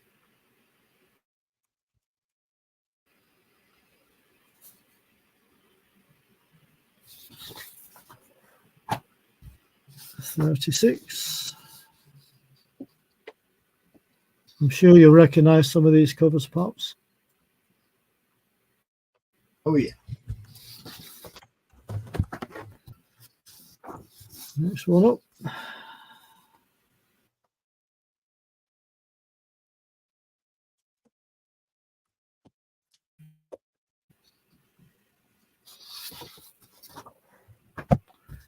This is where he got injured and he had his arm in a sling.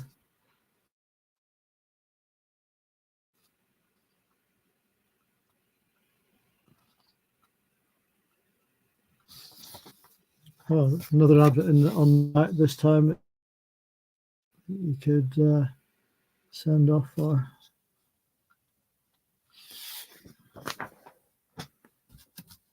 So a few of these issues have got rusty staples now, you know, because obviously they're quite old. This one's still from 1973. So some of the center staples have gone a bit rusty, but they're still all complete, and you know, they're not. There's no loose pages. There's no cutouts, and a lot of these did get coloured in, cut out. I used to colour some of these in back in the day. Inside, so now it's gone totally black and white. If you remember, the earlier ones were some red colours in, and then they just went to shading like that for different colours, as you can see. Just to give you a rough idea, that was the Thor story. At the back, some good Jack Kirby art there. How's that for a panel? And that's the back cover. So this was advertising the other two comics that were being published at the time. So you had Avengers Weekly, and you also had Mighty World of Marvel as well. Katie could be watching on the Baron Earls channel or the Laughing Road channel or Doc's channel or my channel. You I guys aren't all noticed. watching. Yeah, you're not all watching in the same place. That's why I make sure I highlight comments so that people all know, That's it. sees it. I noticed Carrie making a comment saying she wasn't even born then, so that makes me feel new.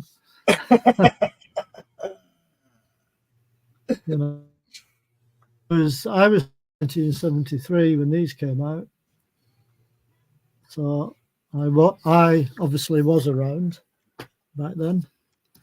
And this is one of your classic covers. This one's obviously from Spider-Man number 50, and this was the British reprint in issue number 44, because Spider-Man was in the Mighty World of Marvel to start with, you see, and then he got his own title a bit later on. So that's why the numbers are a bit different, because don't forget this is a weekly comic, not a monthly. That's the back. Yet another competition. We promised we'd make you rich. That's it. That's it. She says, do you have any from 83 you could show? She was born in 83. Not at the moment. Not at the moment. But I might have a few. You never know.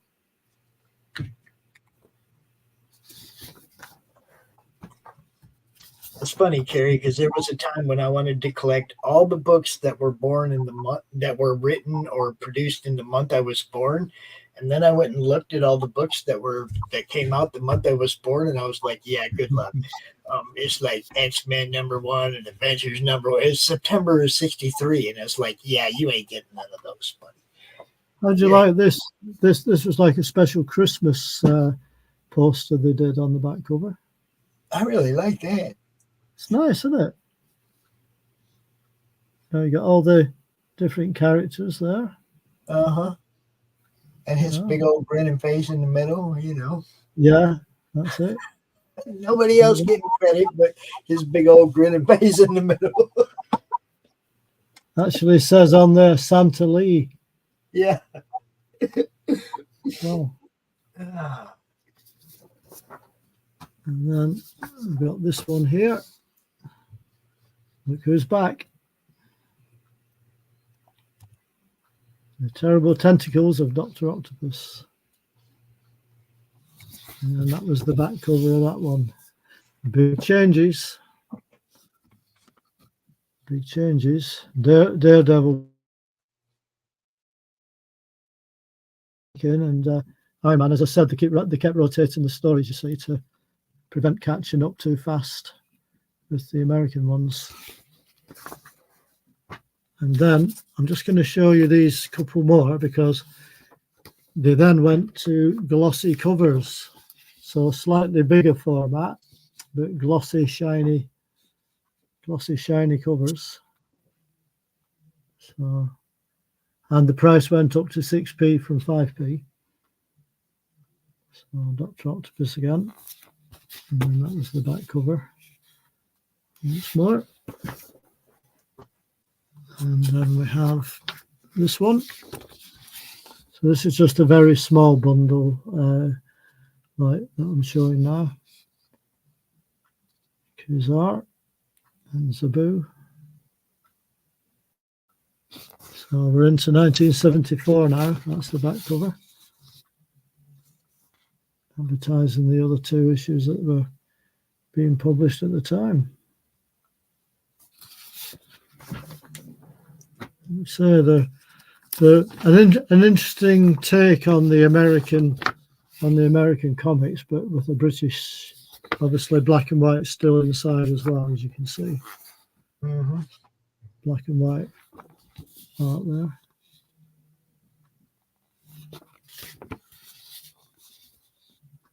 So they used to advertise on the back covers sometimes the other issues that were available at the time.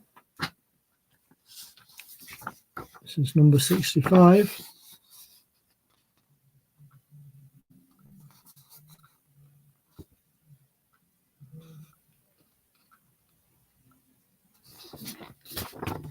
Got some dinky toys on the back of this one. Nice. A tank, a boat, and a bus. There you go. See, look, it was okay to put an iron cross on a toy back then. Yeah, it was. Oh, look. Wait a minute. This issue. Carrie, peanuts.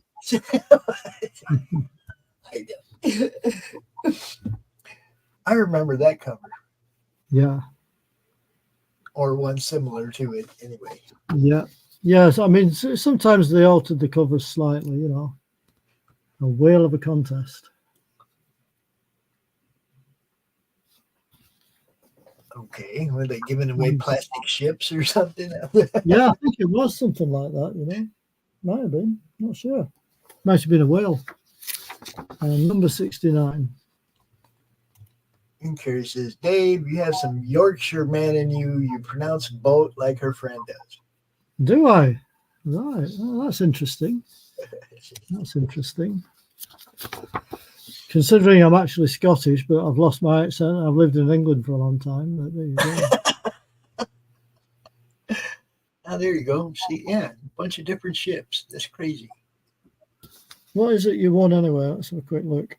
It says, cut off this coupon. You'll need it for your entry form. No, we're not cutting coupons off. See, yeah, you got to cut that little corner coupon off. But it's still here. So even when I was a kid, that used to make me mad. No, I'm not cutting the comic up, man. I know. Mom, right, that's why. To work. I would have my mom take them to work and make a copy of the page. Yeah.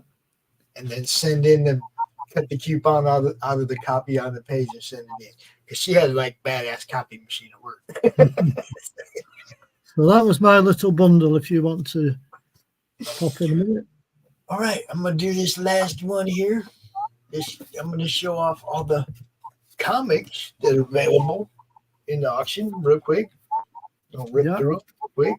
Okay, this is the Chaos Bible signed by all four of the gentlemen, you know, Polito, Stephen Hughes, Justin Jensen or Jason Jensen, and that guy we don't talk about. You know, the guy who fucked it all up.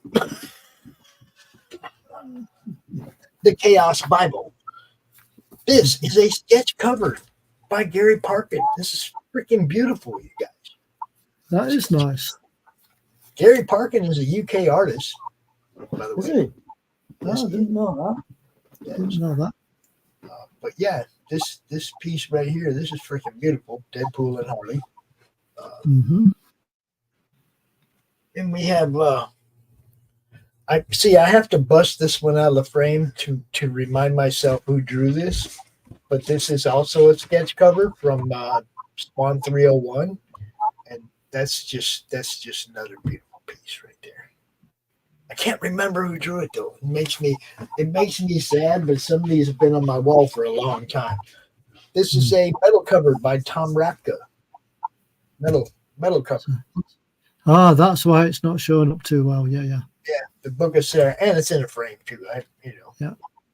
The Book of Sarah, number 2 of 10. There's only 10 of these.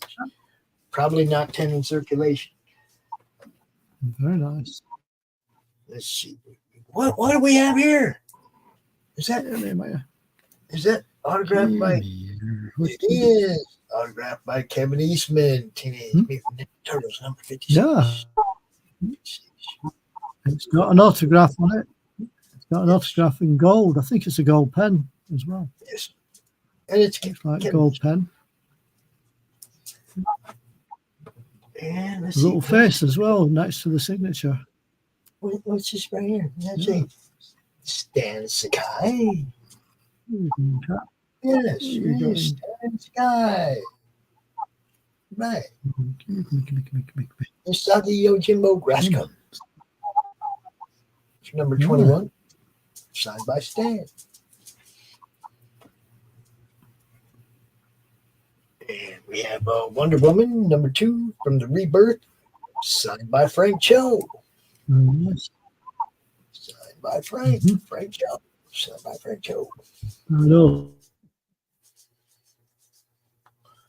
Brighton show artist, yeah. Yeah. I've got a couple of his art books. Yes. Confessions of a Cosplay Diva by everybody's friend, Kara Nicole. Kara Nicole, signed by Kara. Kara Nicole. Arizona Power Girl. Cosplay Extreme Supreme. Kara Nicole. And I have never opened that. I assume it's stories about what it's like being a cosplayer, but I've never.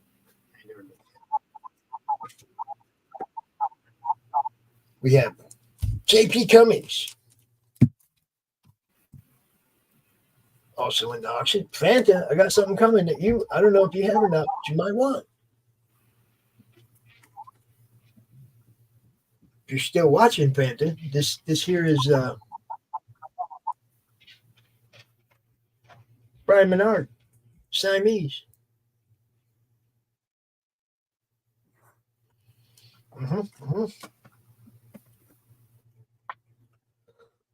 Okay, I have 3 copies of this.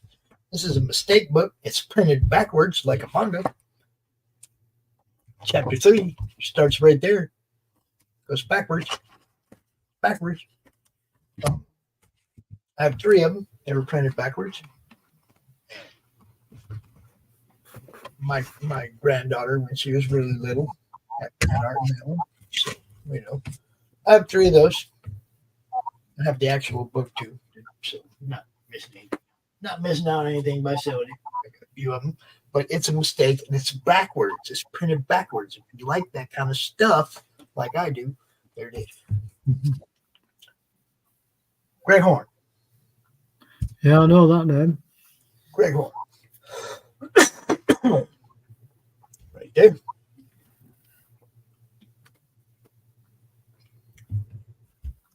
What's that? What's that? Star Wars Day. Star Wars Day. Yeah, I was thinking that. I was thinking that. What you doing? Do You Poo? The notorious Do You Poo? Ready to Poo? Number 64 of 150, signed by JPEG McFly. JPEG McFly. Ready to poo? Looks like Carrie's back. Yep.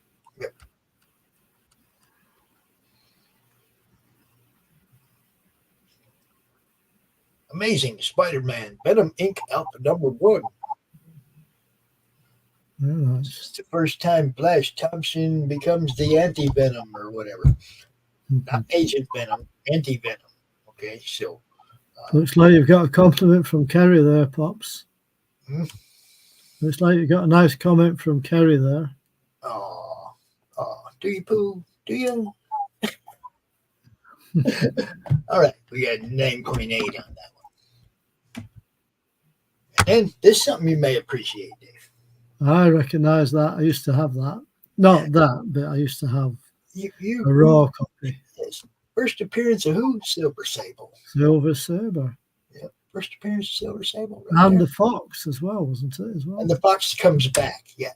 Fox comes back. Yeah, that's it. Yeah.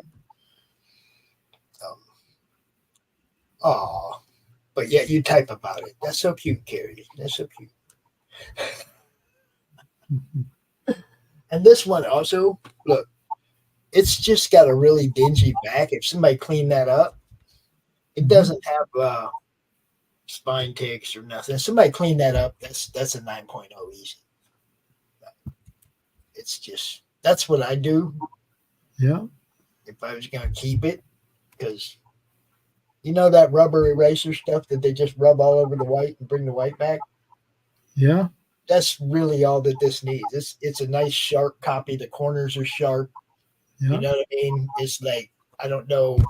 The only thing I can think of that gave it the ticks is the dinginess. You know? Clean and press, man. I think that one would come back real nice. Now we also have this one. This final one is combination comic book art piece. We have Marv Vasculonis, Marv-V, Arrow Comics, The Sin Killer, Revelation number 1, and the original art from page 1. Very nice too. That's a lot of the stuff. We just showed you a lot of the stuff that we had available. Pretty much everything we had available except the prints in the auction. And like you said, even if you watch this later and you see that something, that nobody claimed something, and it's any of that stuff I just showed you hasn't been claimed yet. So if any of that interests you, hit us up, man. I'm going to take like a break. Yeah. I'm not sure I don't think I really want to kill the stream, so I'm just going to put a banner up here for now. Okay. Something over the front. Dave, you can tell everybody where they can find you and Yeah, I'm on Facebook under Dave Houston, and I'm on Messenger. And if anybody sees anything they fancy, send me a message, and we can see what we can arrange. I think what I'm going to do is I'm going to put one of them Bill Moss pages up there for people to look at while I'm gone. Okay, sounds like a plan. I will be back. I got to get up out this chair, man. I spent the better part of the last 2 days in it, so I was just going to say, it sounds like you've been busy. I've been in this chair for a while, so yeah. Let me fix the camera on that. I do like that top panel. That's really good. I love it. I really like this page completely. I love it. I think that's it. You just need to adjust it slightly, and then you've got the whole page there. And then can we full screen this thing? You should be able to. There we go. Yeah. There you go. That's it. Make a little banner saying I will be back in a bit.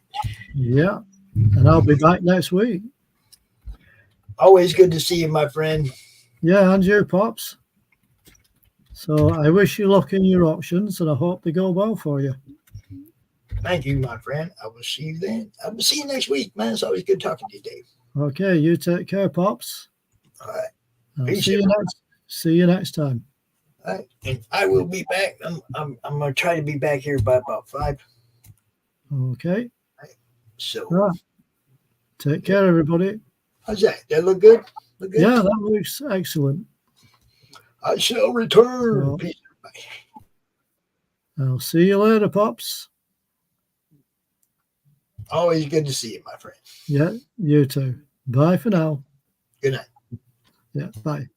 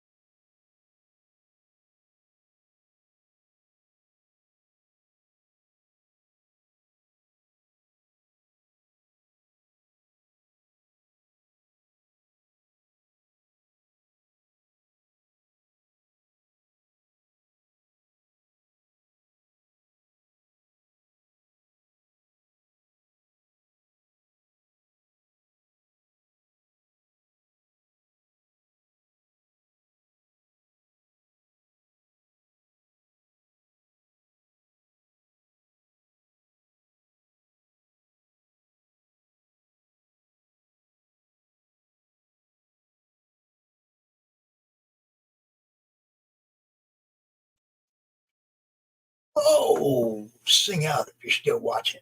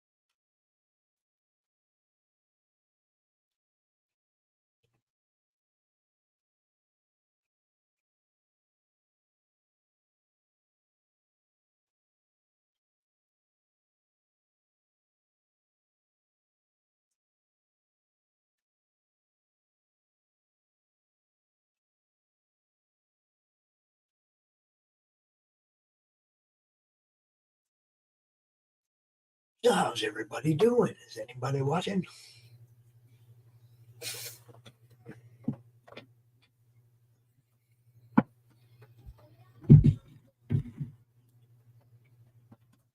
I'm back. We are right back to doing this.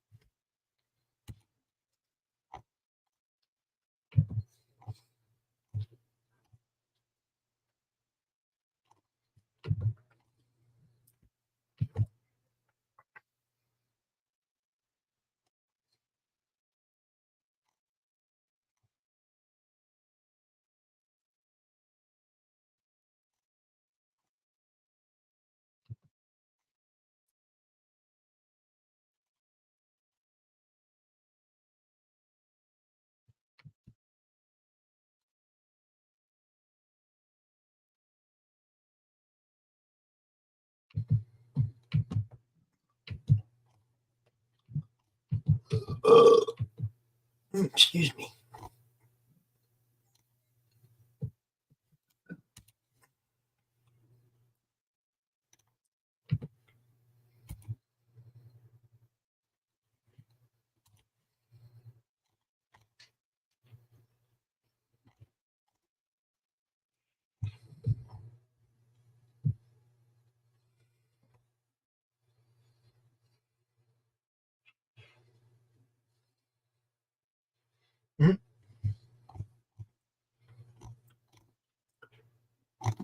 Oh, so what's up, people? I am back. I'm back. We're right back to it. Bill Moss art. I'm gonna leave this up here till we get till we get a bid on it. I'm just gonna go over here and do other things, because if the Bill Moss art don't sell, you don't want nothing else I got. So there it is. Okay. If you want it, the bid opens at $100. I've been through everything. I have. The only thing I can say now is if there's something that I haven't shown, kind of some genre of stuff that you're interested in, or certain things that I haven't shown, you got to ask. That's the best I can do.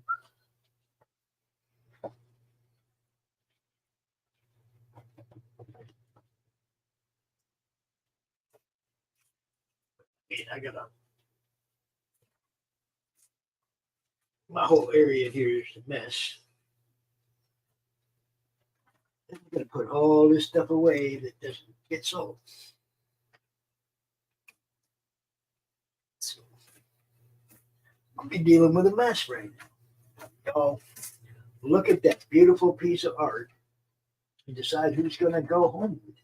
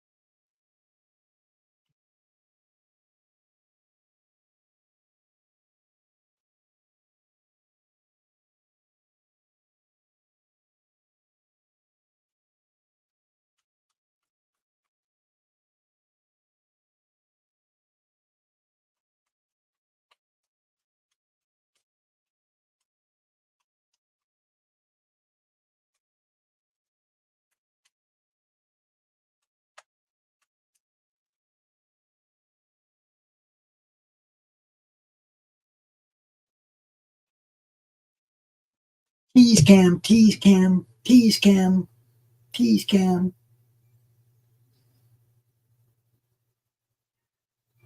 Tease cam. Opening bid 500.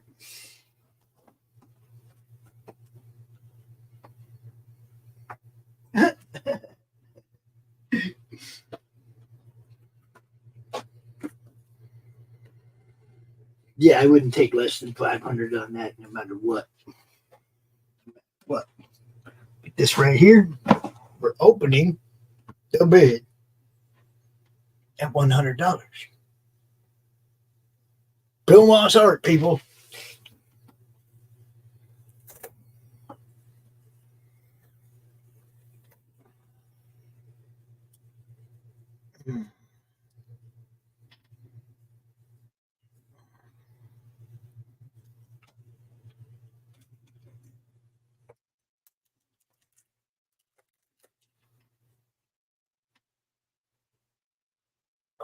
Starting to think there ain't nobody out there at all.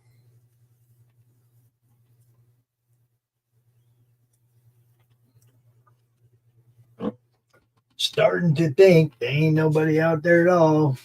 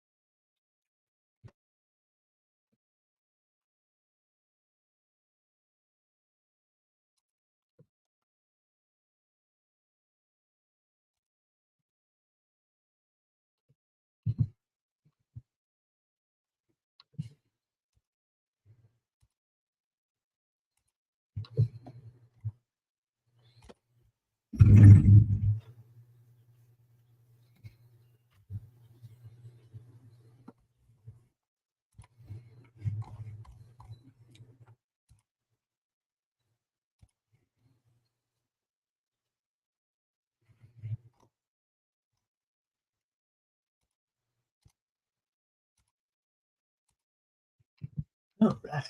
All right. All right.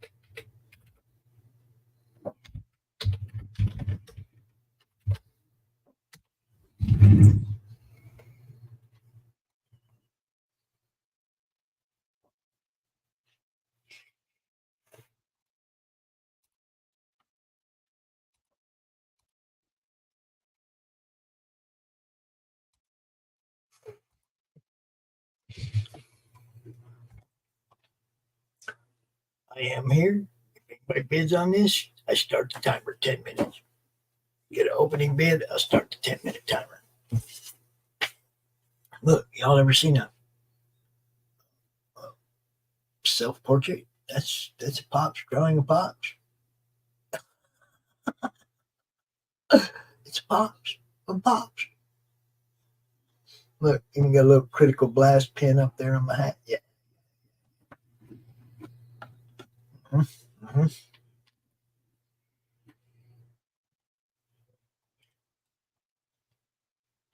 Dang, I wish I could get the whole thing in the picture and still have the banner up there.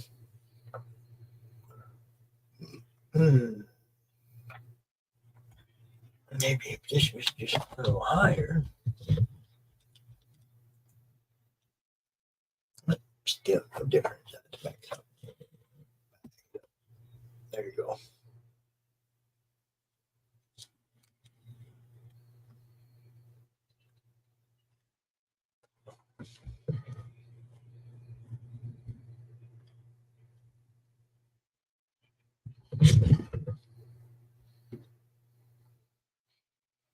There you go.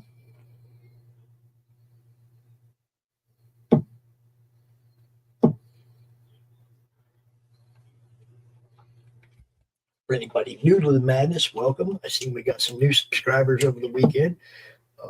This is not what we normally do. I'm not known for doing auctions and stuff. I'm doing this for a purpose to expand what we're doing to a new platform, mainly Roku. That's pretty much, that's what this is about, this auction weekend. Now, I do have a group on Facebook called the Comic Related Marketplace where people do direct sales of stuff to each other. And then we also have a group for networking and promotion on Facebook called the Comic Related Madness, where people drop campaigns and podcasts and, just basically let each other know what everybody's doing. About 2,700 people in the Madness group, and about 600 in the marketplace. The marketplace is an honor thing, guys. Don't use our marketplace to rip people off. If you're selling stuff over there, we appreciate you, but stay within the rules of the group. But you can go over there and you can do auctions. And this one right here is live there right now. As long as you sell people what you said you were selling them, keep right on doing what you do in the marketplace. So yeah, we're not, come on, we're on Facebook, we're on Twitter, we're on, YouTube, Twitch, we're all over the place. We're doing this thing, and it needs to be bigger. Those platforms are all played out. They're played out.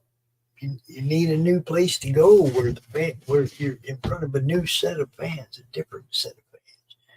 That's all I'm trying to do is put people in front of a different set of fans.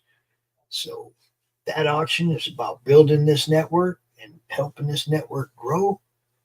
And that's what this auction's about. So right here, Bill Moss, Nira X, Zen. This page is beautiful, guys. Original page from the book Return to Hellspace, published by First Comics. $100 for the page. Get it right now. You bid right now. We start a 10-minute timer. Nobody else bids. It's yours for $100. And you get a Jim O'Reilly sketch. And you get a sketch from Jim O'Reilly. Anybody bids on anything today wins a bid. Winning bids. All winning bids will get a sketch from Jim O'Reilly. Can't beat that. You know, right now you can steal this page and get a sketch from Jim of a character, any character you want, and $100. I see a lot of people spending a lot of money on art. It's not published. It's, you know, hey, what can I tell you? I got all kinds of cool stuff here today, and it's just sitting here. Nobody's telling me what they want. Nobody's telling me what kind of stuff to pull out. Well, a couple people did, but not, you know, like right now, we're sitting here, man. If you're watching and you're going, God, I wish Pops would pull this out. You're not saying, God, I wish Pops would pull this out. How the hell am I supposed to know? I have a room full of shit here. Talk to me. What are you guys trying to buy? What are you interested in? What do you want? What do you need? Talk to me.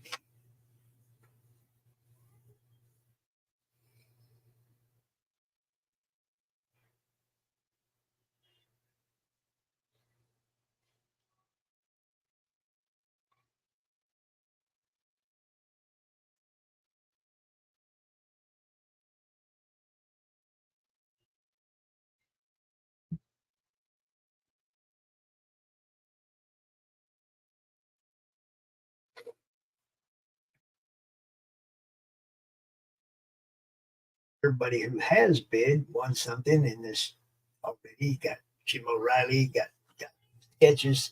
He was drawing Daniel's sketch yesterday. It was pretty awesome, Superman. And he said, of course, all this stuff's going to get steadily worse. Because, you know, Jim's always down on his beautiful work.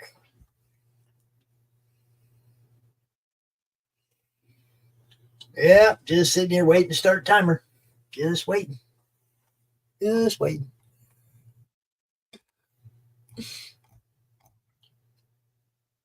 This is a auction.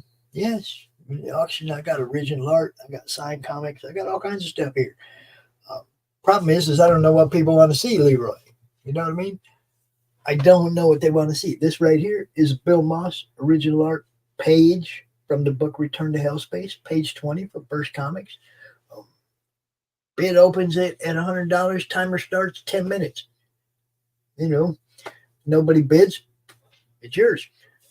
As well as a sketch from Jim O'Reilly. And I got all kinds of other stuff over here. I mean, what are you into? You know, comics, whatever. Do you know anybody that's looking for certain stuff right now? I got a room full of shit here, dude. I got filing cabinets and boxes full of comics and stuff. You know, I got a stack of original art, prints. You know, I just don't know what people want me to throw up here, man, because, you know what I mean? I'm trying to pull out the cool shit, man. We got, you know, Nira X, Zen. That panel right there is badass. All by itself. The panel right there is probably worth $100. Come on. It's Bill Moss, guys. It's Bill Moss. Nira X, Parody Press, X-Bars, all that. Bill Moss. And all the proceeds of this are going toward moving our network to Roku. All of our shows. All the shows on the Madness Network. That's what we're raising money for, is to move to a new platform. Yes.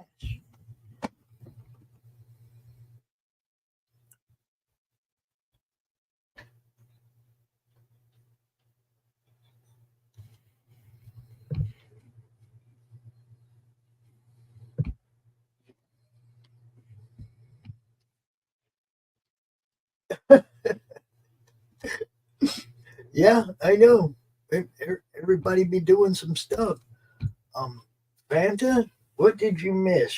Did you see during the show offs when Dave and I were going through, and I just like ran really quickly through stuff that was available? There might be something else there that you might want, Fanta. You might already have it too. I don't know. But I thought you might maybe be interested in that by your buddy Brian.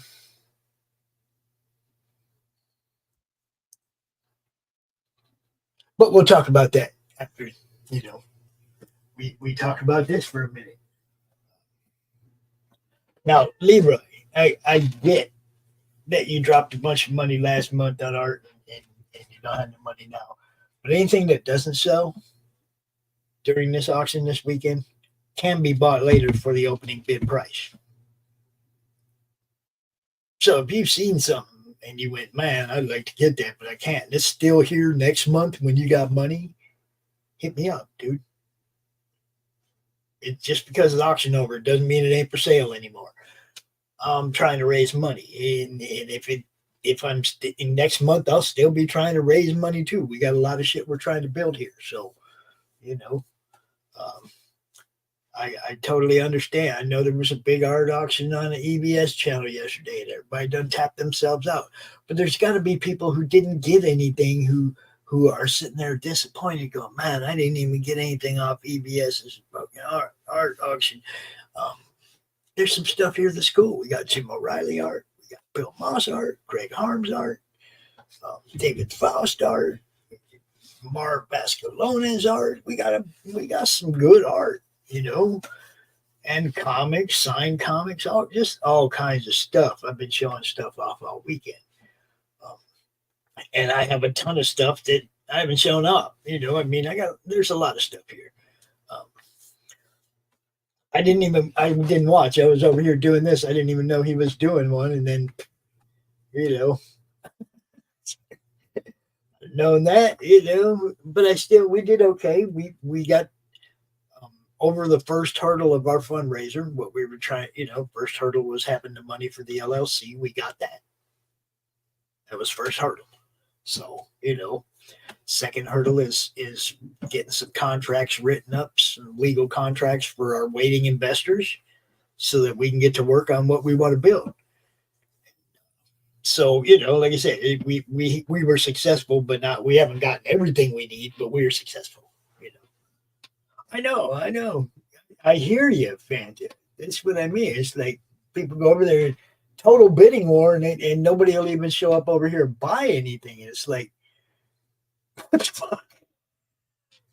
I ain't trying to get nobody to have to pay $1 million for something. I feel like I'm starting to bid all pretty reasonable on this stuff, and it's all very much worth what I'm starting to bid at, and obviously worth more. But what can I tell you? I guarantee you, if you go watch Bill Moss's stream tonight, he'll draw something that'll sell for more than $100, probably closer to $300-400. I guarantee it. It happens every time he does stream. He does it every weekend. But I'm sitting here with the published page, and it's just sitting here. What the hell? And, I've talked to Bill more than once about, once we get to Roku, bringing his show up over there so his draw streams get seen on Roku too, because Bill's draw streams are fun. Like Stephen B's. We're going to have Stephen B out here in a little while. He's going to be drawing, and I'm going to just shut up and change all the networks down to the normal boldcatstudios show and let him run it out. Got Silverline tonight at 8 o'clock. like I said, man, if you watch this later and you see something and go, oh shit, I want that. It didn't sell. You didn't see anybody bid on it. You can hit me up later. You can hit me up tomorrow. You can hit me up whenever and just ask, hey, you still got that page? I'll be like, yep.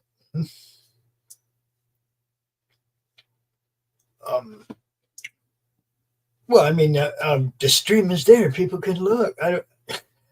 Do I want to take pictures of everything and do a bunch of individual posts and stuff? No. Yeah, that's.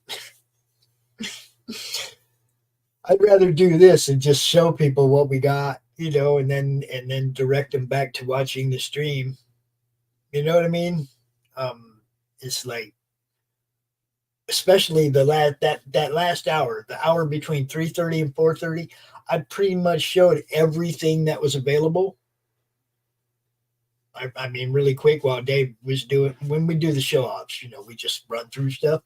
I showed all the original art and I showed all the comics that we've had up for bid. So just that one, I can direct people to just that 1 hour of the show. Between 3:30 and 4:30 on Sunday, we pretty much showed it all. That's really why I could have just went into my comic related marketplace and put all these pictures up and but yeah, it's like that seems like so much work and typing, and I hate typing, Phantom. I'd much rather talk. You could ask anybody. Somebody asked me a question that requires a long answer, I'm calling them. You know what I mean? What's up, Doran? Doran from White Fire Comics. What's happening? You coming in at the tail end of the auction, bro. The tail end. But yeah, I'm serious, Phantom. Somebody asked me a question that requires more than 1, 2, 3, 4, 5 word answer. I'm calling you. I'm like, no. If I gotta explain something, I ain't typing that out. As you know, I wear these compression gloves. They ain't for looks. Okay, my hands are wrecked. I hate typing. I really do. I'd much rather just come out and do a live auction stream than take pictures and type. As it is, this has kind of been a pain because without a sidekick here to type all those prices for everything today. Yesterday it was cool. I had somebody in there to type this stuff. Today I was having to type all this stuff myself, and that, that's a pain. Hate it. Yeah, well, I see you've been in the game a little bit. I've been in there a little bit, not too much too, but yeah. I'm trying to pull this auction off, Doran. I'm trying to get us some money. We have gotten enough. We've gotten over the first hurdle. We can get the LLC for the madness. So we're on to hurdle number 2, which still needs more money. We're still selling stuff, bro. So if there's anything that you saw over the weekend, or if you go back and look and something you saw that didn't sell, just hit me up, bro. I got you. I got you. Like this beautiful Bill Moss, page 20 from the book by First Comic, Return to L Space with Zen and their X, featuring Zen and their X, Zen and their X. Yeah, the GoFundMe's pinned. It should be pinned to the top of the thing over there. But that's how you pay when you buy something. Look, you don't have to just throw money at me, man. Grab something cool from the fucking auction and then pay for it on the GoFundMe. Do you understand what I'm saying? I'm trying to, I'm trying not to beg. I'm selling mostly my own stuff. Bill was cool and donated these to help, but you know what I mean? I'm Lobo. The only Lobo thing I have, really, I don't have a whole lot of DC comics at all. I do have a print you might like. That's unique. That you might like. Let me just pull it out and show it to you real quick. This is Greg Harm's art. It's a print. It's a limited to 50 print. This is number 41 of 50, and it's an homage series called Verses. And as you can see, It's a homage to Hulk 181, but instead of Hulk and Wolverine, it's Deadpool and Lobo. What do you think? Pretty cool, huh? He calls it the Versus Series, Harm's Way Comics Group. Great Harm's art. I have some of his original art here too in the auction. But yeah, 41 and 50. There you go. And I have some other ones. I have one of them is a Silver Surfer #4. That's Punisher versus Boba Fett instead of Thor and Silver Surfer. It's a cool little series idea. It's kind of cool what he did here. But yeah, the bidding on these started $10 each. So, you know, if you want one of those, I can show the rest of those off. And I got a whole set of them. They're all either numbered 41 and 50 or, you know, I got a bunch of them basically. So yeah, what do you mean? Someone took your what? Someone took your what? You lost me.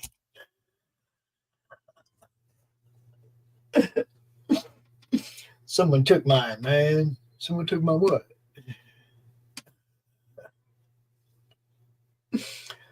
So Fanta, did you see the Siamese book? Did you see it? Oh, someone stole all your Lobo comics? That sucks. That sucks. Yeah, I ain't never had a whole lot of DC stuff. I mean, I got some, but only because like sometimes you buy a collection and there's stuff in there that you weren't targeting, but it's just part of the collection you bought. You know what I mean? Most of my DC is like that. I haven't bought a lot of DC ever.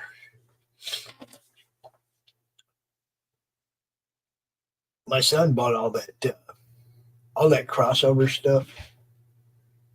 Batman Who Laughs and all that, you know, all that. My son bought all that. Not me. Nope. And yeah, I'd be bummed out if somebody, I mean, this ain't the first collection I've had, so I know exactly what you mean when you say somebody took mine, because I've had a whole collection disappear before, so. Yeah. I've had friends part me out, just flat steal my shit while I wasn't looking, or wasn't even in a position to do anything about it, and still think they're my friends. Still like act like, hey, we're cool. No, we ain't cool. I just ain't got close enough to you to handle you yet. If you know what I'm saying. It is all good stuff here, guys. Look. I don't know what to do. Here's the other page. Look, we got 2 pages from the same book. Okay, 2 pages. Page 18, page 20. Page 18 and page 20.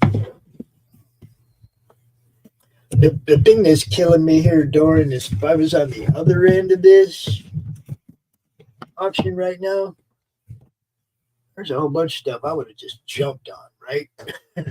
Without even thinking about it. Jeff Earls was out here earlier with a proof of his book. The only proof copy there is, right? Oh, cord, please. I knew that was going to happen. The stupid cord is in the goddamn way.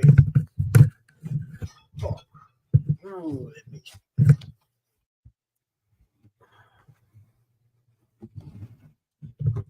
Oh, that cord pissed me off right there.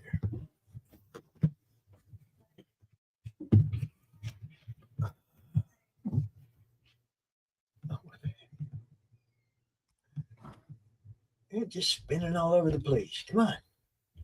The art's over there, man. This cord just got all whacked up. Just started freaking out. All right. So there's 2 pieces of art. Page 20 and page 18. From the same book, Return to Hellspace. Bill Moss.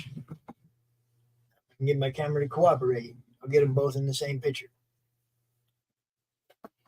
Oh, yeah. Bill's awesome, dude. So we got 2 pages right here. Same book, like I said. Turn to Hell Space from First Comics, page 18, page 20.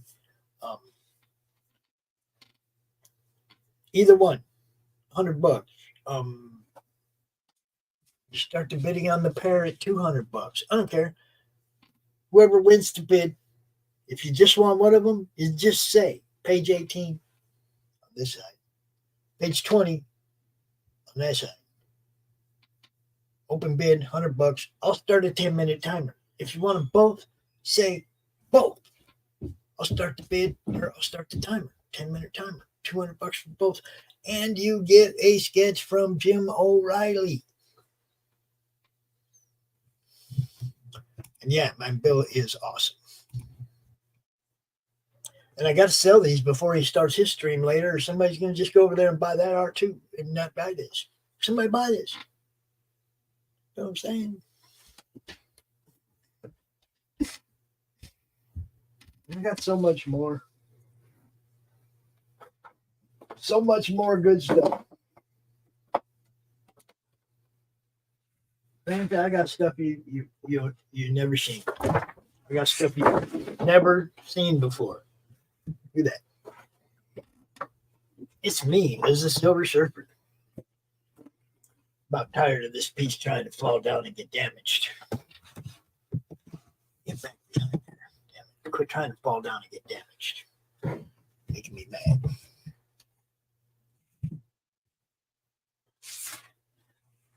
There's just no way to get them both up here. Okay, so then you got Pops as a Silver Surfer. Yeah. You are not taking my art. This was donated for the auction, dude. This isn't mine. Some of it is. These particular pieces were donated by Bill for the auction to help us get the broker going. So, oh yes, if you want one of those, by all means, get one. Then there's also this lovely one-of-a-kind print from the Mojo Risen book. Who's that guy, Doran?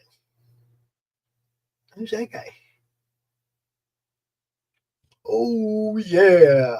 It's me, yes.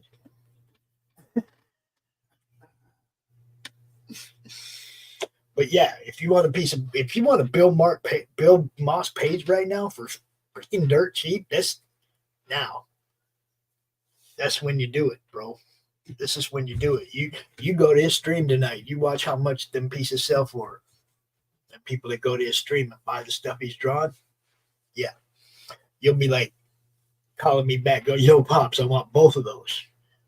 Because his art has value. I guess I'm just not reaching the audience that wants to buy published art that actually has value. Bill Moss art goes pretty good, man. You know. So yeah, this is not from my personal private collection or anything. Do you want to see the piece of Bill Moss art that's in my private collection, bro? The piece that you can't have? You want to see it? I'll show it to you. I'll show it to everybody right now. That's the Bill Moss piece that's in my collection. Ain't nobody getting that. You know? See, so you're not taking something from my collection, bro. This is me. Me and Crom by Bill Moss. Are you kidding me? Yeah, you're not getting that. So by all means, y'all get yourself, don't feel bad for Pops, get yourself a Bill Moss page, man, because I got mine. You know, Bill drew me with my character. There's nothing cooler than that. I don't need, I don't think there's anything Bill could do for me that could top that. Do you see what I'm saying? He drew me with my character. It's so cool. You know. Yeah.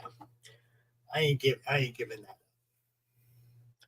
Now watch somebody come in here and I'll give you $500 for the Pops Grand piece. I'll be like, you motherfucker. Because I'd almost have to do it because of what I'm trying to do here. But no. Yeah, some of this stuff, Doran, is out of my personal collection, and I'm a little bit heartbroken to watch it go. But these particular things were actually donated for the camp, for the auction. So don't feel bad by getting yourself a Bill Moss page. And it is published. It is First Comics. You know, it's not like something he drew and then it never went anywhere. This actually was, you know, published by First Comics. So the Jim piece is free. Anybody who wins the bid gets a Jim O'Reilly sketch. You just tell them what you want them to draw. So the bill right now, the opening bid on this is $100 for either one of them, or $200 for the pair. And then I start a 10-minute timer, and if nobody else bids over you, it's yours for whichever or both that you want. You know, and yeah, Jim is amazing, dude. Jim is freaking amazing. I got some of his art too for sale. One piece that he gave me for the purpose, long time ago he gave it to me. He said, anytime you need to sell this Pops to help things with the business, just do it. You know, and it's the Jim O'Reilly Suicide Squad. And then I also have Jim O'Reilly Crom, the Hulk Steranko homage that Jim O'Reilly did of Crom, which is badass. A lot of cool stuff, too. There's no way I could even, half the time I can't even remember all the cool stuff I have. But yeah, that's the Jim O'Reilly Suicide Squad. After Jim Lee, he was studying Jim Lee's line work. He drew this. So this is the one he gave it to me a long time ago. So anytime you need to sell this for the madness or whatever to help, you know, in any way, just do it. And I'm okay. And it's sat on my wall, and I've got to look at it for a couple of years, and it's really cool. But somebody else should be able to enjoy it too.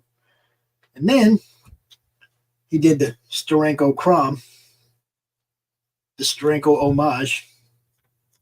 You know, it's also Jim O'Reilly's work. Now, I will sell the inks of this, but I'm keeping the pencils. I'm keeping the original. But I will auction off that right there. Starting bid $150. So yeah, I mean, I got some cool shit here, you know. And like I said, if you look at this stream next week, and you see something that you were interested in, you don't see that it's sold, hit me up, because I'll still be trying to sell it, whether it was out of my personal collection or not. I'm trying to build something here. I'm actually willing to give up some stuff. I can get stuff back, Doran. Right? I can get stuff back. I can't build this fucking Roku without selling some of this stuff. So that's what I'm trying to do. Anybody, $100 for either one of these. Opening bid, 10 minutes later, it's yours. Unless somebody overbids you, which is only good for me. But at the end of the day, when we're on Roku talking about Whitefire Comics in front of a completely new and different audience, that's the goal, bro. See what I'm saying? When we're out there playing D&D live on Roku in front of way more people than we reach now, you know, that's the goal, man. We just don't reach enough people. This social media platform, the YouTube and Facebook, it's all just so saturated. You know, hell, I had some good stuff on auction yesterday. I couldn't sell nothing. The good stuff, that's like stuff like this. People were over at Ethan's and they were, you know, buying art over there. Okay, that's cool, but we got a whole bunch of stuff over here too, you know. And like Fantha said, she need a Brinks truck to fucking buy some of the stuff that was going over there. And None of it's like blowing this out of the water. This is published work by Bill Moss. Tell me a Matt Barr's, something is worth more than a Bill Moss published page. I'm not going to buy it. I'm not buying that. Bill Moss is established for few decades. Been around for a long time. His page is definitely worth more than any Matt Barr art. I'm sorry. I'm trying to hurt Matt's feelings, but Jim O'Reilly's better. Bill Moss is better. It's just the way it is.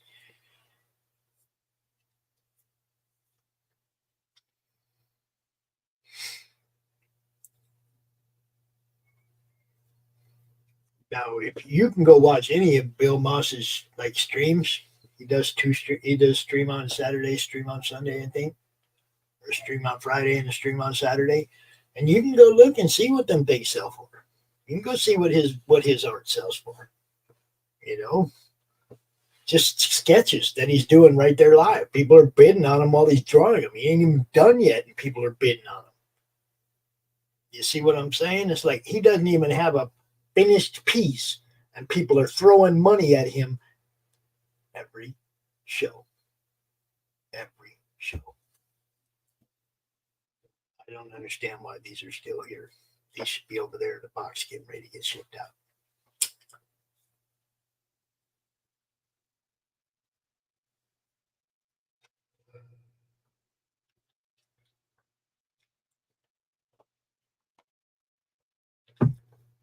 That's just my personal opinion.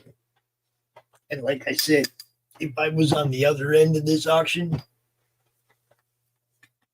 there's a few things I would have snagged. Hands down, I would have grabbed that book that Jeff Earls threw up there.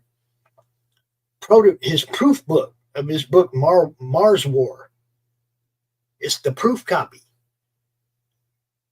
He already said he's made a bunch of edits, and what's coming out in print is going to be different. Not like, the story's the same, but it's going to be different. This is like a one-of-a-kind proof copy of his book. The only proof copy of his book. He threw it up here for $20, and nobody got it. And I'm like, if I'm on the other end of this auction, dude, I'm grabbing that. That's one-of-a-kind stuff by Jeff Earls. Jeff, I don't know if you guys know who Jeff Earls is. He just got it that co-host with Mike Baron on the TheBaronEarlsShow. Author, artist, awesome dude. Some of these guys are so quiet, nobody knows who they are, but they're goddamn awesome. Bill's one of those guys. Bill he does his little shows on his channel, and he doesn't make big waves or anything on social media, but his art sells, guys. You go watch. Just don't take my word for it. Go over there and look at his stream, and then come back and go, damn, Pops, I should have grabbed that after somebody else does. We already had Thomas Doherty already scored the cover, the unpublished cover. He paid $125 for it. Unpublished cover of this book. That this book was, that these pages are in the book. That cover wasn't even published. Dude paid $125 for it. These pages were published. That panel right there is badass. I can't sell any harder for somebody. I can't sell any harder for somebody. Bill Moss art, guys, come on. I don't get it. I don't know what you want. Don't know what you want. Oh, Bill Moss? Jim O'Reilly? No, can't have that. Jim O'Reilly? Bill Moss? Jim O'Reilly? Bill Moss? Jim O'Reilly?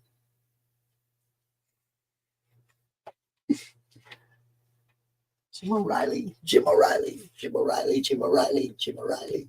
Jim O'Reilly?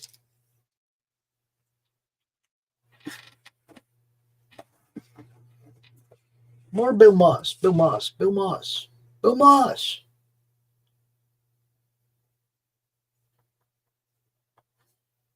Promote them for the week. No.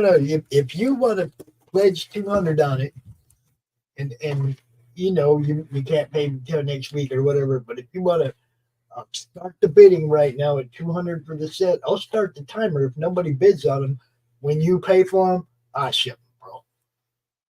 Just like that. I'll take them off the market, and when you pay for them, I ship them.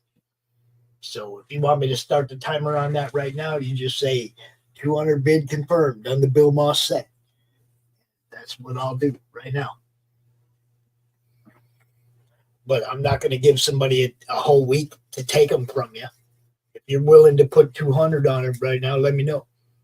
I'm not going to, not going to give somebody a week to take them from you. They get the same 10 minutes everybody else does. I pretty much know who you are, Doran. You've thrown money at our causes before. I'm not worried that you won't come through next week if you need a week. I'm not tripping. So holler. You want those? I'll start the timer right now.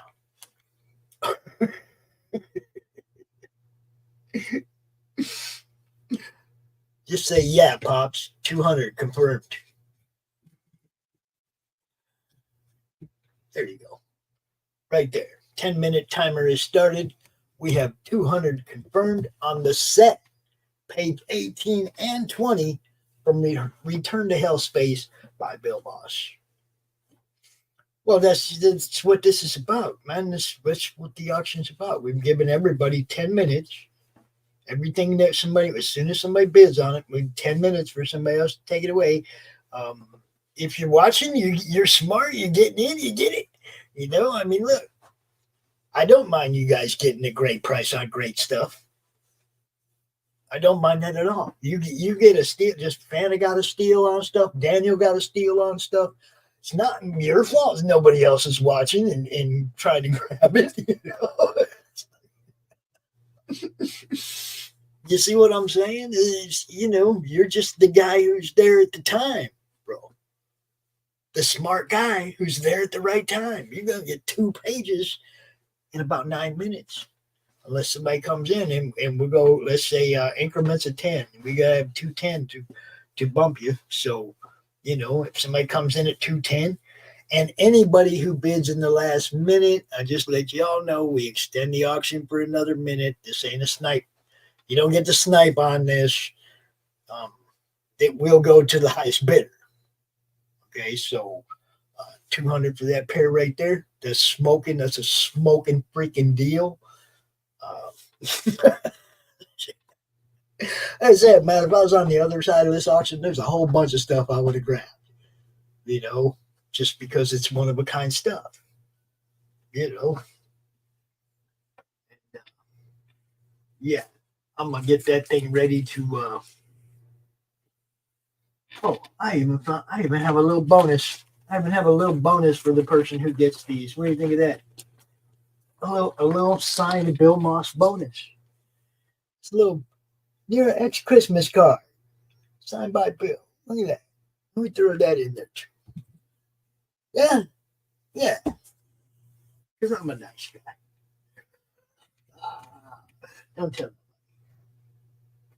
Don't tell nobody. Harry's always out there telling everybody what a nice guy I am. I'm always like, hush, quiet. Tell nobody. Let's see. I'm going to need a sleeve for that. A sleeve for this. I'm going to put those in this cardboard right here. They're going to go in this cardboard bag, this bag attached to the cardboard, then in a box when I ship those. So, just so you know, I'm always about the protection angle of it too. I don't want nobody's stuff getting damaged.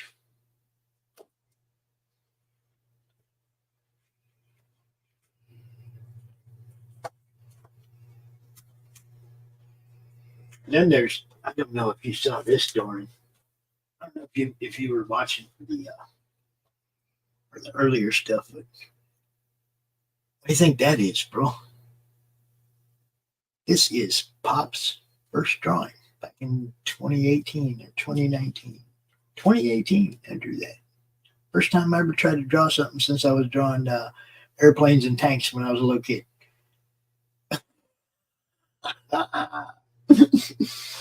Yeah, we even have that up on the auction. We got the second thing I ever drew. This wonderful lady sheep. Second thing I ever drew. Yeah.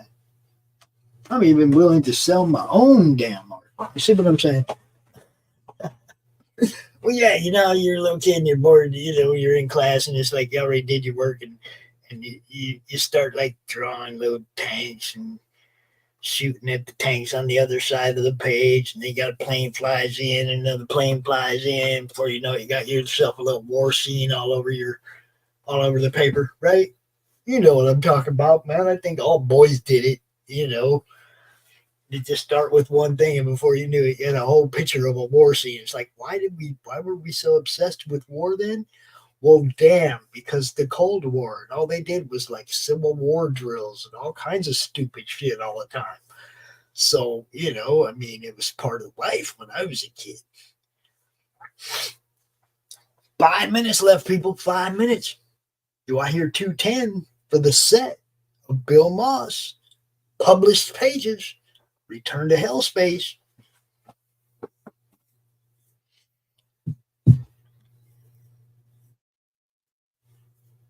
Oh, Doran's gonna steal too. Look at this. This is crazy. I can't believe how this is turning out. Everybody who bids on something is just stealing it. I mean, I'm okay with it. I'm okay with the opening bids we're putting up. I just can't believe how many people are getting awesome fucking deals, man. Yeah, I like it.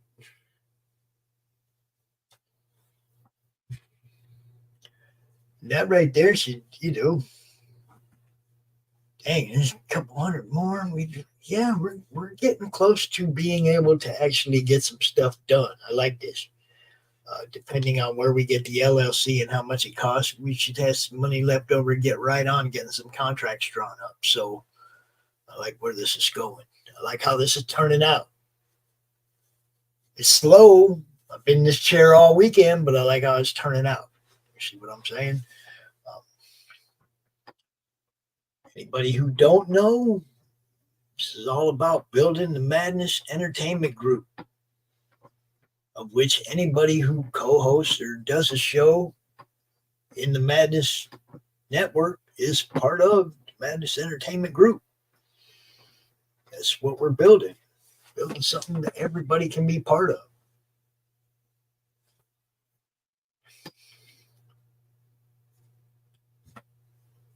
Three minutes. Come on, people. Y'all gonna just let Doran steal it? You are, aren't you? You're just gonna let Doran steal it.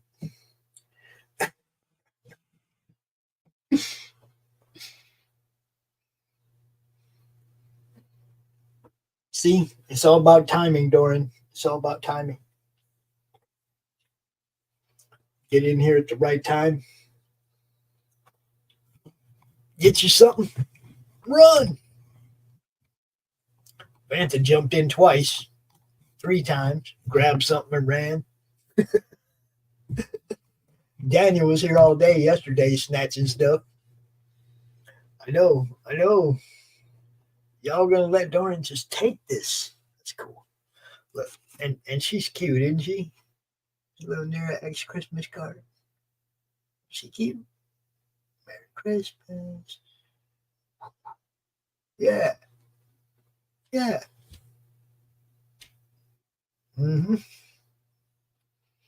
Bill Moss, people. Dude's awesome. And Doran's just grinning right now. He's going, oh yeah. 2 minutes. 2 more minutes. That's all he's got to last. And he owns this. Takes $210 to take it from him. $210. Takes both pages. Both published pages from Return to Hell Space by Bill Moss. And the Christmas card. Signed by Bill. Yep.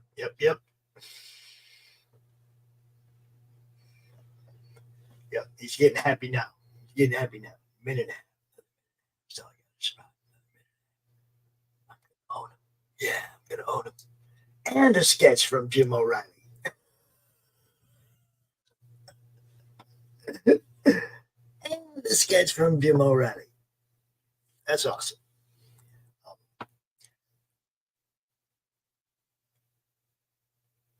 It's beautiful.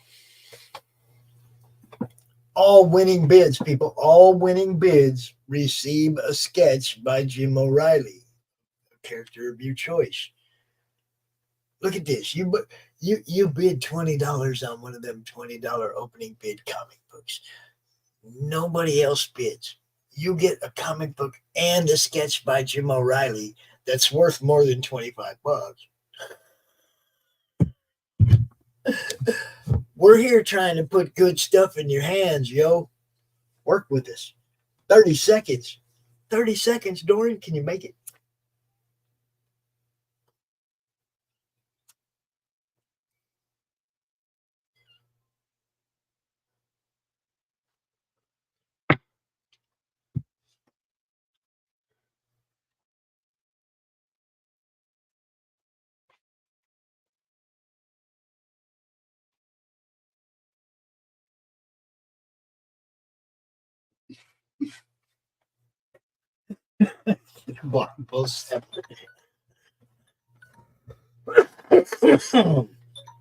You are the winner, dude. You are the winner. I'm gonna slide these away into that. Where's that thing at? Okay. Let's do this right. We are going to put another Bill Moss piece up next. I'm going to put these away. Now, this one is not published, but I believe it is a character from the same book. But it's not like a published piece from the book.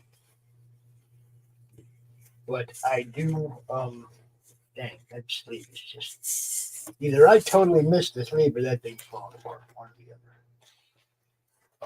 Nope, I missed it completely. Trying to be careful with these things when your hands are messed up. It's horrible. Slide down it. Nice and easy. So I'm getting both of these into the sleeve for Dory. We have sold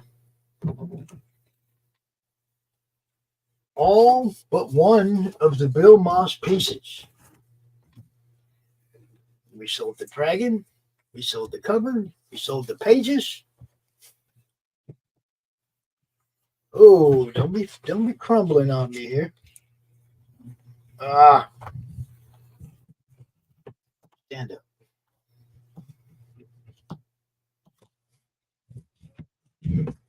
Stand up.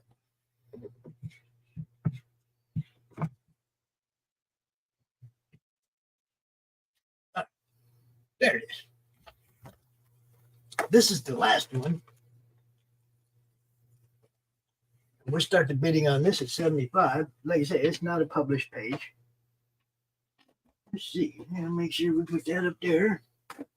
Got Doran and Daniel and Fanta. Yeah, some stuff to ship out. Let's go.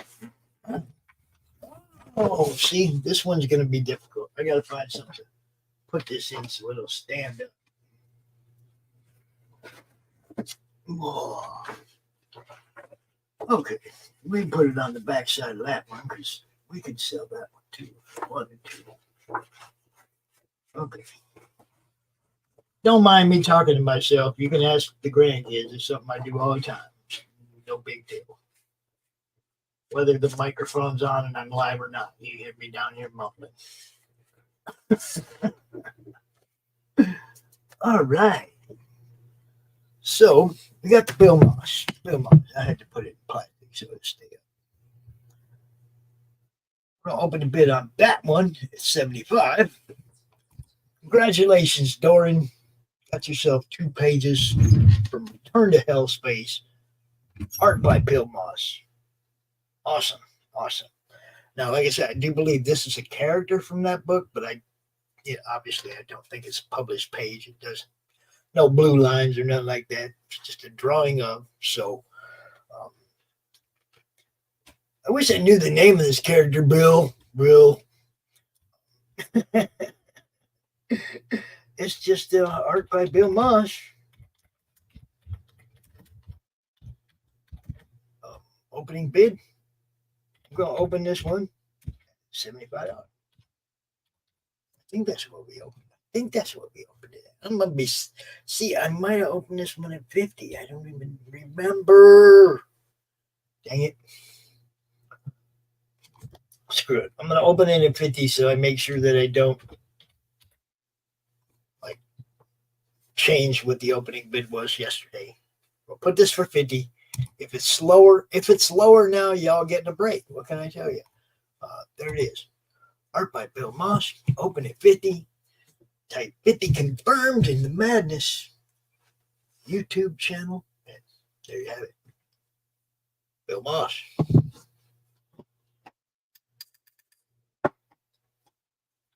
And once again, I want to say thank you to Bill for donating all these pieces. Because, Bill's just awesome, dude. He gets it. He gets it. Sometimes you need help, sometimes you give help. But standing on the sidelines don't help nobody. If you need help and you're standing on the sidelines not telling anybody, you're not helping yourself. And if you see somebody needs help and you're able and you don't, well, you're kind of standing on the sidelines again. So you know me. I've done fundraisers for people. I've done closeouts for people on their campaigns when something happened and they couldn't. I remember Max was in the hospital, and I don't remember which book it was. One of them, Ninja Bimbos or Human Hunters or Mary Machine Gun, let me give some plugs there, Max. I don't remember which book it was because he does so many, but he ended up in the hospital and we had planned a countdown for him. And he's like, guys, I'm in the hospital. So we're still going to go out there and do your countdown and maybe we'll get you a few extras on the sympathy boat. You know what I mean? It's like, it's always been about helping people, man, whether it's helping get their campaign seen or standing in for them when nobody else will. That's what I do, man.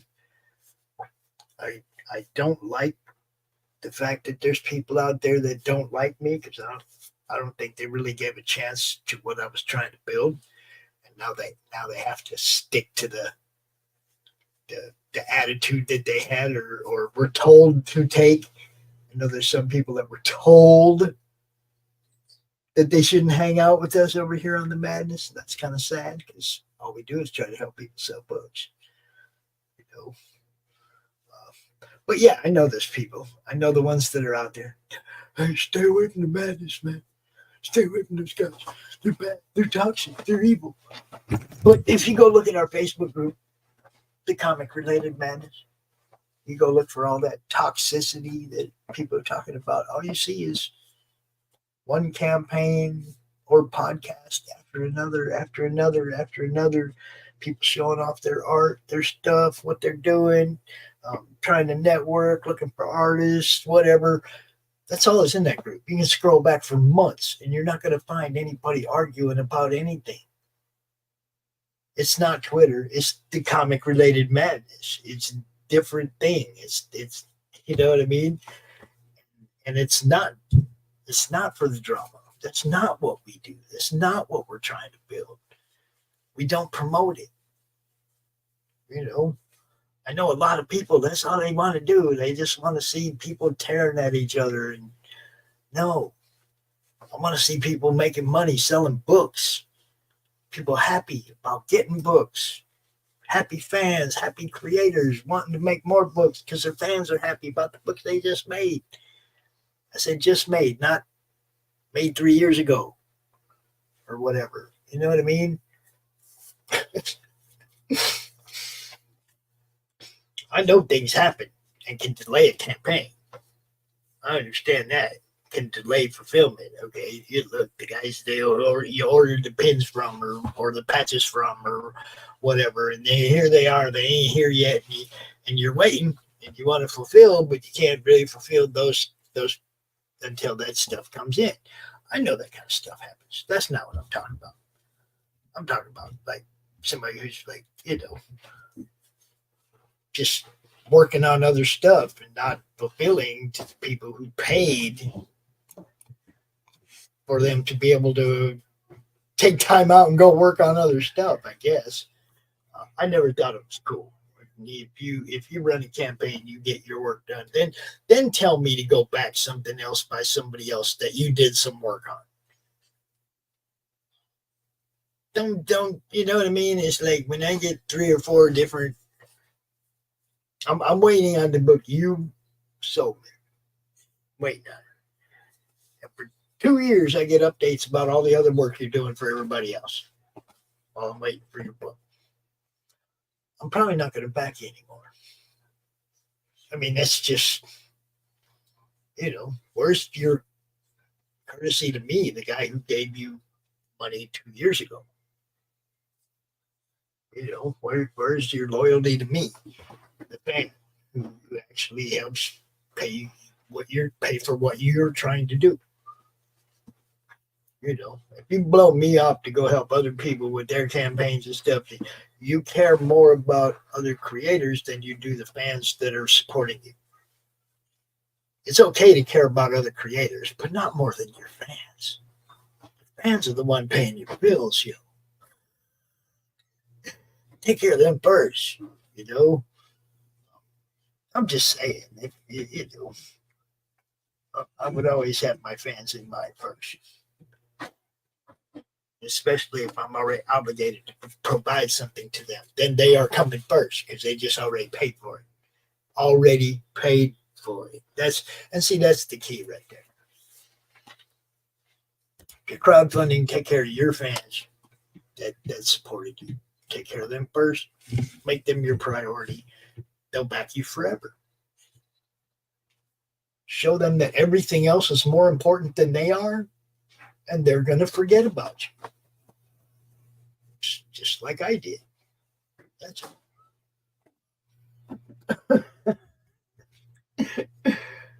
Make your fans your priority.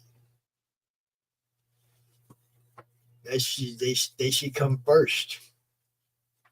The people throwing their money at you to provide a product should always come first. Provide that product. Now, if you already printed it and you're just throwing it out there, you can be however you want.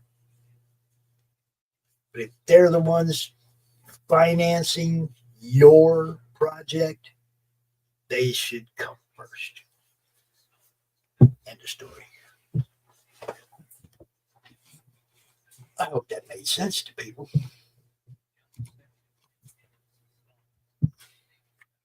And it doesn't matter who you are. I don't care who you are.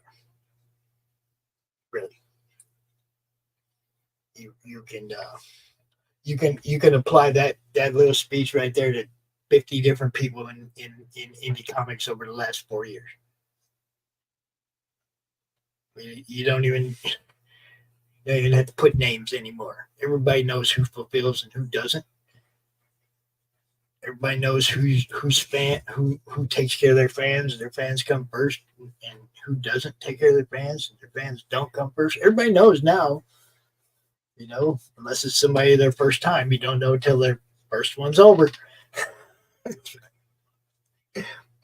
I love indie comics. I have a huge passion for what I do right here in this chair.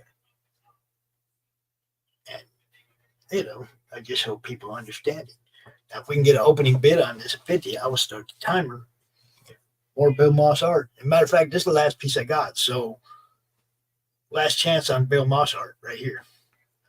And, it's just what it is.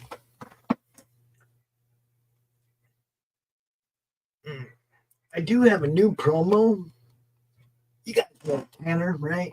Tanner Hurley. Doc's co-host on Coffee Shop. He sent me a promo for that new book by Chris Willett, the Satellite Girl. Send me a new promo for it. Holy fuck, it's 3 minutes long. It's like Tanner. Can I get that down to about a minute, bro? But hey, I'm going to go ahead and play it because what the hell, we ain't got an opening bid on this yet anyway. So here you go.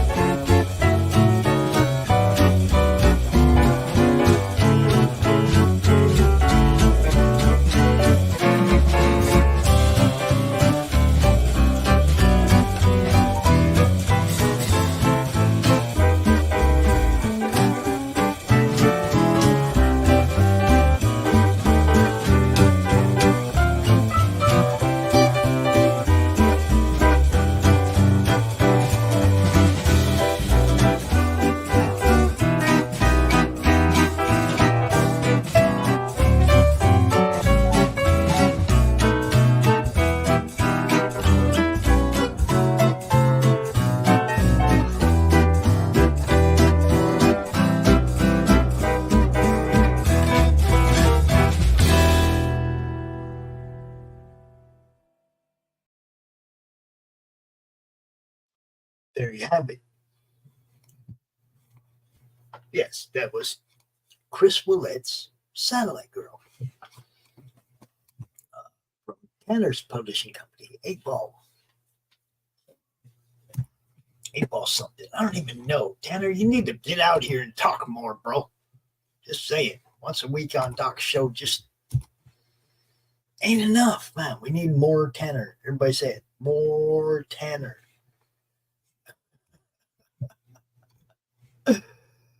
Oh, it's great. Great stuff.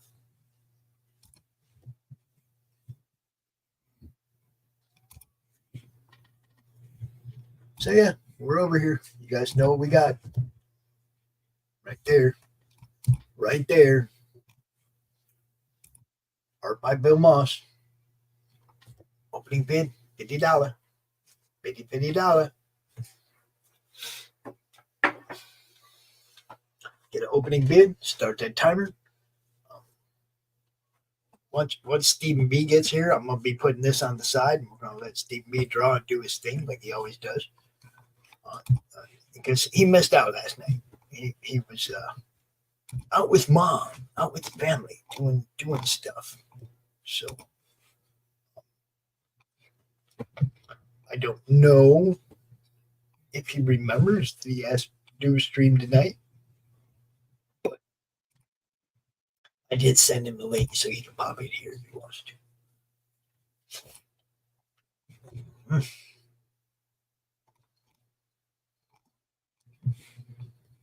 And if anybody is watching, I appreciate that you share this out to people, as many people as possible.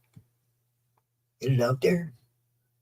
We need more. You know, we're getting, you know, look, we're over hurdle 1 and we're sprinting toward hurdle 2.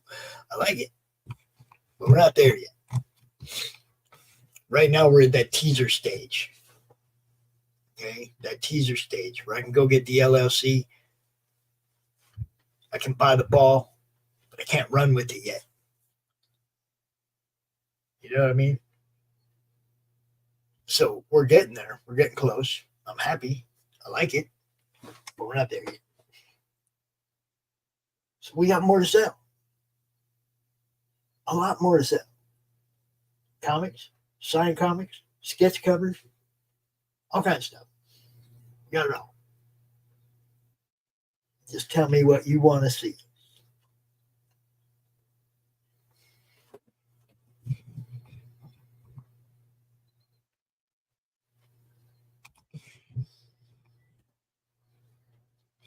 And all winning bids also get a sketch from Jim O'Reilly. It's like right now, you'd be getting the sketch from Jim O'Reilly and the sketch from Bill Bosch for $50.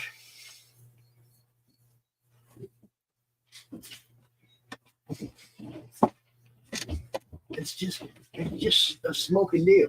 I mean, everybody should be jumping all over it. That's the way I see it. You know, what I'd be doing. I'd be jumping all over it. If I was on the other end of this. This is somebody else's auction, and I was sitting here with some money. Somebody said, hey, man, you can get a Bill Maher and a Jim O'Reilly for $50. I'd be like, what? Are you kidding me? A Jim O'Reilly and a Bill Maher? Now, not this Jim O'Reilly, mind you, but a piece by somebody as talented as Jim O'Reilly. And this piece right here by Bill Maher. That's some badass Jim O'Reilly prints, too. I don't know if anybody wants prints, but I got a Jim O'Reilly print that's Boba Fett. I think I got one that's Turtles. Prints that Jim O'Reilly did. We got other original art up in here by Greg Harms. We got Sean Howe, Elektra. Got more Greg Harms. We got Anthony Moore.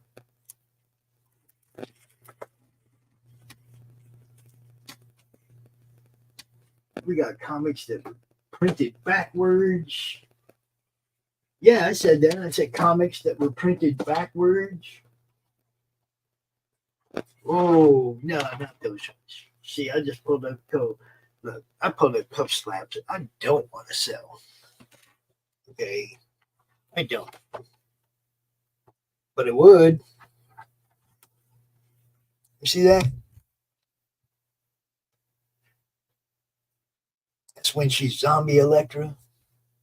Marvel zombie stuff, right? I don't want to sell that. That's badass.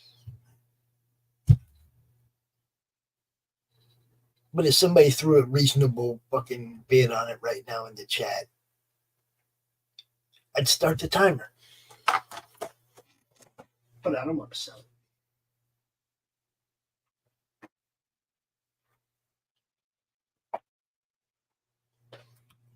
We got Marv, Arrow Comics, and the original art from page 1. The comic and the art. Sell it as a pair. All I need is for somebody to go, hey, that's the one. What's the opening bid on that, Pops? What's the opening bid on that first appearance of Silver Sable, Pops? And this 7.5 is a very clean 7.5, except for it's got a very dirty back cover. And I think that's why it graded so badly. Because those corners are sharp. You know, I mean, it's not a bad looking book. It doesn't have a bunch of spine ticks. I don't know why I got, that's the only thing I can think of is that it's just a dingy back cover. And I was thinking I would just pop that open and clean it if I was going to, like, if it was, like Silver Sable becomes big and shit, I'd crack it open and clean it and then have it regraded. But that's, first appearance of Silver Sable, guys. Got stuff here. I just need to know what y'all want. What do you want? You want Venom? Do you want poo? Do you want poo? Do you poo? Are you ready to poo? Signed by McFly. Only number 64 of 150. I think that says 150. 64 of 150. Yeah. Signed by McFly. Ready to poo? Do you poo? Do you poo? By Counterpoint. The Notorious. Do you poo? That one don't do it for you? Wonder what else we could do. What else did we do? Yesterday was Star Wars Day. Yesterday was Star Wars Day. Oh, damn it. I knocked that thing off. Move that camera back where it was. Star Wars Day. Lady Death, Brian Polito. Yes, it is. You like Greg Horn? Got autograph Greg Horn right here. And your Venom version. Number 1. Greg Horn.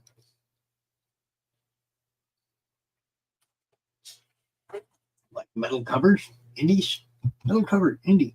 Tom Rapka, signed by Tom Rapka. Book of Sarah, number 1. It's a metal cover. That's the, metal cover, number 2 of 10.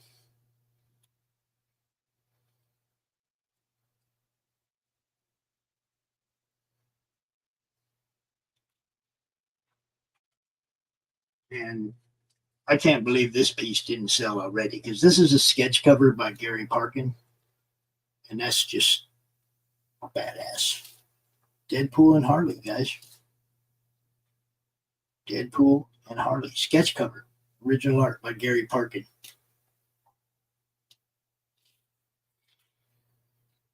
So, yeah. You see what we got. And I got tons more stuff around here. I just don't know what people want to see. Hell, on the back of this, Dan Monroe's Thor, a print. I got one of those. Got one of those I can put out there. A lot of cool stuff. Bummed out that this plastic sleeve is cracked, though. I gotta put a piece of tape on that.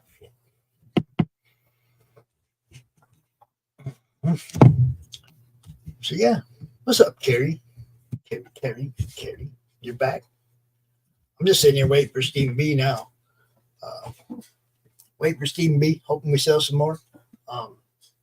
Our boy Doran did get the 2 Bill Moss pages, so he's really happy. He wishes he bought them separate so he could have got 2 Jim O'Reilly sketches. But yeah, so we added some more in.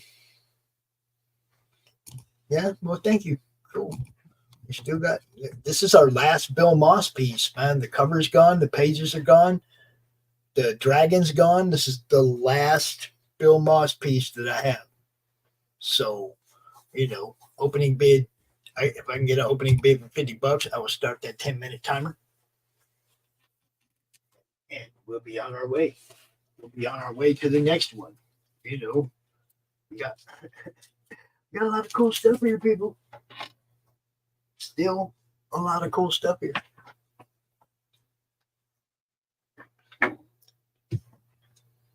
if there's something in particular you want to see, that you see me like just do a quick, run through or whatever, or you want to know if I have any,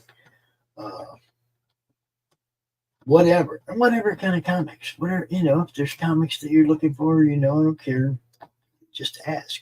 If I have it, I'll dig some up. I mean, I got 3 filing cabinets and 20 something freaking short boxes here. I might have something you want. I don't know. I might.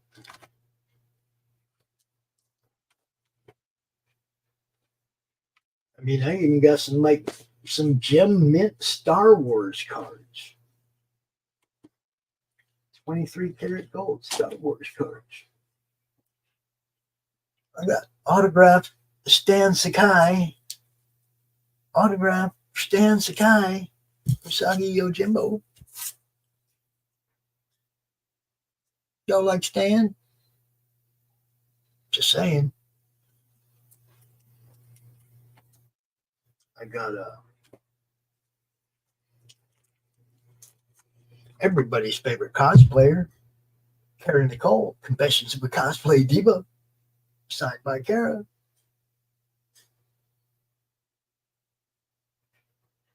You see her on Billy Tucci's show with Niall. They be hanging out together. Mm-hmm.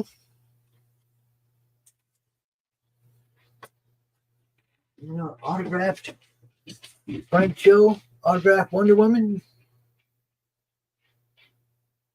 Mm-hmm. Yeah. And how about this one? Everybody should recognize that autograph.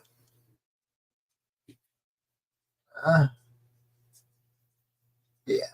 Everybody should know who that is.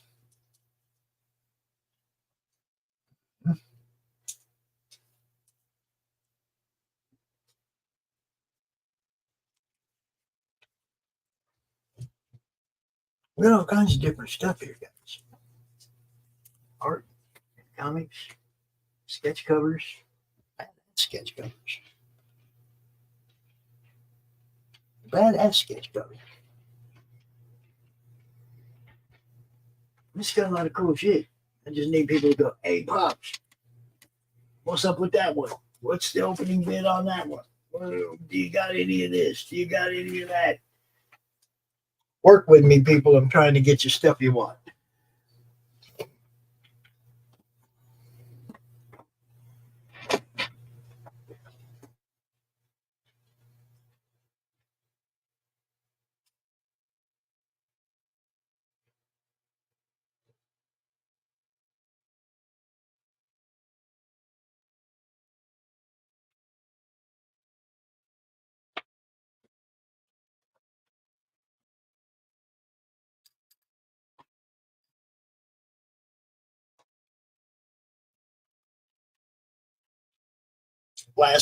Last piece of Bill Moss art, guys. I don't have none left. Done.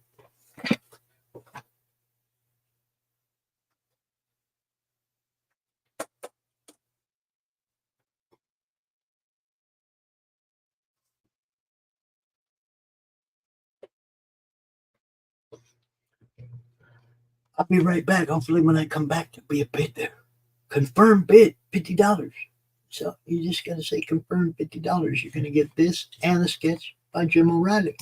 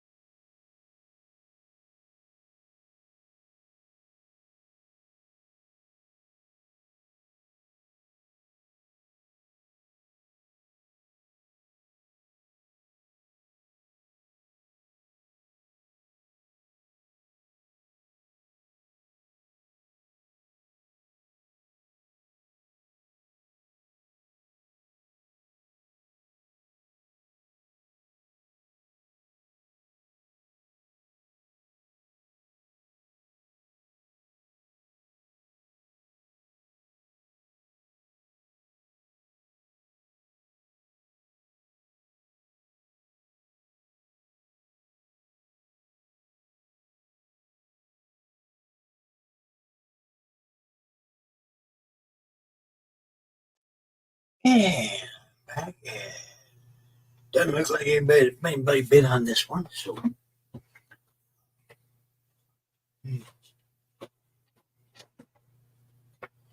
Guess we just throw that beautiful Jim O'Reilly Suicide Squad back up there.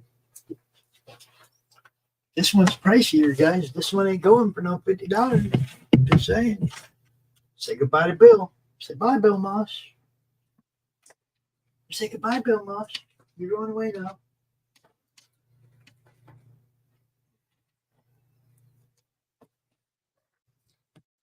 Jim O'Reilly, Suicide Squad, after Jim Lee.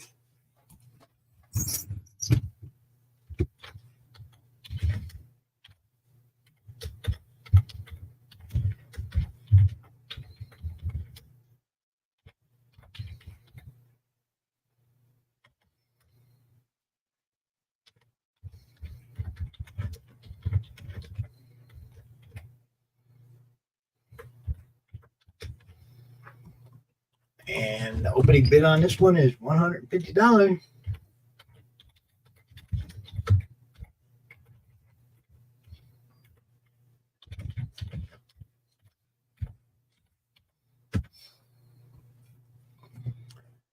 Oh, this piece is just beautiful, guys.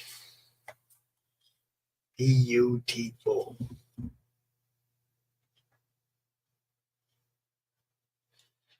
I wonder, hold on. Did I do that? Where were we? We were that one, I think. And no, that's not it. I guess I didn't. I thought I had a picture of it already up in here. Oh well, okay, never mind. Suicide Squad, Jim O'Reilly. And you know what the cool thing about this one is? Is that if you buy this, you get this and another sketch by Jim O'Reilly. It's a twofer. It's a twofer. Read the banner. Read that banner right there where it says all winning bids receive a sketch by Jim O'Reilly.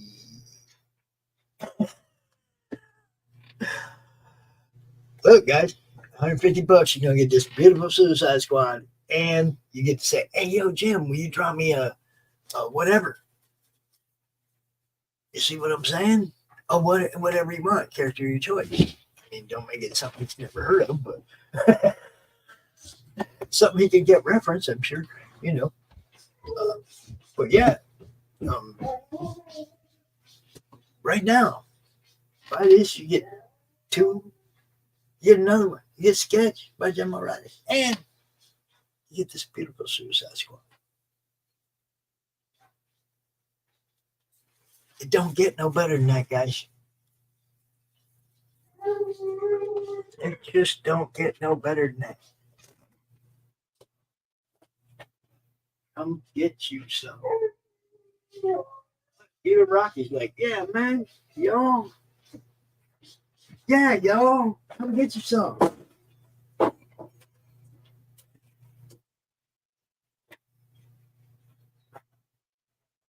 had enough of coffee pretty much most of the day. I'm kind of drained right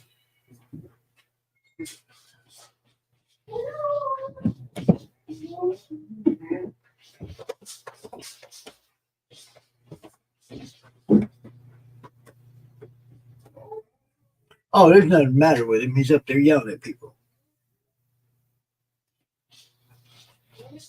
You ain't allowed to leave and then come back. Who do you think you are?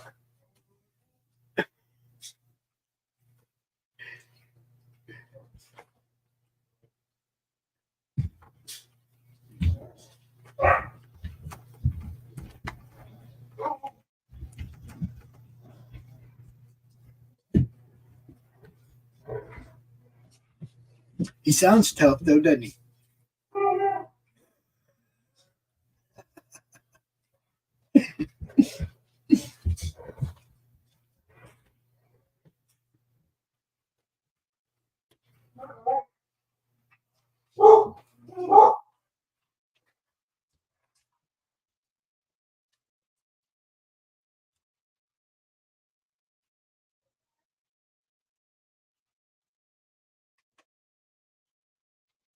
And then his girlfriend jumps in like she gonna do something.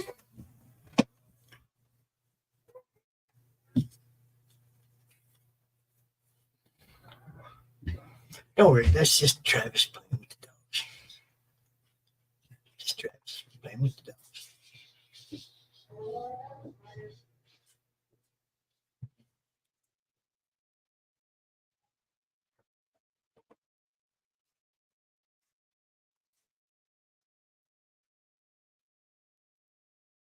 Go, people, come on. Jim O'Reilly Suicide Squad after Jim Lee opens at $150. The timer starts, the 10-minute timer. And if nobody else bids on it, it's yours, as well as a sketch of your choice by Jim O'Reilly. It's a J.O. twofer.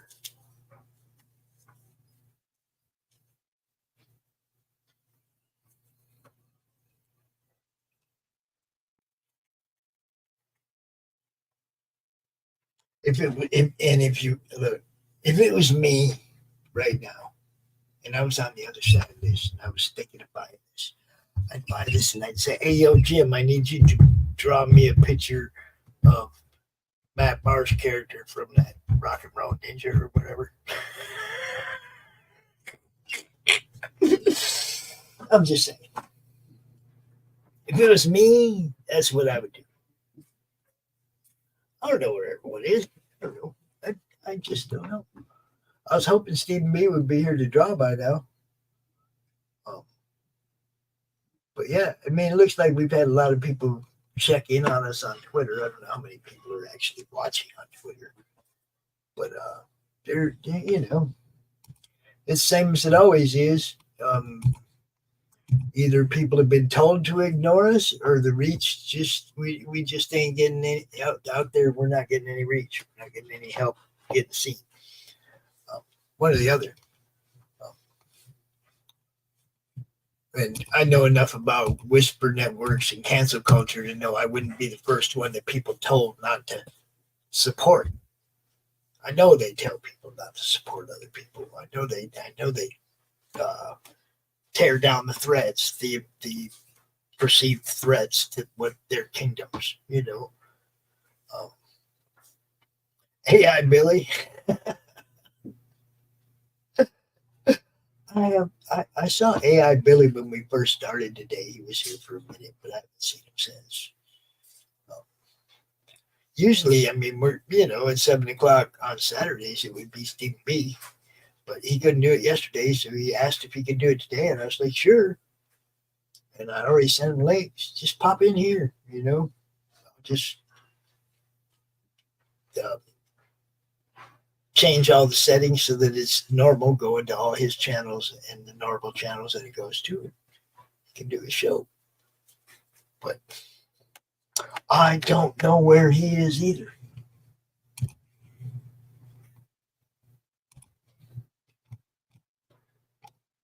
But I mean, like I said, I know there's people that don't like me and don't want me to succeed in what I'm trying to build here. That's okay.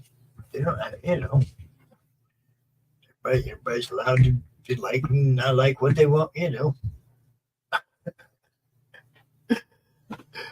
But I know that me personally, I never took somebody else's word for who I should like, who I should support.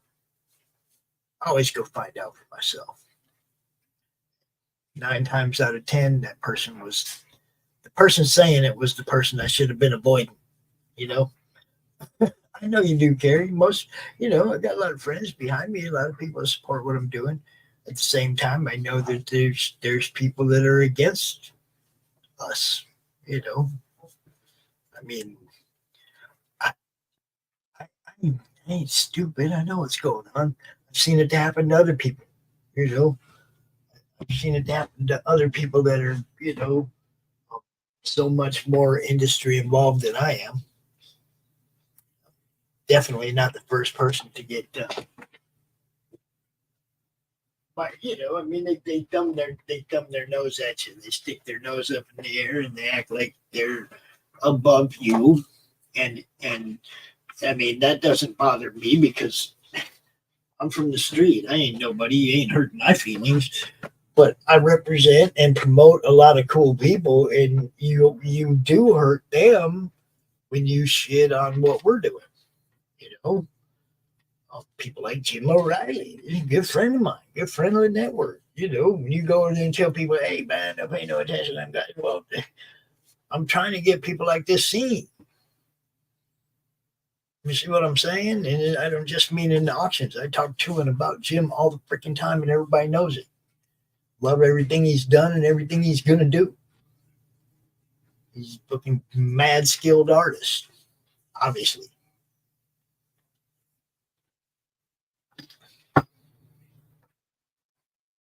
That, but you know, he was part of the very first campaign that I ever promoted.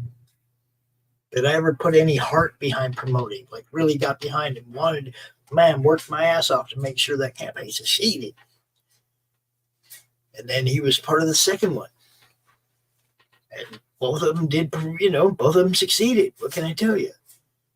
Both of them did well. Jim was, you know, a big part of that. Promoted the hell out of it because Jim was part of it. And a couple other people that are friends of mine. Manny Soto, you know. Awesome artist. Another one. Known these guys for a long time, man. They all kick ass. I knew Jim O'Reilly long before I knew anything about CG or any of that shit, guys. I met Jim like in 2017 or 2018, a long time ago. You know, I didn't know nothing. I wasn't even on Twitter. I didn't know nothing about any of that crap. All I knew Jim was badass. So I knew. Now I'm sitting here and I'm showing you. Jim's badass. And I'm offering you a price for Jim O'Reilly art that you probably not. Come on. That's Durango Crom homage we put up on the Cromniverse campaign. And we had it in a tier for $300 with the book. $300 and the book. So somebody had claimed that tier. So somebody was willing to pay $275 for that piece, that Jim O'Reilly piece. And that was of an unknown character. Crom. Nobody knew who Crom was back then. It was just, that was new. Somewhere just trying to get people to write short stories so that we could do an anthology. Jim was around for that, helping out for that. It's like Jim's been around for a long time doing cool shit for people on the side. And, you know, I know he helps out a lot of people. Everybody knows it. You hit Jim O'Reilly up in his inbox and you have a question about art or sculpting or freaking pretty much anything, and he's going to try to help you solve that whatever issue you have. That's just who Jim is. He's just all around good guy. So anything you saw on Twitter over the last couple of weeks with that, you know, that show on Dark Gifts channel, the Cockfight or whatever you call it, Jim was just playing into that. Matt was just playing into that. I'm pretty sure they don't hate each other, guys. They don't. It was all fun. It's all supposed to be fun. Jim couldn't be there. He was on the road with his wife, so, you know, they made some shit up. Oh, you know, but no. It's all good. Matt and Jim are all right. Jim's a good dude. He's just all around good dude. And he donated this to us. Actually, a long time ago. This is the first time we've had the need to put it on the block.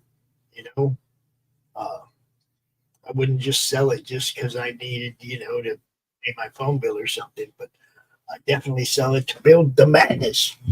And now, ladies and gentlemen, I'm going to give the stage to my friend Stephen B. Stephen, don't add your channel. I'm going to go ahead and remove the channels that you usually don't go to, and then just add your channels in, and then you'll be able to start your show, bro. All right. That work? All right. So goodbye to the people on the Baron Earls channel. Goodbye to the people on Doc's channel and the Laughing Rogue. We will see you guys tomorrow, probably through the madness, 12 p.m. on the Madness Comic. So, how's everyone doing? So yeah, let me start removing. Say goodbye to that one, and say goodbye to that one, and say goodbye to that one, and then we will add. Let's see. Oh, we gotta add some Boldcat, a little bit more Boldcat, and just a little bit. Where's the other? Where's that other one?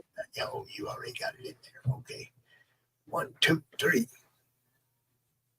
All right. That all. I feel like you're missing one. Where's the Twitcher? Oh, there it is. Okay. Now we got you. Now we got you. Everybody, ladies and gentlemen, boys and girls, people from all walks of life. I'm gonna get out the way. I'm gonna let my boy Steven take over here. I will. You can share a screen. I will, set you all up and everything. And if you have anything special you want to show, just let me know. Just drawing for a bit. Got to get in the right studio here. Oh, that's Doc's. That's Doc's background. We need Stephen B's background. Look, it's just like your house, dude. I just didn't feel like making a whole bunch of shows today, so I just blended them all together. You know what I mean? Yeah. So, you, sir, are on this. Hey, what the hell? I could just leave this thing up on the side. Just, if anybody asks about it, just tell them it's for, it's up for sale right now. It's up for sale. That Jim O'Reilly piece right there. But basically, just let me know, which music you want. I got you.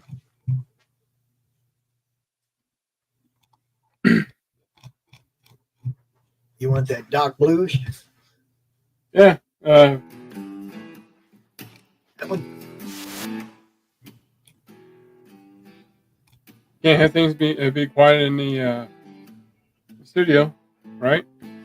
Yeah, you're good.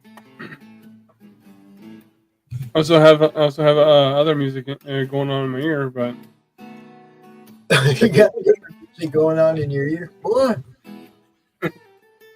Yeah. Got that playlist popping. All right. Yeah. But that doesn't mean that this channel should be silent. Right. I'm going to go ahead and let you do your thing, do your normal hello to all your people and whatnot, and I'll get out your way. And Carrie's watching right now. She says hello. She says hello. Hello. But yeah, if you need anything, if you need me to do anything, just holler. I'm sitting here, but I'll be shutting up. I've been doing this for 2 days, all day, Steven. I'm gonna take a little break. It's all you, bro. All right, so right now, I don't care where I am in the story.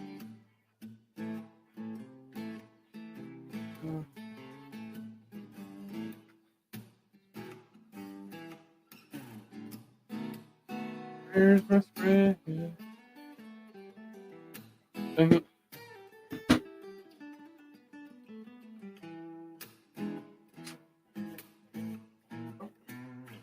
There we go.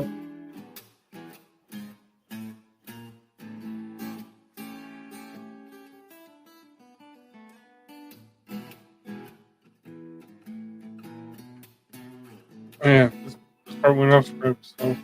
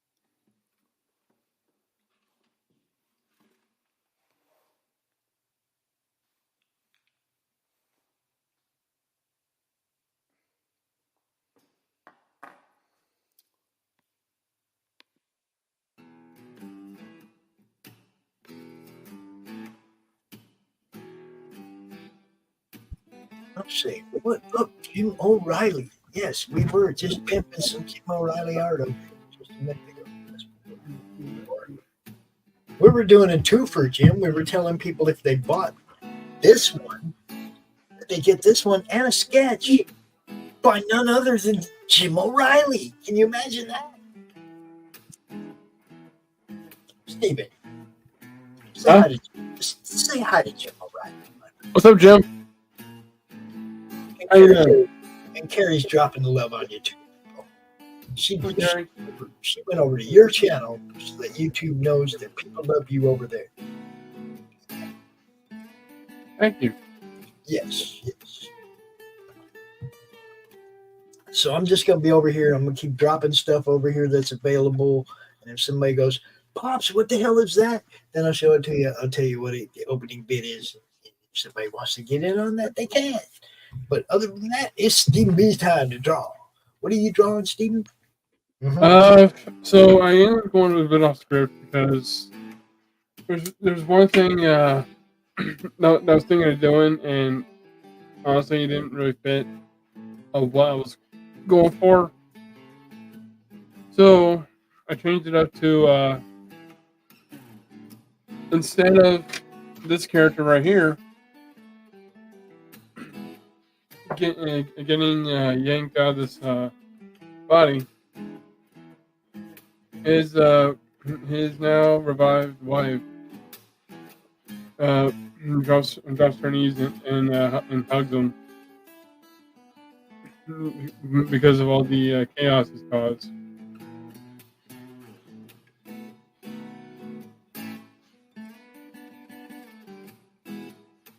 So, yeah. See a little editing. You change your stuff up a little, right? Yeah. Yeah.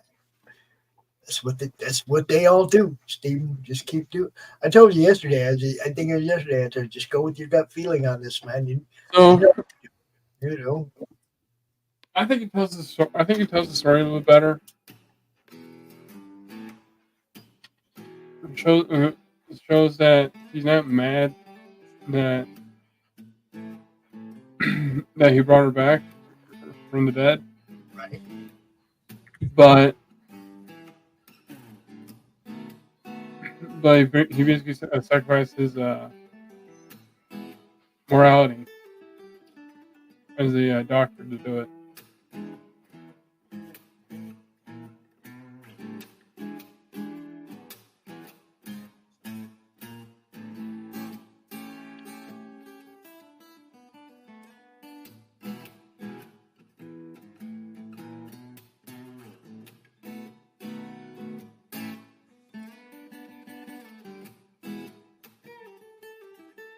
There's our boy.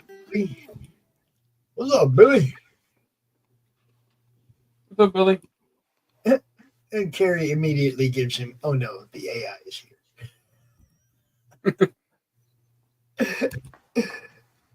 And let the game begin, you know.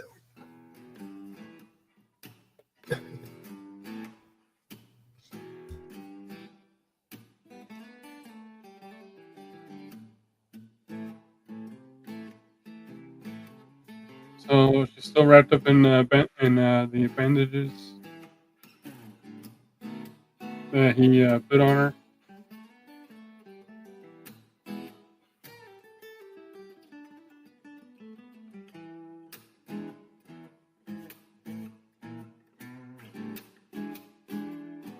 You know what? I could do that one better.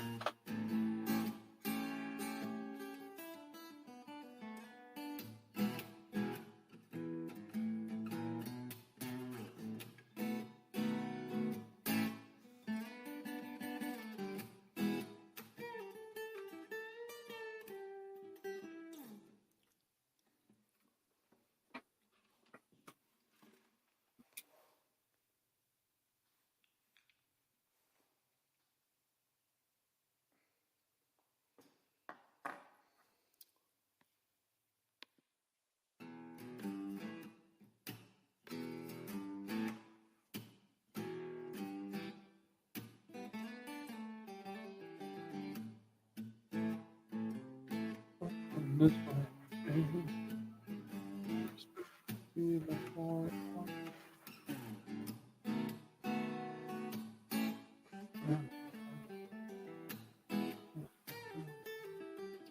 All right.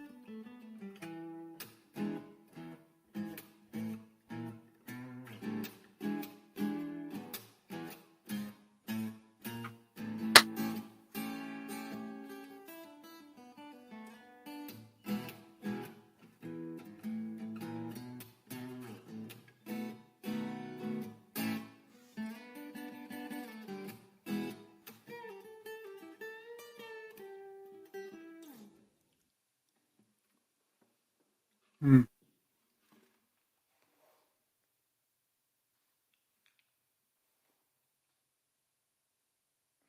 I'm trying to figure out how close this is going to be.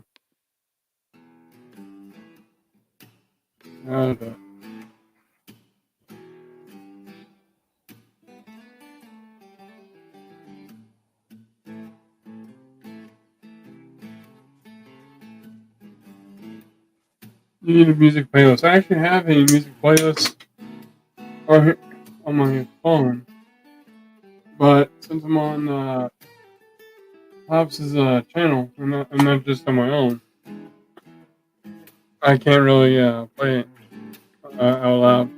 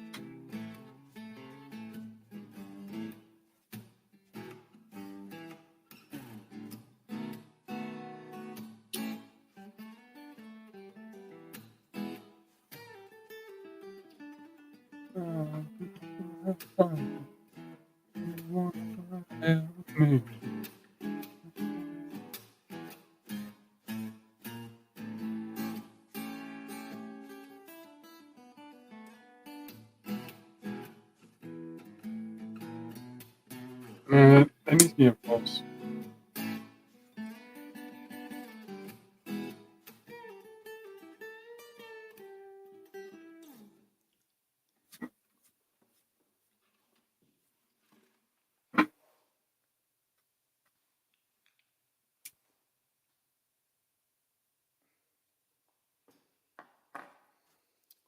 Yes, this is my comic I'm working on.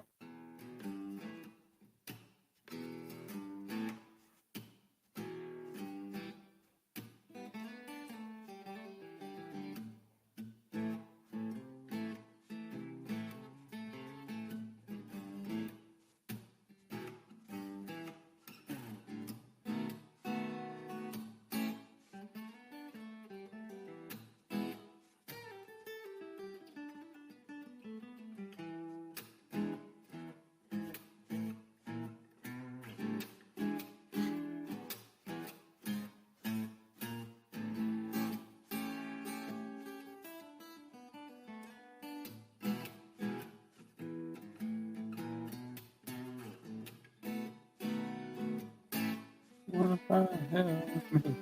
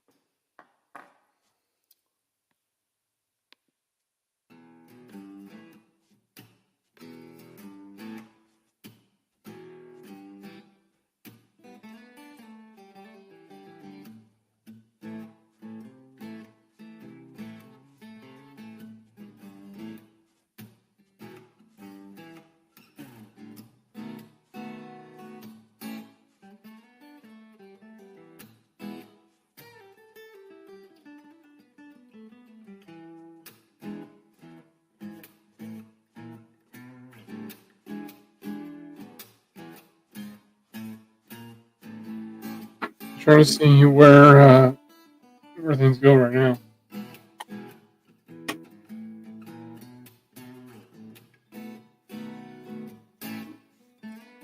Alright, that's good. Let's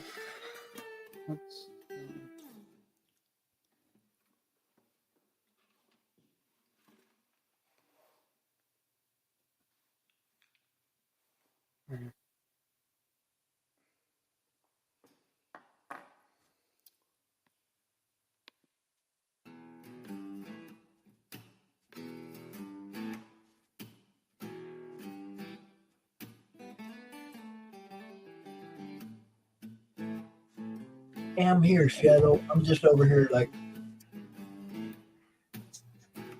yeah, he's right there. you know, stuff that's still available. That's the last Bill Moss piece. This is the last Bill Moss piece. The rest of them are gone.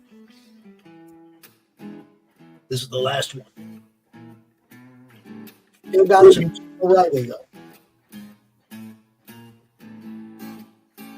Mhm.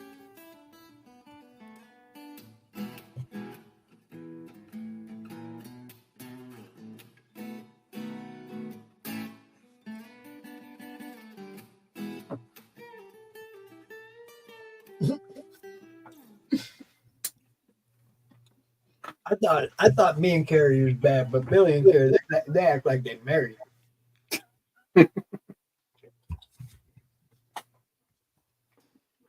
Okay. I need some light. We're back.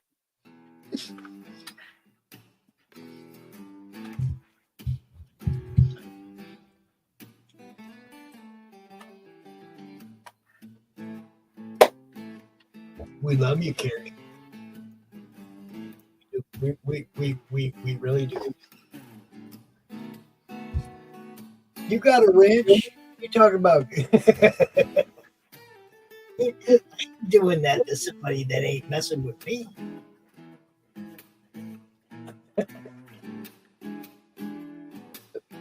Nice try, though.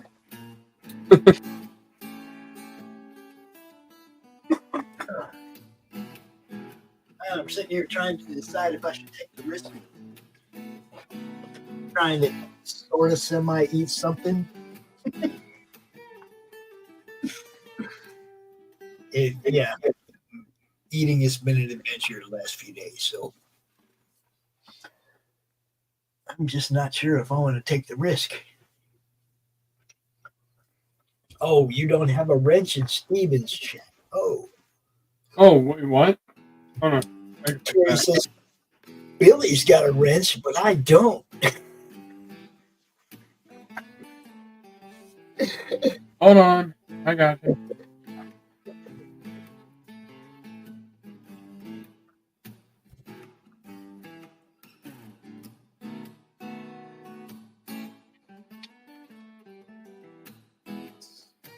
Thing is for the chat to go up.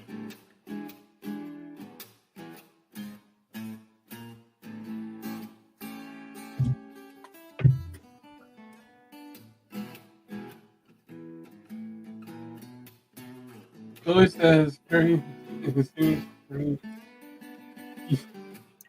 you would try to abuse your power. She would only throw it at Billy for some peace, he said. Oh, that's fun. So yeah, this is another one of the pieces that's available right now. All right.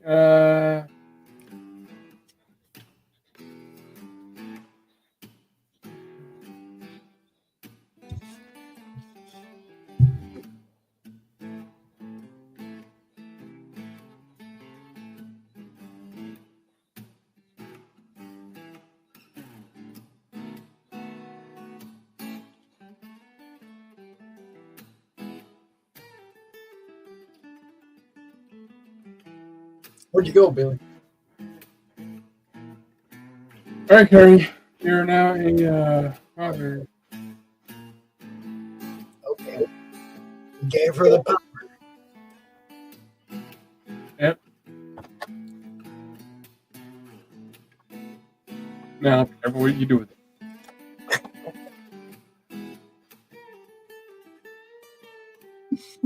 She said, "Thank you, handsome," and he said, "I'm still here."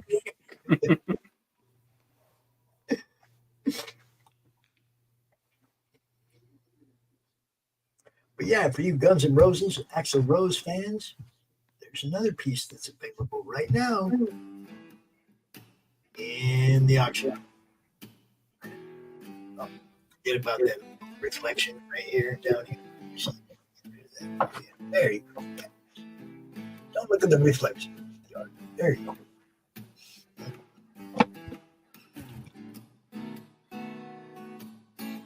This one also bid starting opening bid, I think it was 150. This is Marv Vascalones, Portugal.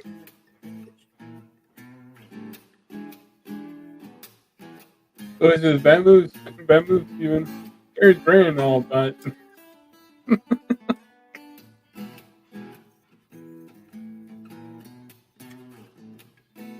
but what?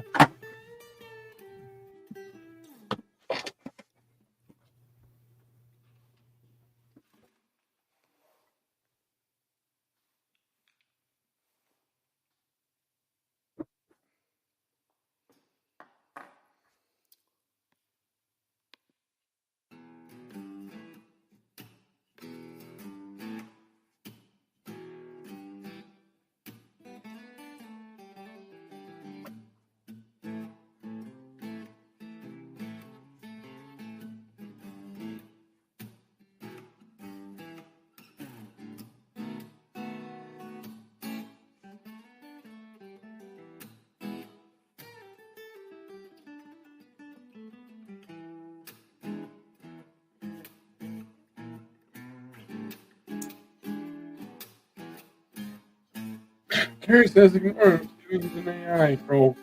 And he was just out here.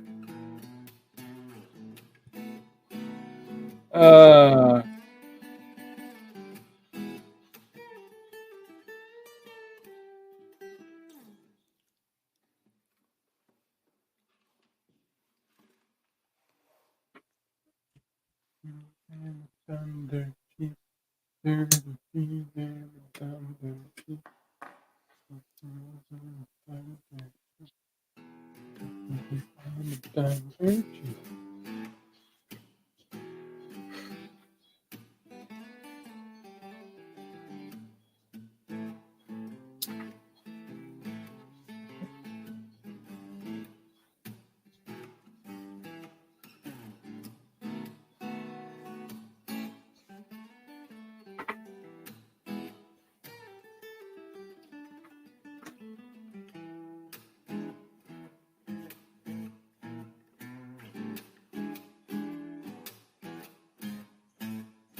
Oh, this is a good song. Called Dirty Laundry.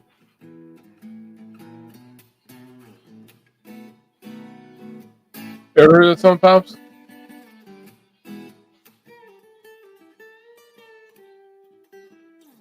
Hello?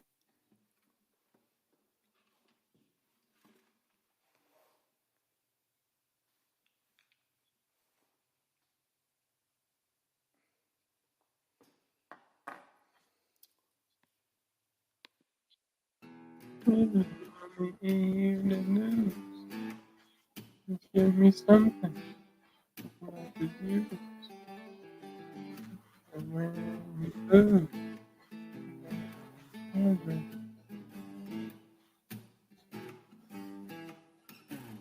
I could have been an actor. How about that? Yeah. I said you look good. I didn't have to be clear. Right here.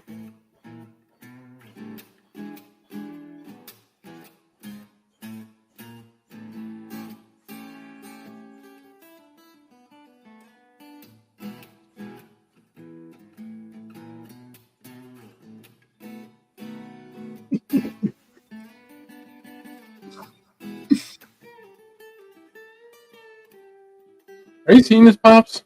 Yeah, you remember what I said about Mary? Uh-huh. Mm-hmm.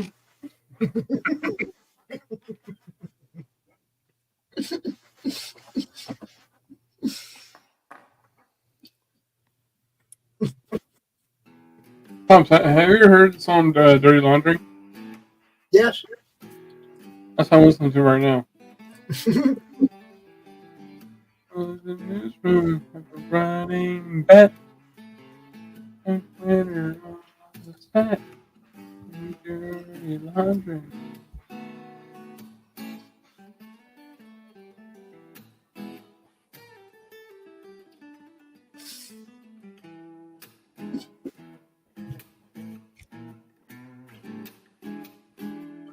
I wish you guys would go back over to the madness and pump up my comment count by arguing over there too.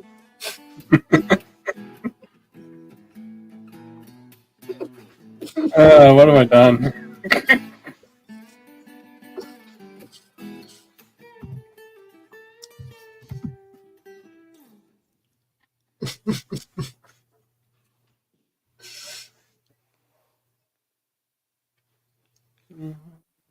What's going on?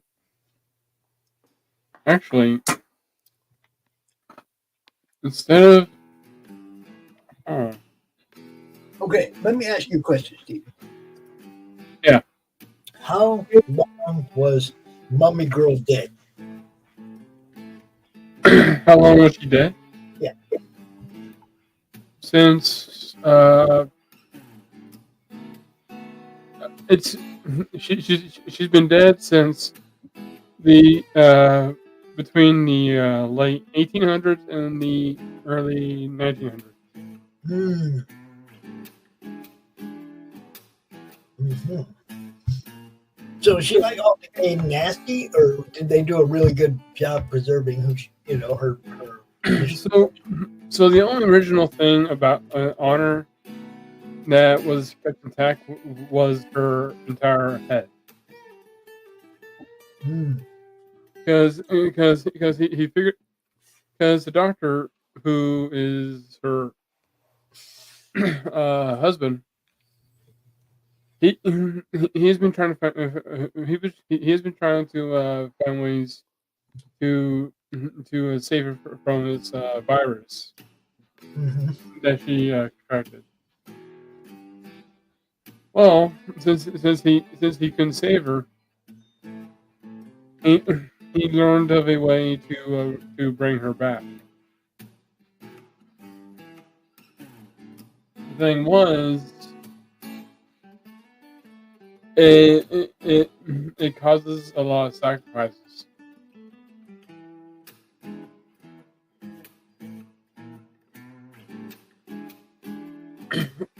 Which is why he ended up donning the mask. Okay.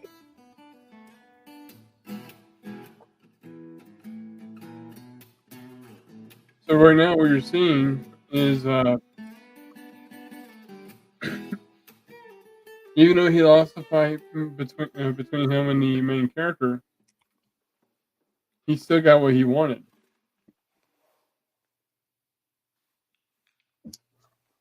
But even then, even though she was brought back, he's still a ghost.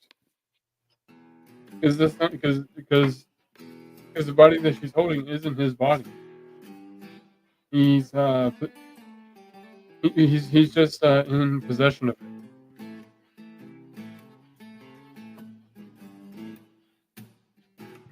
You know what I mean? Yeah. Yeah.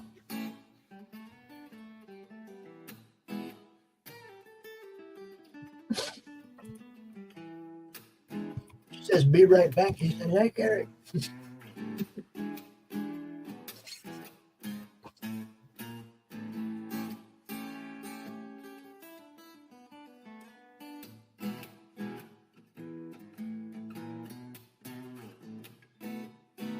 So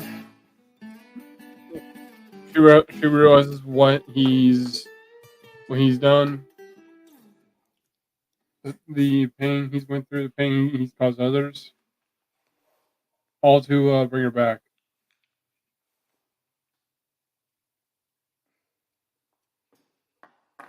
Things we do for love. Yeah.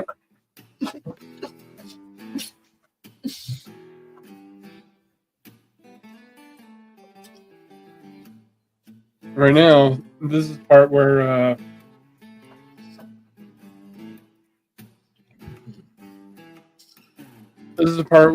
he ends up letting go, and the body just kind of falls.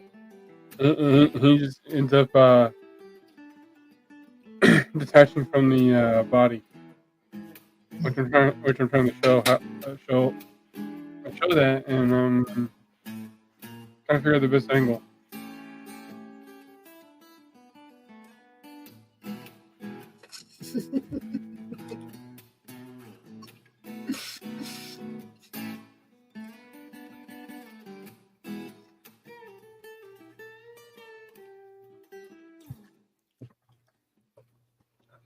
These two are a great sideshow for your show, Stephen. Should invite them both in as co-hosts.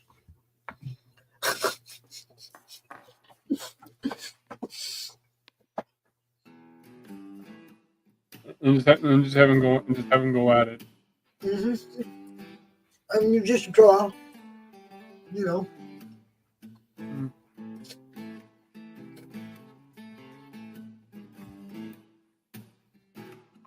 I know what to do. I think I know what to do.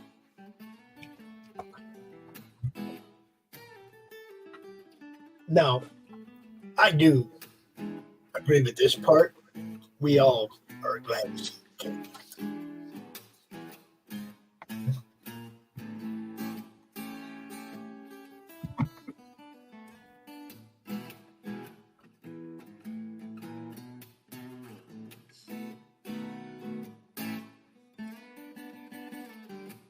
I've drawn this mask so many times.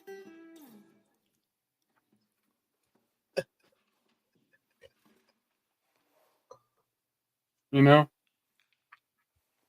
Mm-hmm.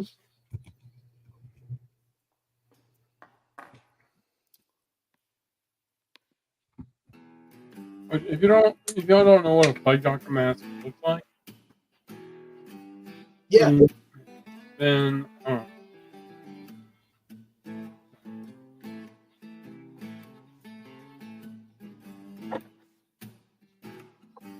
yeah, I always loved them big duck-looking faces.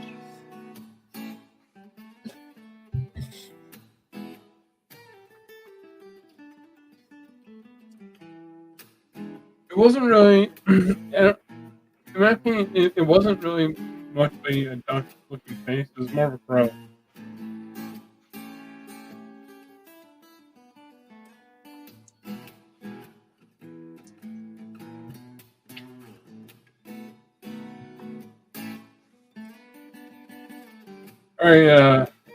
All right, Pops. I'm share screen.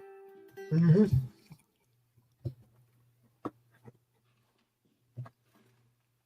This is the plague doctor mask that I've been drawing.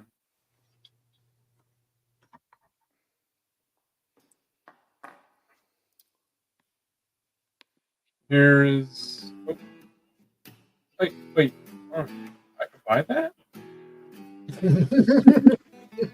Oh, dang!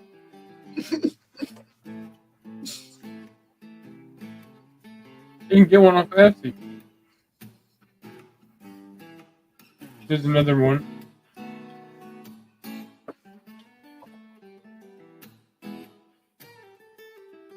Thing is, I don't remember when the plague doctor really came about. Well, that had to be during the bubonic plague back in England, right? I would think so. Which, as I was researching the plague doctor, I learned a few things. Like, for example, let me get back to that previous picture. I should get a better look. Stop sharing this. And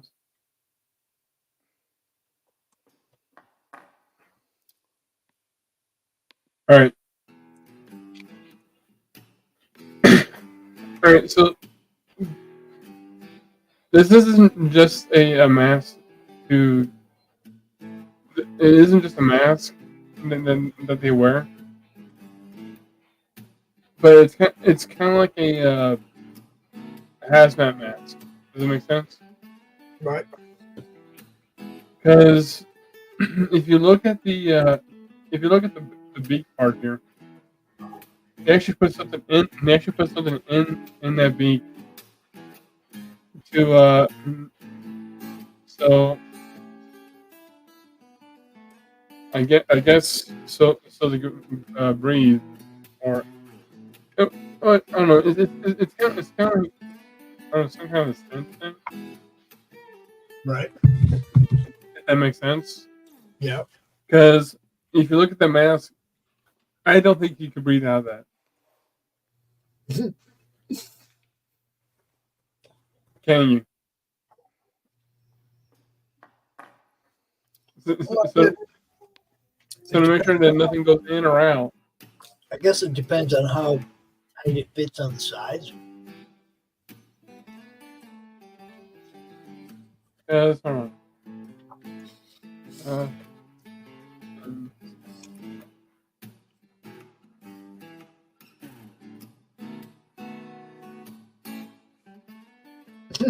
Yeah, here it is.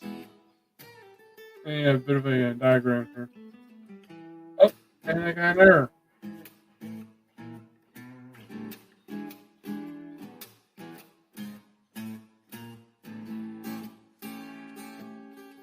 Alright.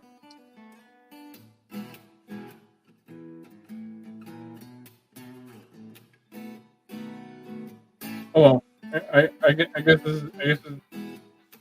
this is a better picture than anything really. It's not gonna let me get any closer.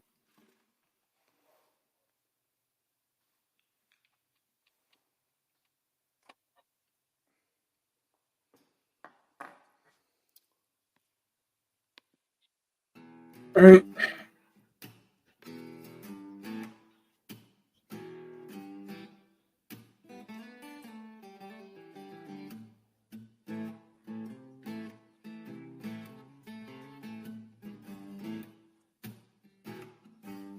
I'm share screening again, Pops. I got you. So inside the mask, they put herbs in. Okay. That's what they do.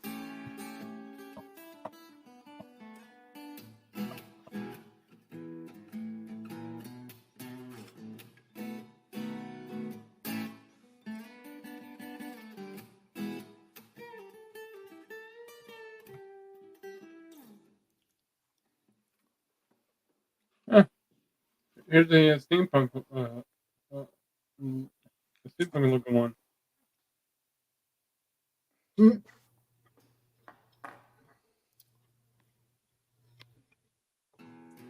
Yeah, those are just tricky.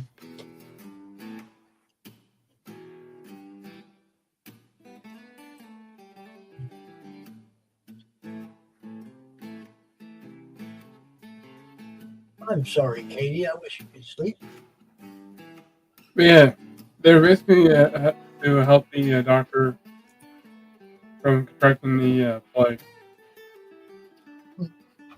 while they help their patients. And plus the mask looks really cool.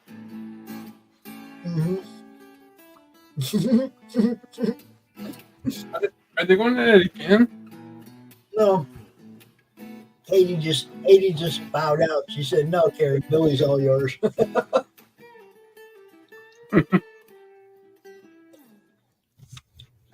Carrie tried to do that puff pass thing, and Katie said, "No, I don't do that."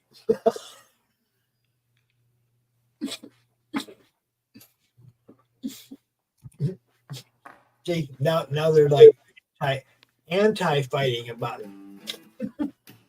They're anti-fighting about it now? Yeah, they're not fighting over him. They're fighting over who has to take him.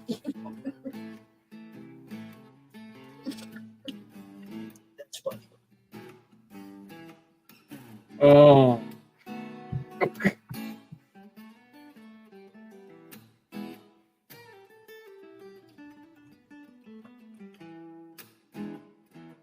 And where is Billy while these women are not fighting about him?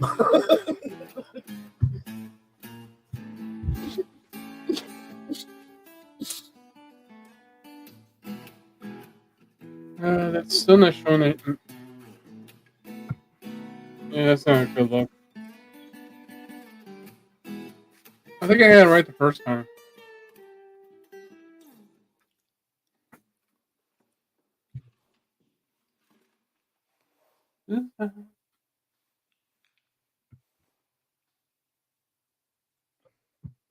Okay.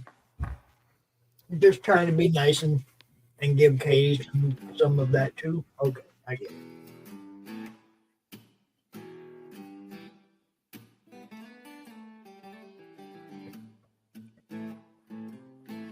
Katie's like me. She's like, I don't want none of that shit.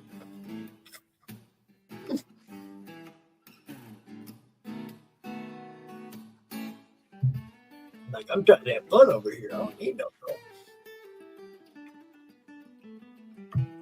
And in my case, crime is enough troll for anybody. I don't need no more.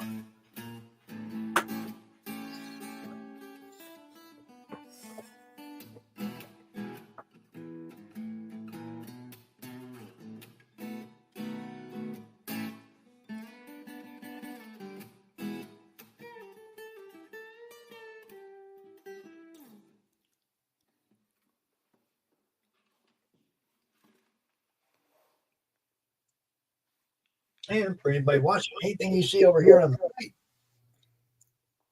is for sale. See something you like, shout. Yeah, the reason I picked the Plague Doctor mask because it felt like it kind of fit with the it kind of fit the way the story is, you know.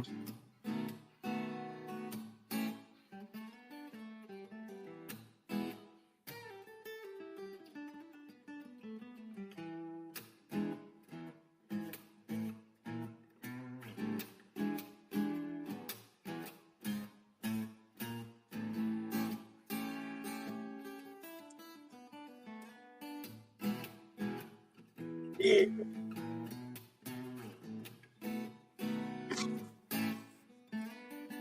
See that? You see that, Steven? Yeah, I see. It's sad. It's sad. She won. She won. She beat him down. She beat him down, Steven.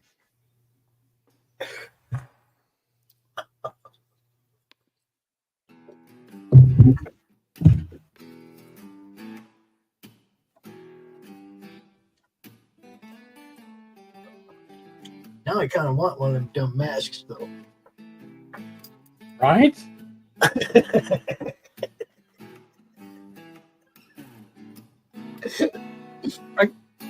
Like seriously, that was like the first gas mask. The first hazmat mask, you know? Yeah.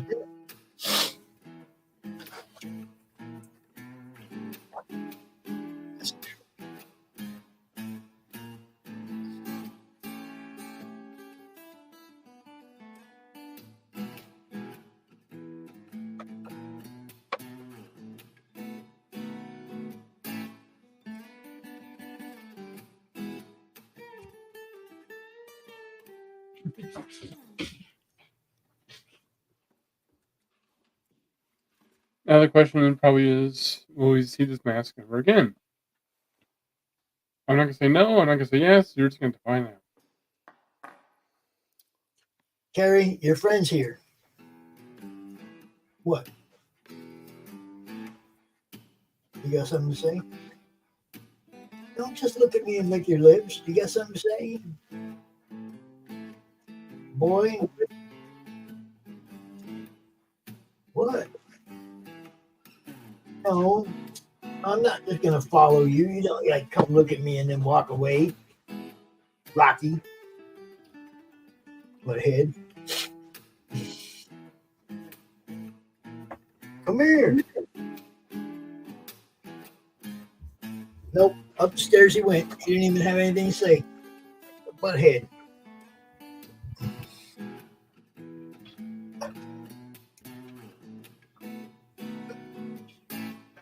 And yeah, that's who it was. It was Rocky, but he just like looked at me all stupid, licked his lips a few times, and then left. I was like, what are you doing? Oh, you're doing this? Okay. Later. I was gonna say he must have just got done eating or something.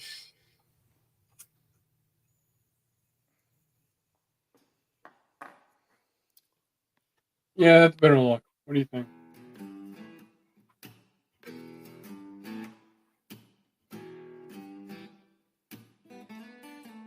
Yeah, I like it. The body just kind of falls out of place, and you see like a ghostly presence there. Katie. We're not all AI.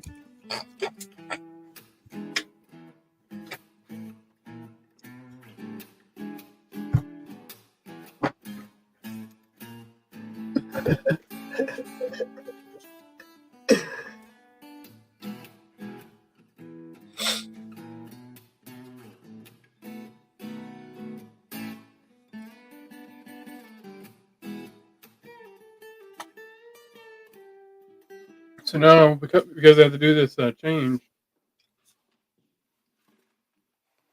I'm going to go back into the script and rewrite a few things. Yep. Thankfully, this is the only thing I needed to change.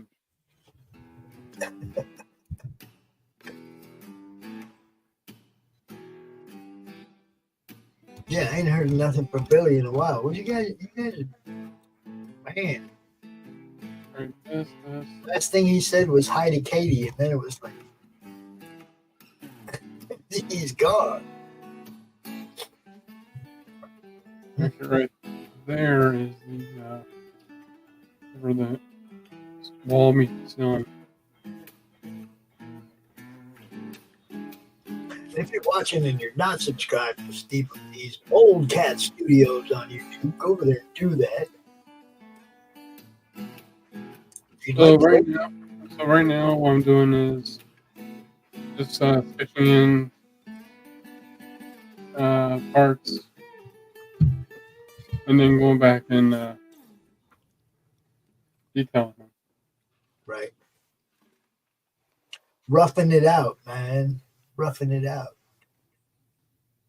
I think after I get to like 10 pages on this, then that's when I'll go back and detail everything, and then ink it out, put it aside, then work on the next thing. Katie, dear, I'm 60 years old. You can't scare me with wrinkles. You can't. Nice try, though. What you trying to do? She tried to scare us. Oh, saggy skin and wrinkles gets them every time. And it's like, no, when we get older, we understand we got it too. All right, check. Oh, look, there you go. Carrie comes back. I met you in real life. I know the truth.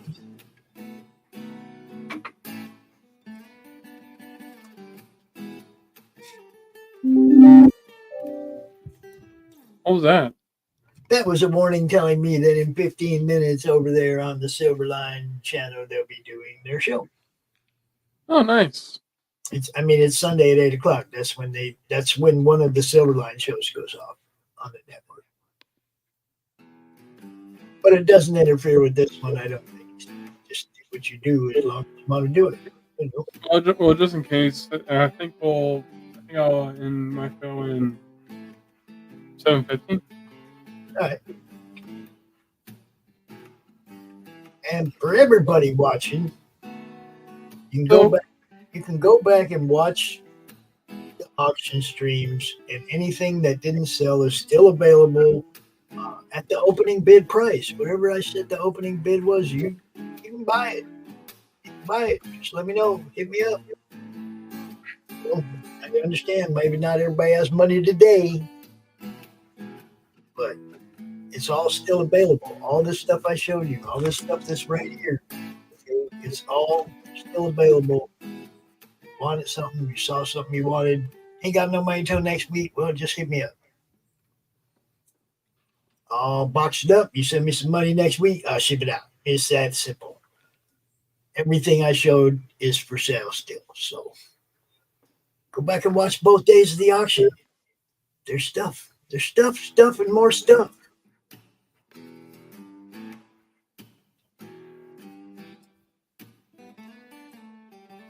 Good night, Katie. Good night.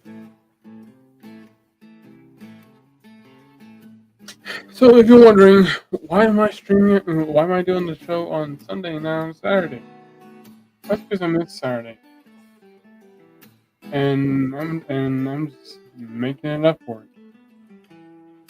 But if you want to see see the show, see any new shows, it's always going to be on Saturday at 7 p.m. Eastern on the Madness Comic Network. Yeah, every Saturday. Every Saturday. And if you want to see the standalone shows that I would do at random times, if I had the time. Also, go check out boldcatstudios on YouTube. And don't forget the subscribe button. Ain't no way I'm making it 2 more hours, Carrie. I've been doing this for 2 days and I ain't got no sleep in 3 nights. No way I'm making it 2 more hours. I didn't know that I was going to make it this long. I was pretty much going to like just give Steven control of the show, and then I realized he'd have to log out. I'd have to send him admin and all kinds of other crap. It's just easier to just do the show. But yeah, I'm definitely wiped out. I've been doing this. This is 2 days straight. 2 days, 8 hours. You know, with the half hours yesterday, 8 hours today. So. Did pass hurdle number 1. We do have the money for the LLC. Now we're working on hurdle number 2, being able to get some contracts written up. So there you have it, folks. We're on the roll. It has begun. Actually, you know what? Instead of this, I'm just gonna draw his face. I think that'd be easier. I still tell the same story. Because I don't know why, but drawing people hugging is difficult. You know? Mm-hmm.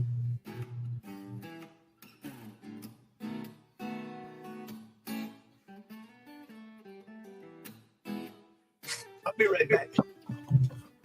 Oh, I'll be right back.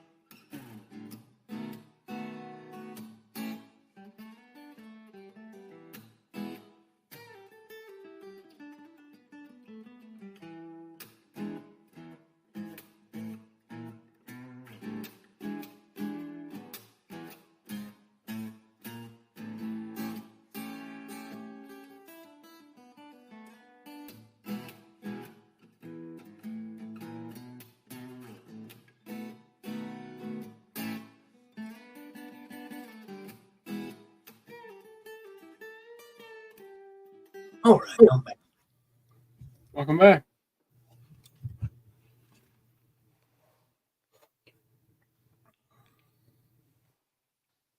Give him like a basic mustache.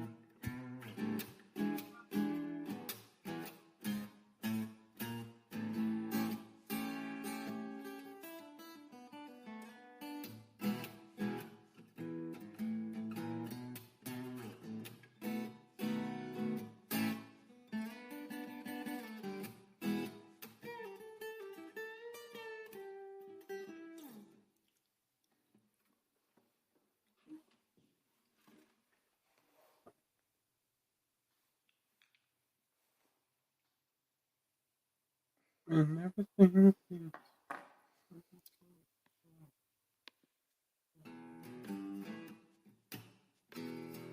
Got some hairs coming out of the bandages.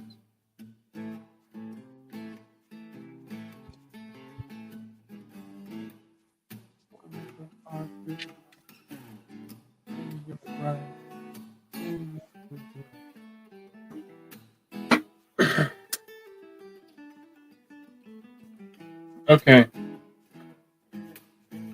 Pencils down. Don't say that. Never say that. Don't do that.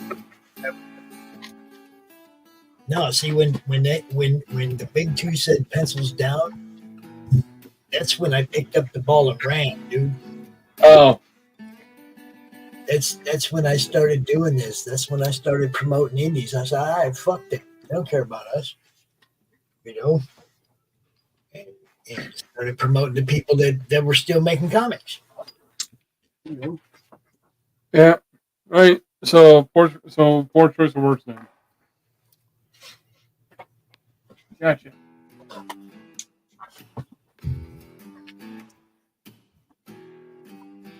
So there you have it, folks. The Bold Cat Studios draw stream for this week. I know it was supposed to be yesterday, but Steve B had stuff to do. So make up for it. You got it tonight. I hope you enjoyed it. Yep. Crystal Legends number 3 will be coming out. I don't know when, because I'm just not there yet to give a date for it. Rev is still underway, and Last Season's Bad Moon is my part of Last Season's Bad Moon is already done. So yeah. So if you like what I do and you want to see more, don't forget to hit. Hold on.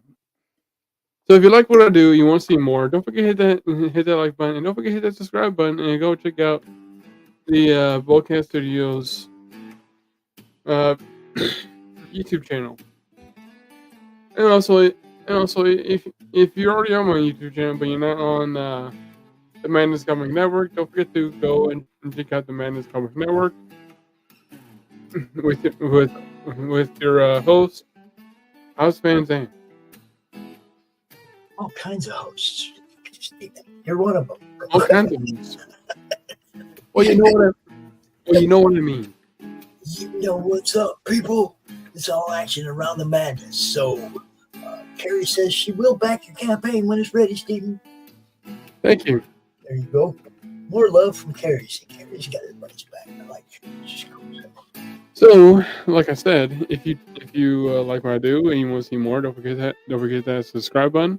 Don't forget the bell for notifications, and also don't forget to keep a lookout for future streams.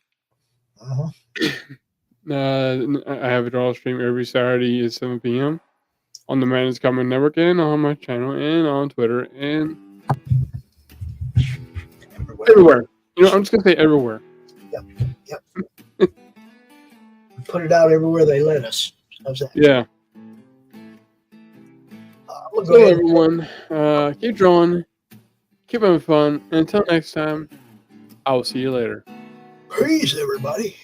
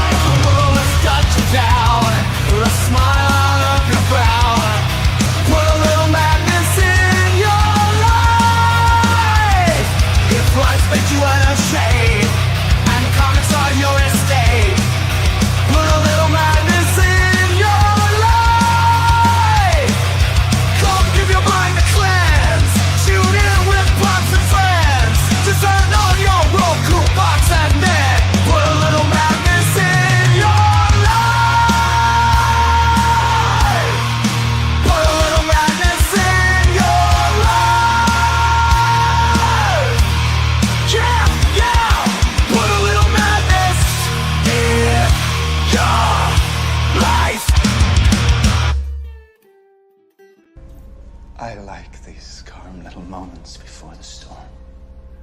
Money comes big. Yeah, yeah, yeah. It's not small.